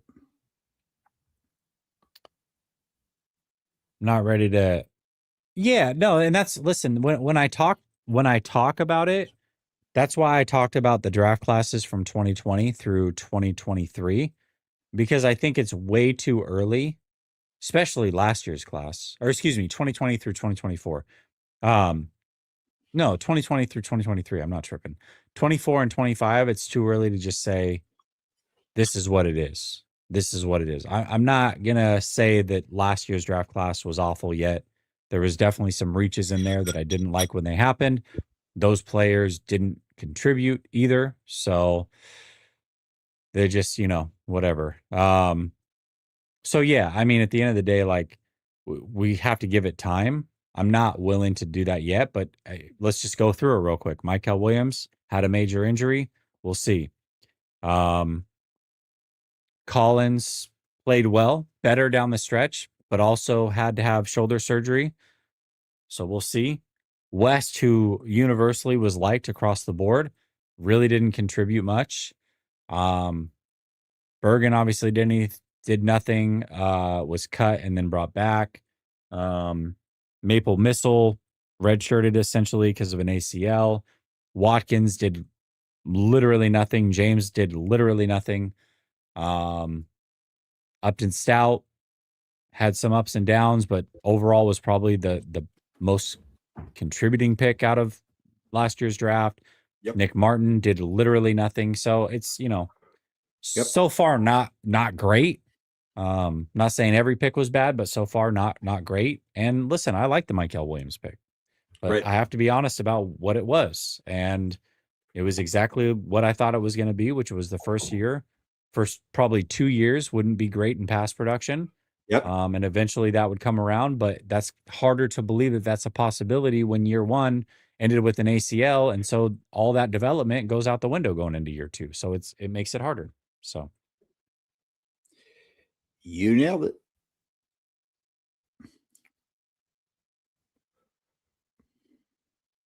Why don't we ever pick consensus studs on the board? Because consensus boards don't know what they're talking about, Rome. I mean, it's just those guys don't know what they're talking about. You let the experts do their thing, okay? And the experts are only in the 49ers draft room. The other 31 teams have no clue what they're talking about. And the guys that scout all year round and put their boards together are also a bunch of buffoons, if we're being honest. So, you let the Niners do their thing. And when they reach by 58 picks, you keep your mouth shut about it, okay? Yeah, thank you. Right? And the other thing that I talked about, I don't like the defensive coordinators. Like I said, you have a scouting department for a reason. Like this idea that a DC comes in and says, of course, it's part of the collaborative process. But like, I've hired this coach, and clearly you want to know, but like, we have seen DCs. We've had 5 different DCs in 6 years. So if those guys come in, and even somebody was saying, well, Salah, and it's all kind of connected, but they're like different priorities or different kind of like prototypes that they like. Or like, well, if that's the case, then why are you influencing what we're draft? Right. Like, why? You know what I mean? Like, shouldn't we kind of understand that scouting department? Like, okay, we got all these like information, and then could these people, like, we're saying, like, if Robert Salah leaves, that this player is now obsolete? That's whack. Like, that is a whack way to go about building your team for the future. Because particularly when you know that Kyle Shanahan is so widely respected as a coach, as a mind who brings in these guys and gets poached all the time. So there's a high likelihood that they're not going to be there very long. And you can say whatever you want about that being Raheem Morris. Oh, he just came, blah, blah, blah. We said that about Robert Saleh. Yeah. Yeah. Yeah, exactly. Wait a minute, am I wrong? Am I in crazy town? Was it 1 year, Robert Saleh, right? Yeah, 1 year. So, and he had a horrible publicity with his stint with the Jets there at the end.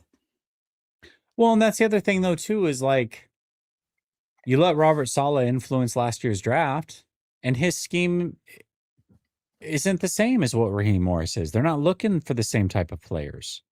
And so he had a major impact on it. Now it's like, okay, well, he's not there. So does Raheem Morris have the same conviction on these players? I mean, they weren't his players. Does he give a crap, if they do extremely well? You know what I mean? So I don't know. It's just it's different. It's different when it's your players versus you just have a different different drive to help these guys out when it's your picks. So, and I think you run the risk of letting defensive coordinators and offensive coordinators control drafts when you don't know how long they're going to be here for. 100%. It's just not. I just feel like what did we say too? In the now, granted, this is a shorter term careers, but in education world, we say administrators come and administrators go. Now, granted, we're talking about people who have hopefully, and some people having 30-year careers, or if not 30, like still long. Like it's not apples to apples. But that idea that, hey, that principal who hired you that's going to go up to the next job or get poached to go to the next program, like, doesn't mean that, like, guess what? That new principal is going to have to work with me.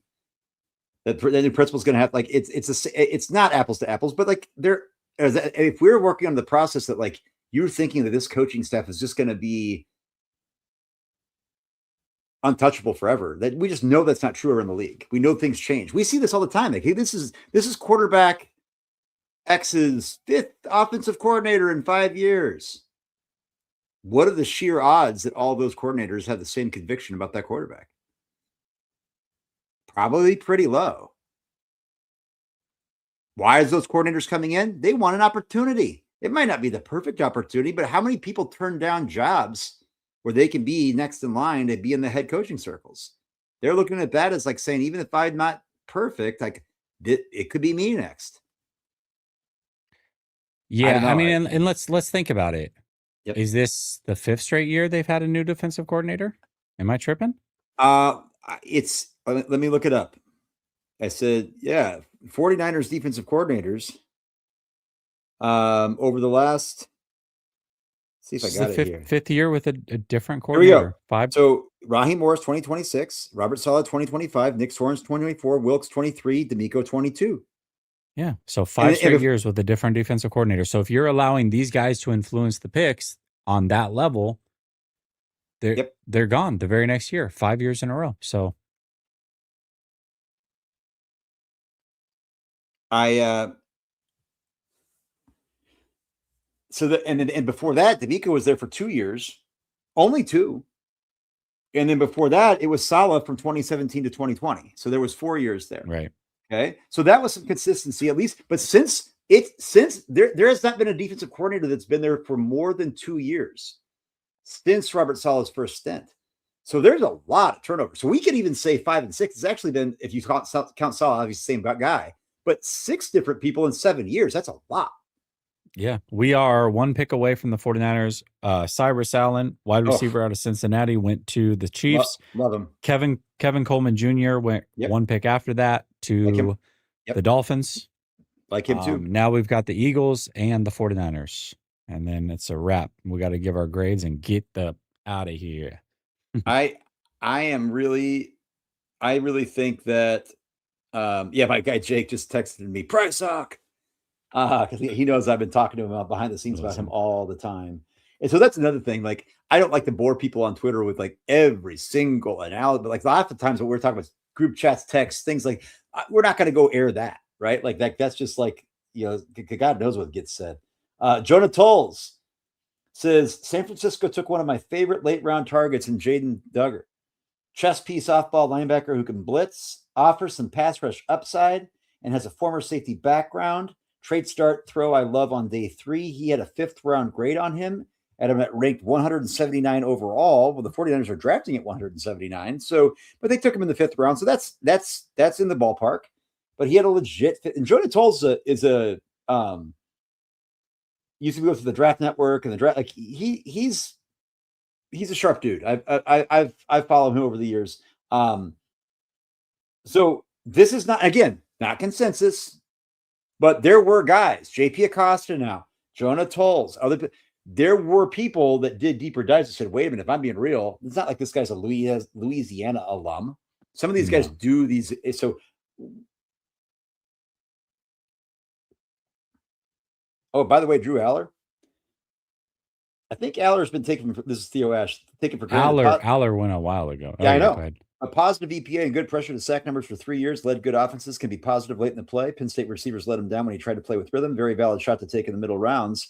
And everybody's been trashing on the Steelers for doing it and said, it's the copium. I'm like, what?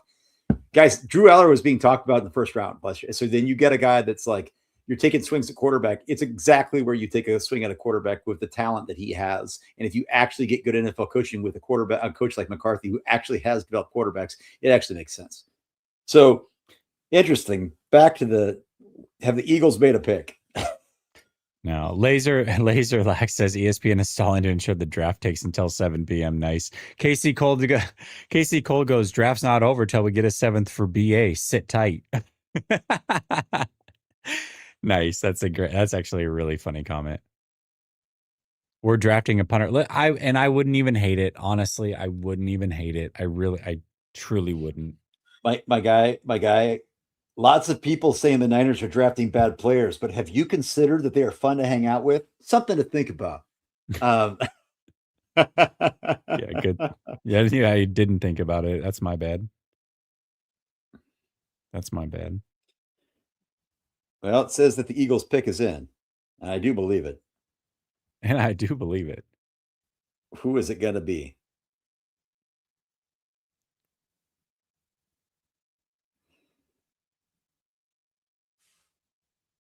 Cole Payton, quarterback, North Dakota State. That was we were talking about quarterback, and he had been getting a little bit of pub that I thought was probably a little premature just because he's an athlete. Yeah. He's a runner. But boy, he's an athlete, no doubt. And so he is. It'd be interesting to see what they do. They got another athlete. Jalen Hurts is in there, right? Like I don't know what they got planned for him there, but look, a flyer, right? Do you think that Howie Roseman thinks that they don't have who is the backup quarterback? Tanner McKee? Am I wrong on that? They were talking about people trading for him, maybe, but there's got to be somebody else in that room. Andy Dalton. Oh, okay. Taking a flyer.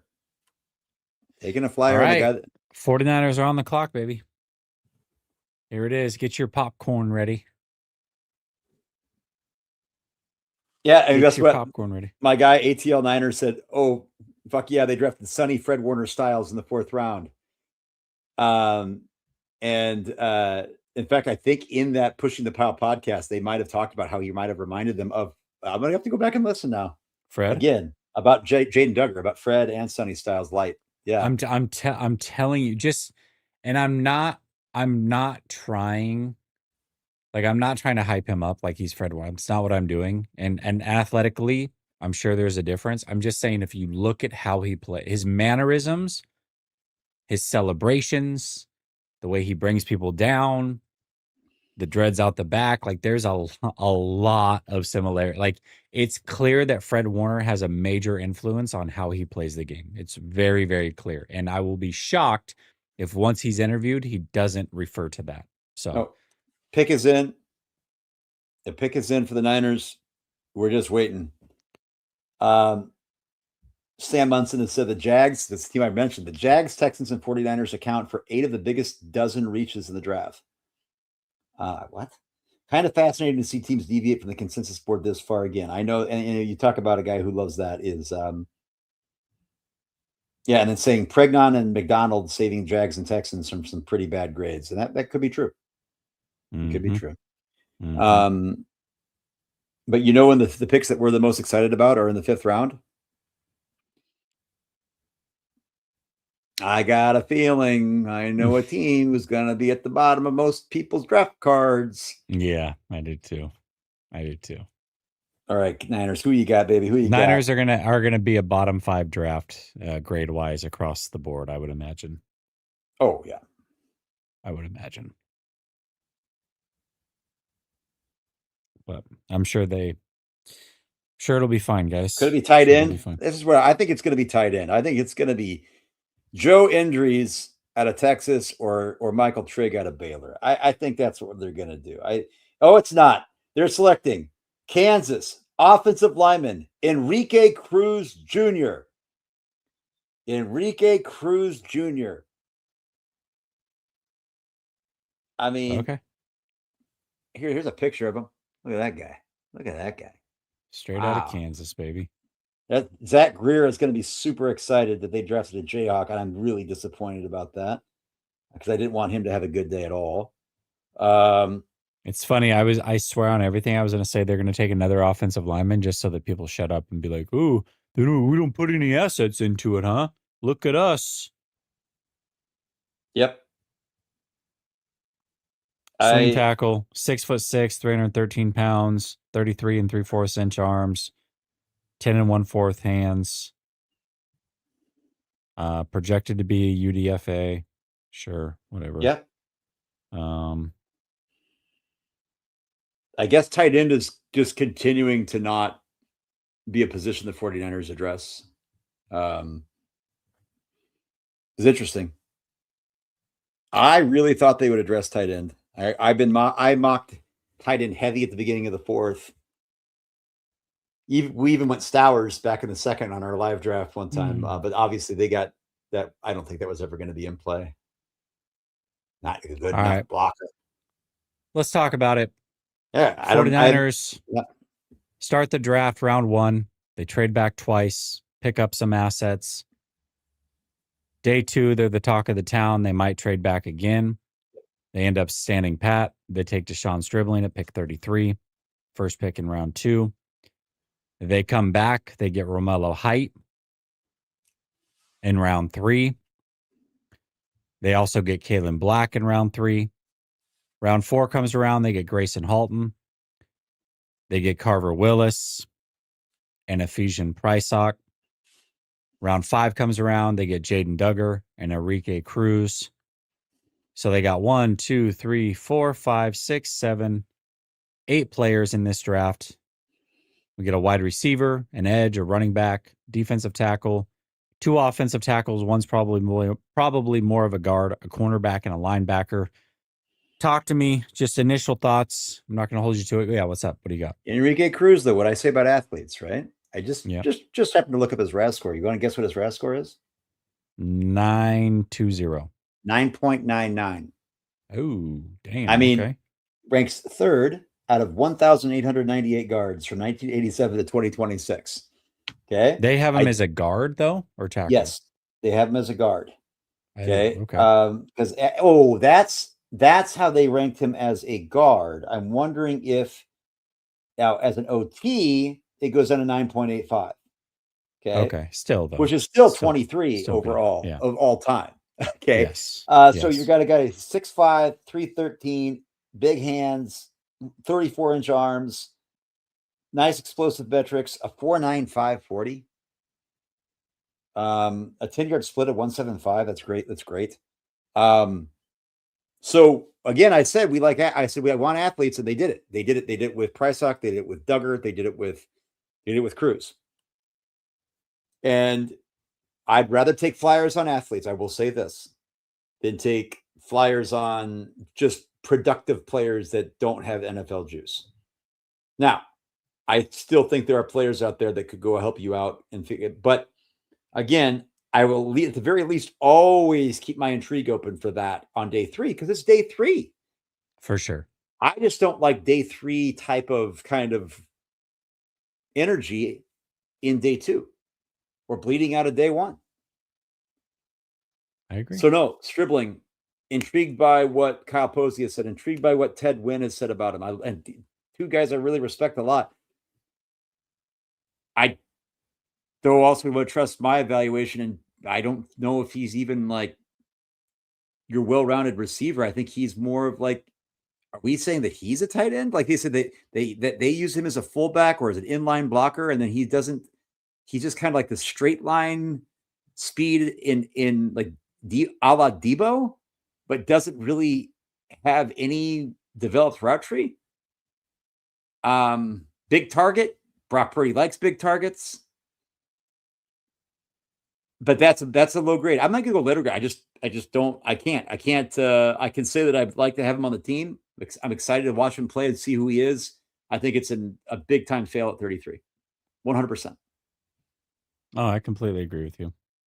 I completely agree with you. I'm not even evaluating the player. I'm evaluating the spot in the context. I think it's trading down to get all that, and then I can't get behind it. Not when you had all day to take calls and there was corroboration that there was action on it to sit there and say, "Nah, we're good." No. Okay. Well, listen. I'm going to talk about the positives of this draft. Okay. What I like about it. I think the 49ers, round 1, did as good as they could do, given the position in which they were drafting. Yep. I think it was the right thing to move back. I think there was way too many good prospects that were still available. A couple of them went right after they picked Deshaun Stribling, which was a little disheartening. But as far as what was available, all the prospects available, the holes that they had to fill, I love trading back not once but twice. I thought that was the perfect move. Talked a lot, and not obviously not the only one. I think this was pretty consensus. I think most people were totally fine and encouraged them trading back. I think we found it hard to do so just because not a lot of people, and we saw it throughout this draft, really almost nobody was willing to give up 2027 assets at all, for good reason. So with that being said, the fact they were able to trade back, get some more picks, absolutely loved it. Yep. I think they had the best draft of anybody in the NFC West. Okay. Then they get into round 2. There were some players there that I think could have really helped them. We started day 2 talking about Chase Besantis, TJ Parker, Caden McDonald immediately. Those are 3 players that we talked about. They end up going with Deshaun Stribling. Wide receiver was not surprising. We had talked about Bell being a possibility in round 2. Wide receiver was not surprising. It was disheartening, though, to watch Chase Besantis, TJ Parker, and Caden McDonald go boom, boom, boom right after, especially because we had literally just talked about them. We also had brought up somebody like Treydon Stukes, who went a couple picks later. So, Deshaun Stribling, with all those receivers that were available, knowing the archetype, it just was way too early. Has, again, nothing to do with the prospect. Maybe the prospect ends up being really good, but where he could have been had, other players that were similar that we know were had much, much later in this draft. Absolutely hated that. Absolutely hated that. What's up? Let me say something we didn't quite give a wrinkle in on this that we've probably Okay. talked about, but not in its entirety. This is interesting. The Niners take Stribling as a receiver at 33. The next receiver is Denzel Boston, 6 picks later. Yep. The next receiver is at 47, and that's Jeremy Bernard. How many other receivers went in the third round, that second round after him? They waited. 0. Yeah, everybody. There were only 3 receivers taken in the second round. This is literally the same thing that happened with the Nick Martin pick, where it was like Nick Martin, and then it was like a whole round before another linebacker was taken. So what we're seeing is maybe those other receivers, if other people could say, well, Dave, that shows you that some of these other receivers you liked weren't that aggressive. Well, I didn't say to take them there. Yeah. Right? That's my point, is that I find it very hard to believe that the Niners took Stribling and ruined somebody else's draft night based on what we know from the proof in the pudding about their propensity to go outside of consensus more than anybody else.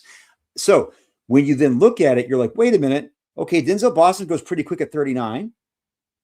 But then Jeremy Bernard is one of my guys. I love him. Went to the Steelers. But then you're going, I mean, I'm looking down the line. Falcons, Panthers had a need at receiver. They don't go him. Jets, they had taken Omar Cooper, but I get that. Vikings could have got. Packers have lost some receiver. They went Colts.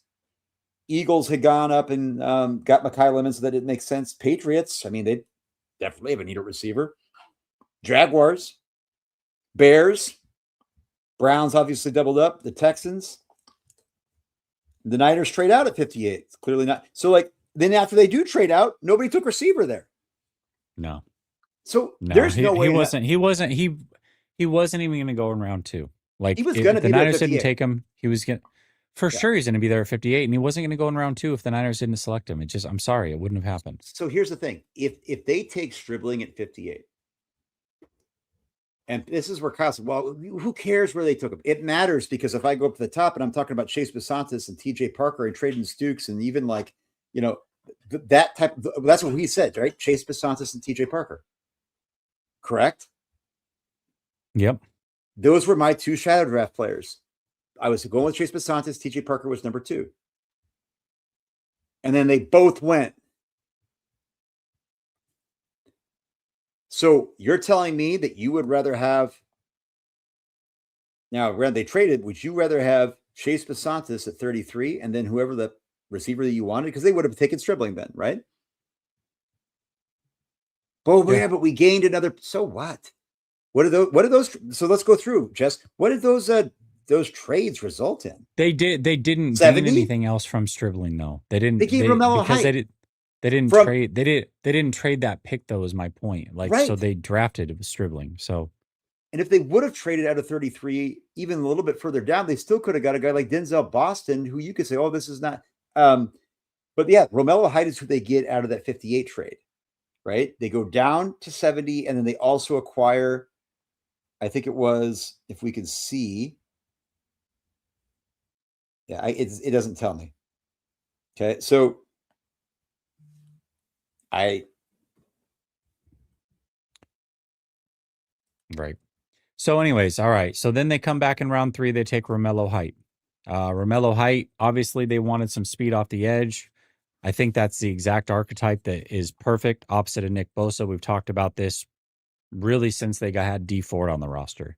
Mm-hmm. The problem is Romello Height spent 6 years in college, is 25 years old, shorter arms, 2 shoulder surgeries, and is lightweight at 25. So it's going to be hard for him to pack on muscle. He's not great against the run. He's had 1 year of production in college. Was there for 6. Shorter arms, 2 shoulder surgeries. Don't love the pick at all. Don't love the pick. And guess who's going to be in my shadow draft based off of my pick at 70? Antonio Williams. And here's the thing. 3 receivers went in the second round. In the third round, no receivers are taken until the pick after the 49ers select, and that is the Washington Commanders with Antonio Williams. Then you see Malachi Fields, Caleb Douglas, Zachariah Branch, Jacoby Lane, Chris Brazel, Ted Hurst, Xavier Tom. I mean, I know you've seen all these guys. I like Chris Bell. Then you got all these receivers. Like, there would have been a receiver there at 70, even if you wanted to trade out back out of 58 for whatever reason. And so now I'm thinking, well, wait a minute. I could have got my Chase Basantis, TJ Parker, and maybe they don't want to go with TJ Parker. I could have got my Chase Basantis. I could have got my player a premium value up at 33, stayed there, still traded out of 58, or traded out of 33, taken somebody and taken EMW at 58. I don't know. Like, there's so many options, and then still traded out and got 70, and then they got a receiver, whoever you wanted. You would have had the first shot at whatever receiver you wanted in the third round at pick 70, not pick 65, Absolutely. 70. Like, you're telling me that Stribling is going to be that much better than every single other receiver after? Y'all, 2 receivers got picked after Stribling in between 33 and Antonio Williams going to the Commanders at 71. 2. Yeah, he was going to be there. Yep. Then the 49ers go with a running back in Keelan Black. Listen, he's going to be 25 in October. Yep. He had 6 touchdowns in his first 3 seasons in college. He had 1 breakout year as a 24-year-old on a super team in Indiana. 49ers have spent draft picks on running backs the 2 years prior. So, best case scenario, Keelan Black makes the team and probably doesn't play over Jordan James and then takes a roster spot from Isaac Guerendo, which means they're basically admitting that the pick 2 years ago they traded up for was a bad pick. So, yeah, I don't like it. And then they come back in round 4. They take Grayson Halton, defensive tackle out of Oklahoma. Decent pick, a little bit undersized, explosive athlete. A lot of people seem to like him. Decent player, the position that they needed. Don't hate it, don't love it, just kind of neutral on it. Then they take Carver Wilson, offensive tackle out of Washington. He's clearly going to play, or Willis, sorry. Offensive tackle out of Washington. He's clearly going to be a guard. Bit undersized. I don't know that there's anything special to his game. I'm not excited about it. I honestly take think offensive lineman this late. It's whatever. Go ahead. I think it's the worst pick of the draft. I think it's a UDFA in the middle of the 4th on a player that doesn't excite you. Who you might have taken a guy like Enrique Cruz, who I don't even think is that refined of a player either. Very raw. I did take a look at him. Yeah, he was impressive at the combine in his straight line speed and things like that. But there's a reason he's available. The Stribling thing, I think the Stribling is a good player. That's the thing. Stribling has things like Kyle and Ted Wynn have said that he can do. Carver Willis, it's a 4th round pick. I get it, but it's not a 7th round. Like, if you're in the 7th, fine. Even in the 7th, I'd be disappointed because I just had him off my board. I remember even at the combine, I didn't tweet about it, but I remember like talking to, I can't remember who I saw. I was like, oh yeah, this guy is, like I said, he looks like a dad at Y basketball league, and he moved like it. So somebody in the building was convicted. That was a head scratcher to me. I would say that's my least favorite pick in the draft, just as a player, not the value, not the trade context. He's the worst. He's the worst player they drafted. Totally fair. Then they come back with Ephesians Prysock. I know you absolutely love the pick. You talked about it multiple times on Twitter well before the draft. Maybe there's some safety potential there. 6'3", good athletic profile, good hips. Really a underrated player, especially this late in the draft. So we like that pick. Yep. Jaden Duggar, didn't know a lot about him. You had just heard about him a few days ago in a podcast. Somebody had done a deep dive on him. You really like it. read about him, watched him a little bit that I've seen. You can see that there's a clear influence from Fred Warner in his game. They needed a linebacker. We're talking a 5th-round pick. I like it. It's fine. And then they come back with Enrique Cruz, very good athlete. Don't know a lot about him, but again, we're talking a 5th-round pick. We'll see how it plays out. Here's the way that I see it, David. You tell me if you agree or disagree. You bet. Round 1, I gave him an A. The final 3 picks, I give him an A. In between that, which is where this draft is really going to matter, ultimately, on whether it was a good draft or not, I give him a D. And it's not necessarily, again, I don't hate the prospects player for player, but the value is atrocious. Absolutely atrocious. They reached by 50+ picks on Stribling. They reached by 20 or so picks on Romello Height. Keelan Black, they reached by probably 90 picks. At least. I'm sorry. I don't like it. Carver Willis, as you said, probably the worst pick of all of them, just prospect for prospect. Grayson Halton was fine, but he's not good enough to save the in-between. So for me, I'm going to give this draft an overall C+. What are your thoughts? Yeah, letter grades are hard for me. I would just say that I think sure. the process once again is ass backwards. Kalen Black, again, he's got all like a Bruce Feldman streak with his lifting weights, and he's a one-cut runner, and he's like, but he you know how many passes he caught last year? Guess. Who? Sorry. Kalen Black. You know how many passes he caught last year in Indiana's run to the title? 4. Yep. How many the year before that? 0. 4. Oh. He had a grand total of 8 catches while being in Indiana. They didn't use him at all in that situation. He's also his pass blocking and pass protection isn't like, I wouldn't say it's horrendous, but it's definitely not like something, and in order to get, we've seen this with Kyle, he'll go draft running backs and then he'll complain that they couldn't pass block. And I'm like, well, Kyle, you're the one who picked them, but then you won't put them on the field.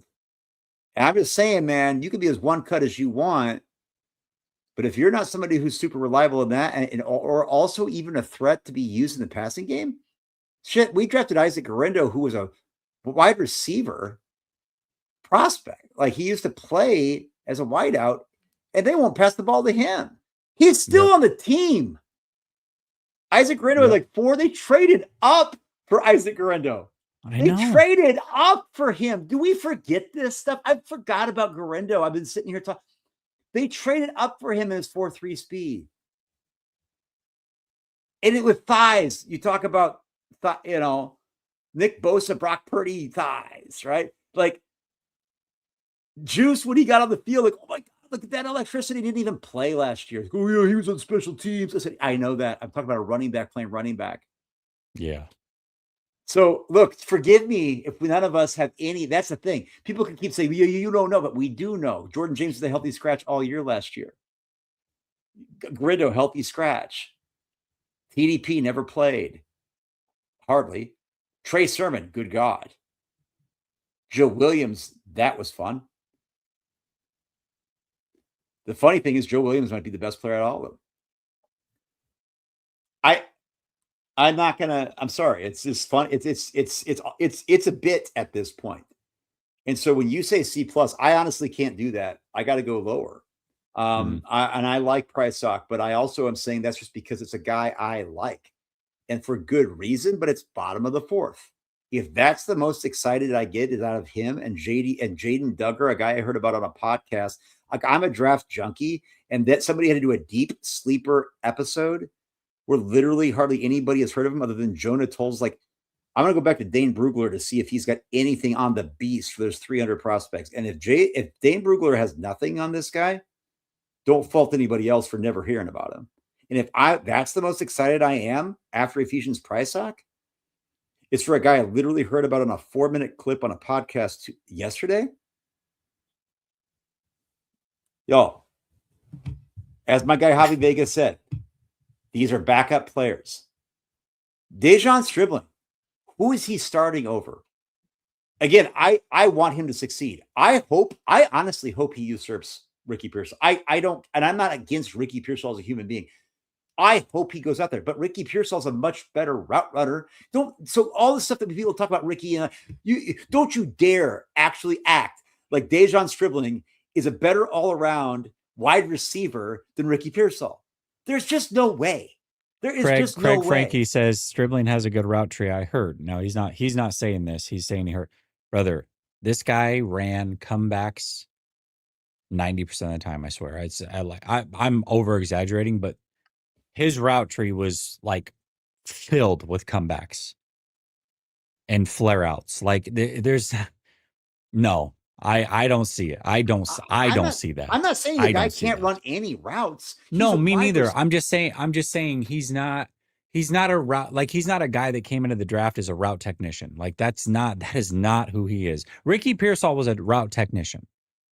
A bit of a route technician. Like that's Ayuk was a route technician. Williams, your guy Williams, who went to the Commanders, route technician. That is not, to me, that is not a strength of his. Route running is not his strength. But here's the thing that Stribling is good at. He is 6'2", 200 plus. He is fast. He is absolutely 4.36 fast. He absolutely, you could see him running away from defenders. That is valuable in the NFL. No doubt about it.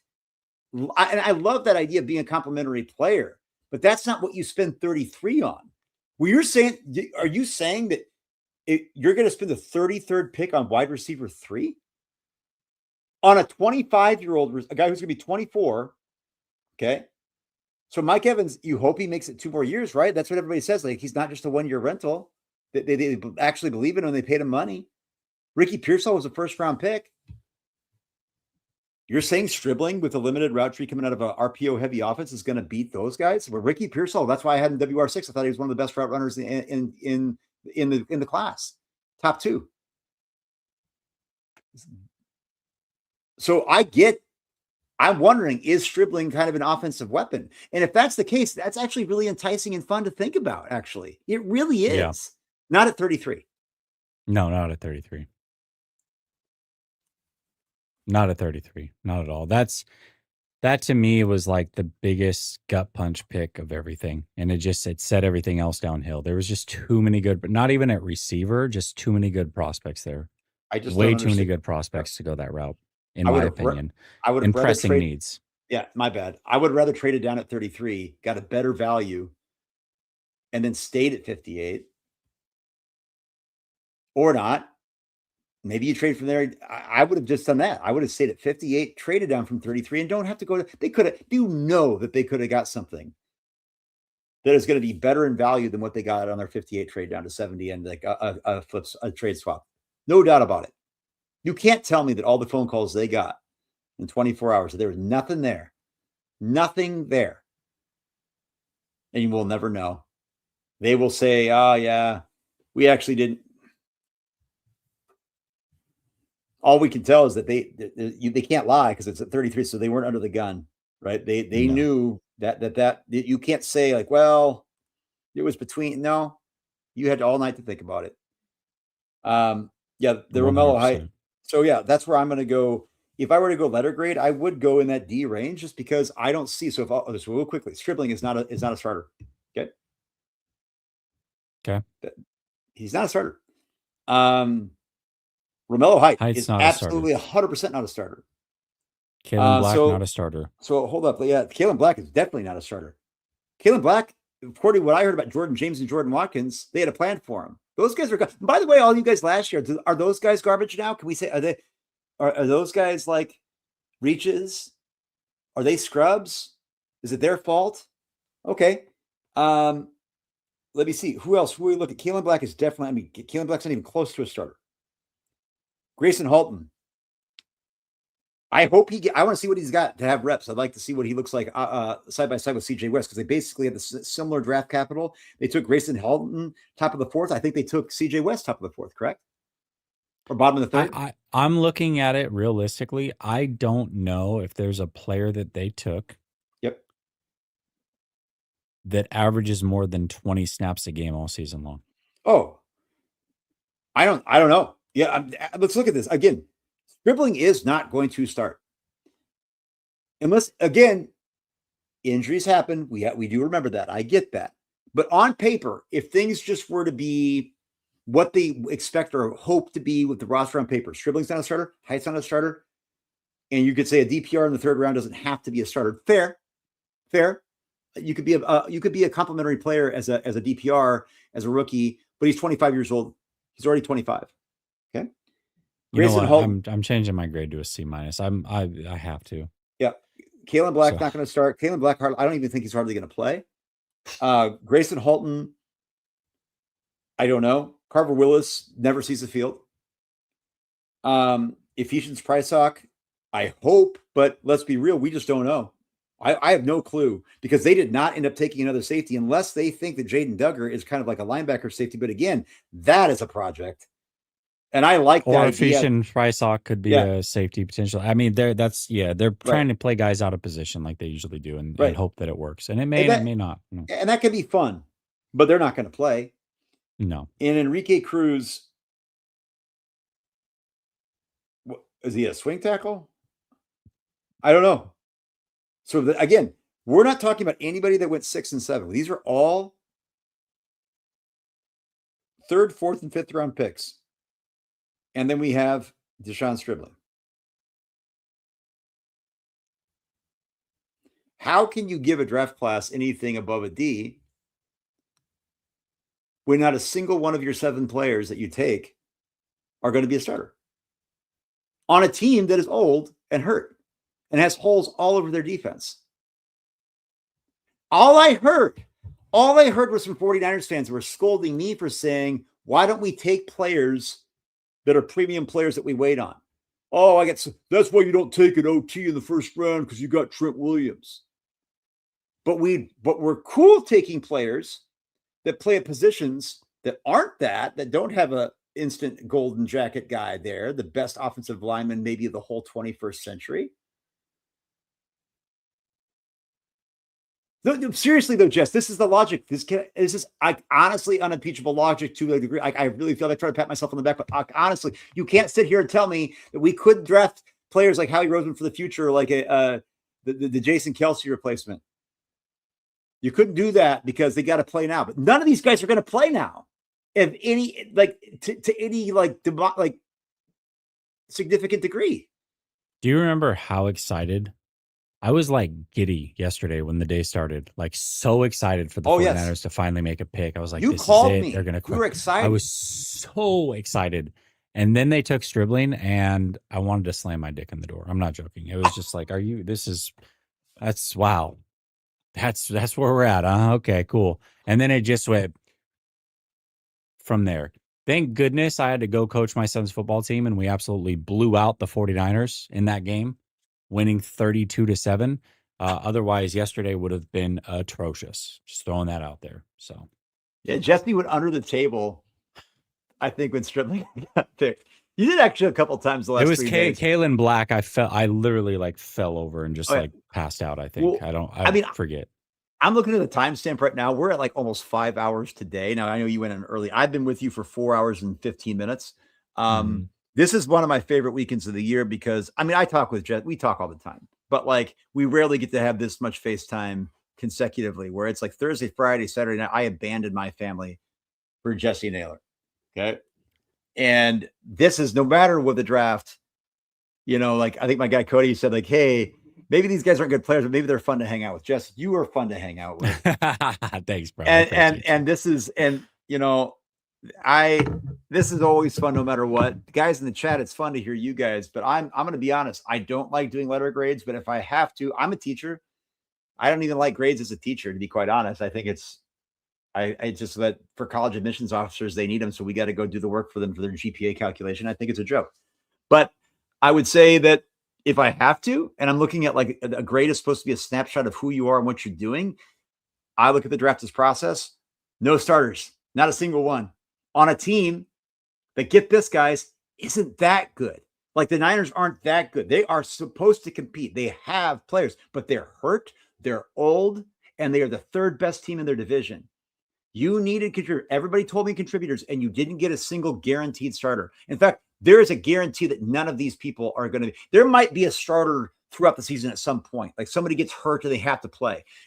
On paper, right now, Kyle Shanahan is not counting on any one of these players to not only start, but to get incredibly meaningful snaps. I guarantee it. I 100% guarantee it. And anybody that disagrees, I rarely say this, you're just wrong. You're not being honest with yourself. Now, that being said, I'm cool with drafting players that don't have to be immediate contributors. But if that's the case, they better have people that are placeholders that are elite, that we're grooming them for the future to be that next guy because they're that good. Right. This is not it. Crazy. It's crazy. All right, y'all. Listen, 3 days, 16-ish hours. David, as always, thank you so much for doing this with me every year. Your expertise is much needed on this show, man. I appreciate you. Everybody in the chat, thank you so much for riding with us. I'll be back on Monday with Coach. I'm very curious to see what his thoughts are on this whole thing. I don't know, man. C- is what I'm going to end up with. At least for now, we'll see. It could go down from here. It's not going up. I'll tell you that. Anyways, much love. Everybody have a blessed weekend. We'll talk soon. Peace.